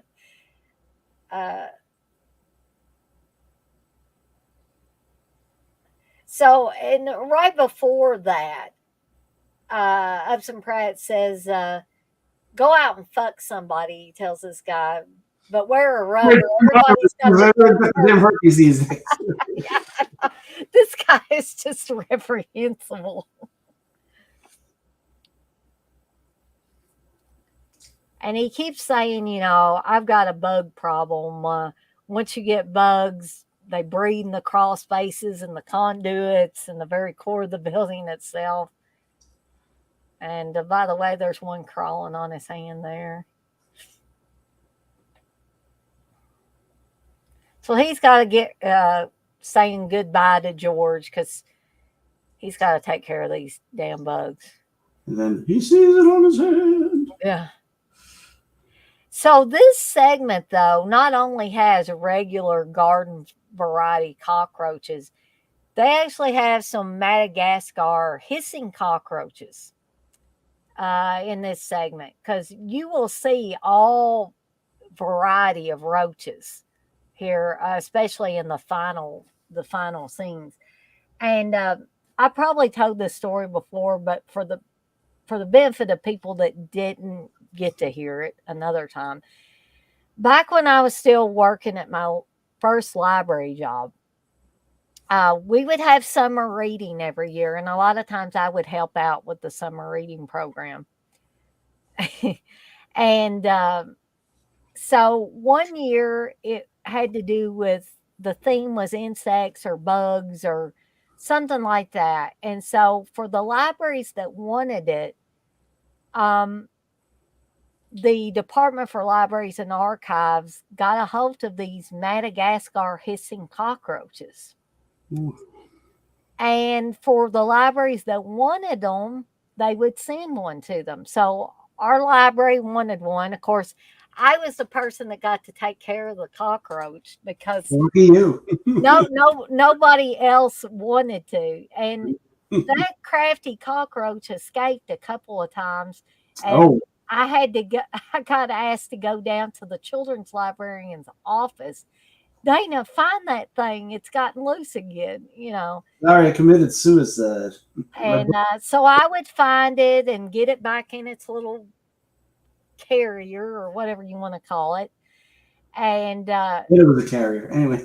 So they did indeed hiss. And I am not recommending you do this to the poor creatures, but there were a couple of times that different people would take the eraser on a pencil and kind of poke this poor creature, and it would go like that. It just sounded like air coming out of a balloon, sort of. But they definitely would hiss if you bothered them. But they were at least 2 or 3 times bigger than a regular cockroach. So keep that in mind. And I think they eat. Poke you? How you like that? I think they eat bat poop too. Oh, great!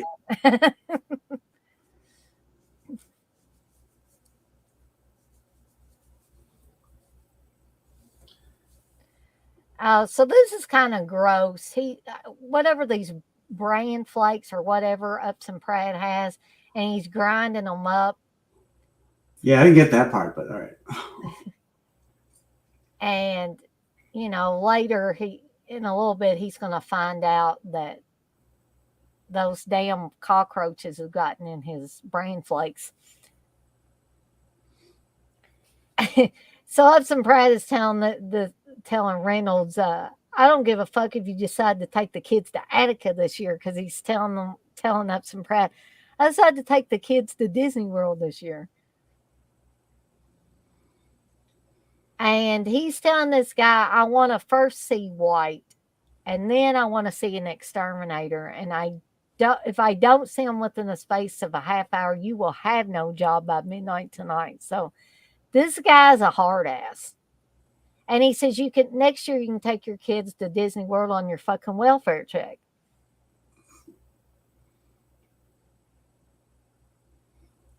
Do we understand each other? So now he's eating those damn bran flakes, and It's not going to be very good. Those raisins are crunchy. And so basically, Upson Pratt thinks of everyone but himself as bugs. Kastenmeyer, Reynolds, White, he thinks they're all bugs. We get a little bit of backstory. He says they creep up on you. Mm-hmm. Something else is going to be creeping up on him here very soon.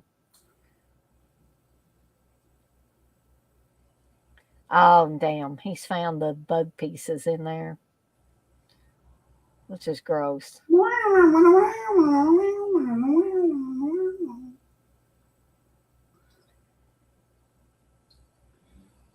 So now he's going to go check his. Well, maybe it isn't bran flakes. I don't know what the hell that is, but. Oatmeal? I don't know. I mean, it looks like cereal flakes of some sort, but it looks like it's also got something else in it besides the bugs, of course. Well, yeah, that's a surprise.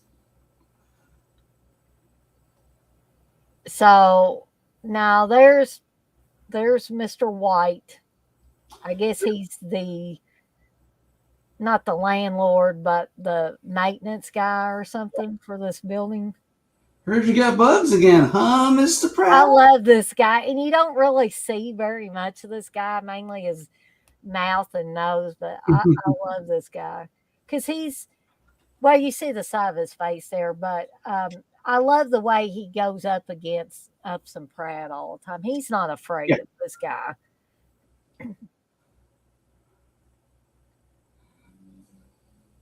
So here's some of the talk that I don't think would get used now.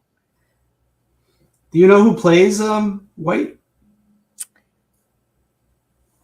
I am forgetting, TJ. I bet you know, though. From Dawn of the Dead, David Early. Ah. The guy was on the talk show on what they watching. That's right. Yep.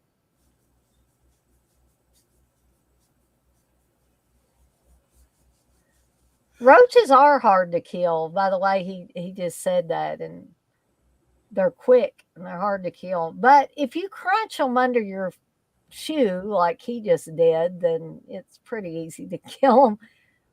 Yeah, but if they're pregnant, that like the eggs get all over the place. Well, even if they're not, like stuff will come nastiness. Well, yeah. Look what happened to Debbie.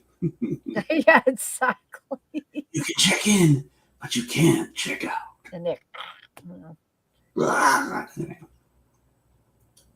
I could get Farrelly Brothers out here by, let's say, 11:30. You may go far, White, and then he gets racist. Yeah, people in your position, and then he says the racist comment, which I won't repeat. Well, exactly, because we don't want to get. That's one thing I won't repeat from this.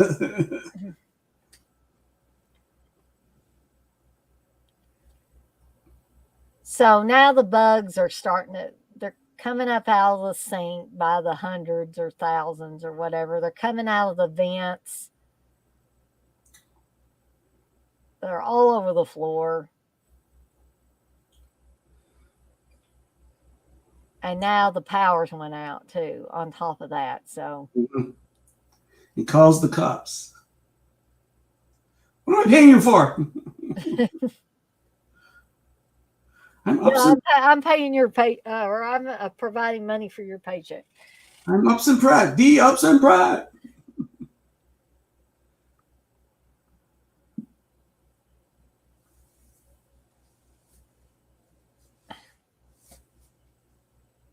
Now, these are still looking, for the most part, like the garden variety roaches that you would see. But there was a bigger one there that just skittered by.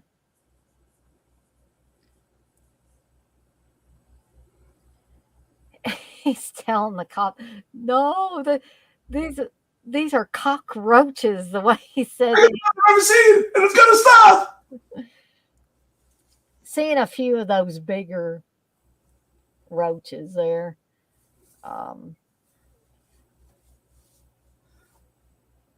Pratt, I'm stuck in the damn elevator. They're even inside of his jukebox. By the way, this episode has something in common with Evil Dead. Yeah. I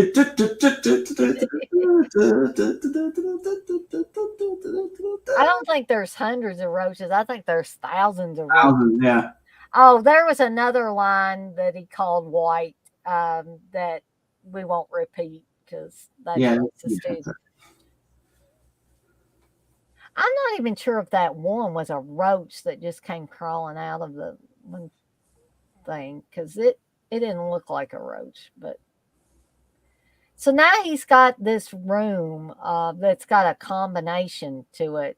Seals him off, and he thinks he'll be safe. You'll never get in here, he says. Every last one of you.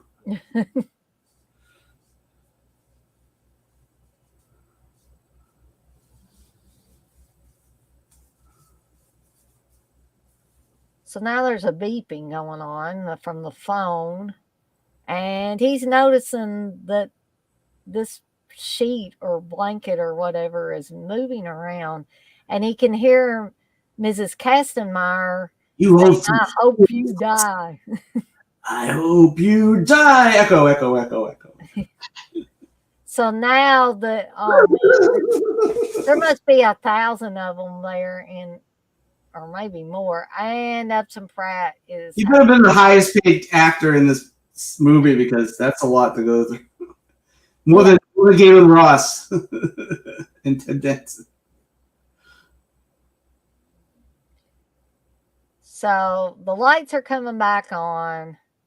The jukebox is playing again. It's like love music. Where are all the bugs? And White is out there saying, Mr. Pratt, you there, Mr. Pratt? And then he's like, talk to me.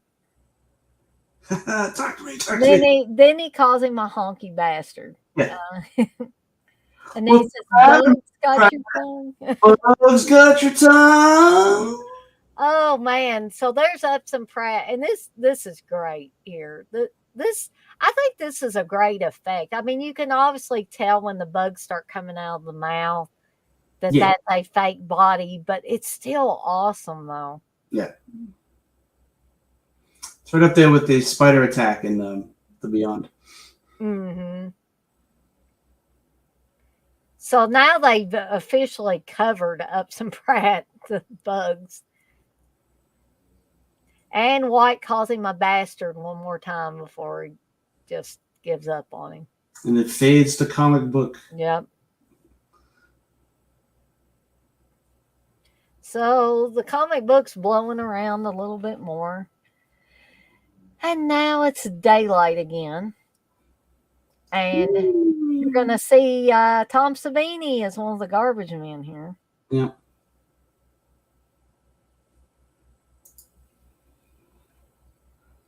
And they found the comic book. It's a comic book. What? It's a comic book. A comic book. My kids love these things. I love them too. Oh, you can send away for this stuff. X-ray glasses. Not to joke it. Makes your eyes black. Authentic voodoo doll.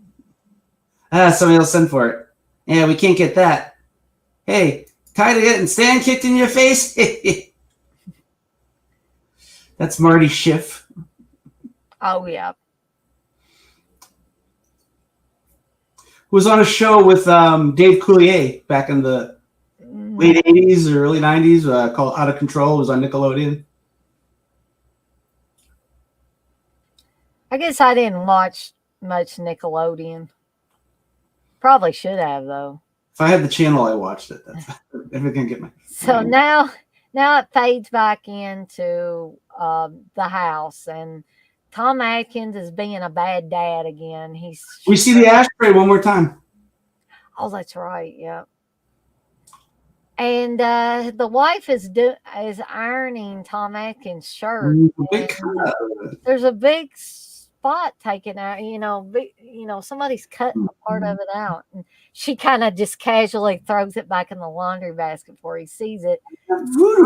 We find out that the kid has gotten the voodoo doll and put it back shirt piece on there. And again, that's Stephen King's son, Joe, there. So the ashtray's on his little desk when he's doing got like paper clips and stuff in it. So then it fades into the Creepshow, the front of the Creepshow magazine with Joe Hill or Joe King, with the the stabbing the voodoo doll. Yep, exactly. So they made him blonde on the poster for some reason. I don't know why. Yeah, they sure did, didn't they? Because it looked maybe because he's got the flashlight on him and it looks better that way. I don't know. So we have officially reached the end of Creepshow. Again, I'll let the credits run out. So if anybody wants to say anything while this is closing theme, love the music. Yeah, I echo that sentiment, TJ. I have the Bernie Wrightson comic somewhere, and I wish they had put out too. I've got it, the original one that they have in the movie, but so there's a story behind that. They had the poster was done by Jack Kamen, who was the EC Comics guy, who did Vault of Horror and Haunt of Fear and all that, and they brought him on, and he did the comic panels in the movie, and he was going to do the official comic book, but some stuff happened and he couldn't do it. So at the last minute, they got Bernie Wrightson. So that official one that they released, except for like the cover, is all Bernie Wrightson's work. Didn't Bernie Wrightson also do the illustrations for Cycle of the Werewolf, which became the Silver Bullet movie? Yeah, he was a big comic. I think he did a lot of DC and stuff, like Man Thing and stuff like that, or Swamp Thing or stuff like that. Yeah, but so they never really. And as good as that is, I like because the ones in the movie match the people exactly, and exactly, yeah. But so, TJ and anybody else that's still in the chat that's still watching at this late hour, I just want to know what everybody thought of this first drive-in movie night. Was it fun? Was it at least interesting, marginally interesting? I had fun. You had fun? Well, it probably got better and more entertaining when TJ got on here with me, but I kept asking. I kept wanting somebody to come on with me, and see, TJ's got that cool ass drive-in speaker, which I love. Did you get that off of eBay? Yep, I've had this for a long time. I could, if I ever really wanted to, I can still connect it because it's got the. Oh, it's got good connections on it. I'd have to find something to connect it to, but yeah, I've had it in my theater area, and I've always wanted to hang it up. I wouldn't play any sound out of it because it would probably sound like shit. I mean, probably. Yeah. I remember those as a kid, the drive-in theater speakers. They always sounded like shit until they started having the short wave that you could play it on your car radio and stuff like that. Mm-hmm. I'm not gonna say how old I am, but I just said how old I am. Thank you. I'm not from the 50s though. Texas says this was great. I can't wait for the next ones. Well, I'll be glad to have anybody and everybody come in for any of these. I've officially been going on for over 4 hours, so this kind of rivals what some of the like Monsters, Tales from the Dark Side episode breakdowns that TJ and I did. And TJ's on this one with me too. So that's why I went. Blissful said this was fun. I'm just sorry I came in so late. No, that's cool. I mean, people have lives outside of my live streams. I understand that. So I don't expect everybody to be 100%. Live and breathe Dana's live stream. I don't think anybody's ever going to do that. I did have one drive-in story to tell about, because my mom and dad used to go to a lot of drive-in movies when they were a lot younger. And then when my brother was a baby, I remember there were a few times when they took both me. I was 6 when my brother was born. So I was still quite young when he was a baby. So there were Yeah. a few times that they took us to drive-in movies, and I clearly remember my brother being in the little baby carrier. So he probably doesn't, I wouldn't think that he would remember anything, but I remember stuff. But however, this was a story that Dad talked about probably quite a bit before I was born. It was probably back when he and Mom were dating, and they had been going to drive-in movies for a while, and then I think they might have not went to very many, if at all, and then I think they started back up again sometime after they got married, and so there was a space of time where they weren't really going to them. So when they went back, things had changed, and you no longer use the speakers that you would hook to your car. Um, you would use the radio station. Yeah. So my dad spent about 15 or 20 minutes driving around the drive-in lot looking for a damn speaker. And then finally, some good Samaritan, I guess, told him, are you looking for the speakers? You don't do it that, or Dad asked him or something. Said, hey, where's the speakers at? How are we supposed to hear the movie? And they said, oh no, they do it through the radio station. You got to tune to this station now. And I always love it when Dad tells that story because I just think that's so funny. I mean, he has other driving movie tales. Like one time he and Mom were watching a werewolf movie, and he had his window down. I guess it was summertime. And he had his arm hanging out the window. And when one of the werewolf attack scenes happened, somebody walked past his car window and grabbed his arm, scared the shit out of him. Yeah. The time they went to see The Exorcist with another couple that they knew, and the guy in the back seat with his date was covering his eyes through half of it. I mean, like I said, my dad's got a million drive-in stories he could tell. I wish I could have my dad on one of these live streams. It'd probably be more fun him telling the stories rather than me telling them secondhand. But so yeah, I think I'm about ready to call it a night. It is almost 1 a.m. It's 12:40 now, and we're fluctuating between 3 and 4 people. So I think everybody else is starting to. At the end of the drive-in, people starting to drive off early. That's what I remember as a kid. That after like the last movie, my dad would be like, "All right, we're gonna get out of here before everybody starts going," and then yeah, exactly. We get to the road, and then he'd still have the radio on, so we were hearing the sign out because they would do like a sign out, and they'd be like, "Oh, thanks for coming," and you know.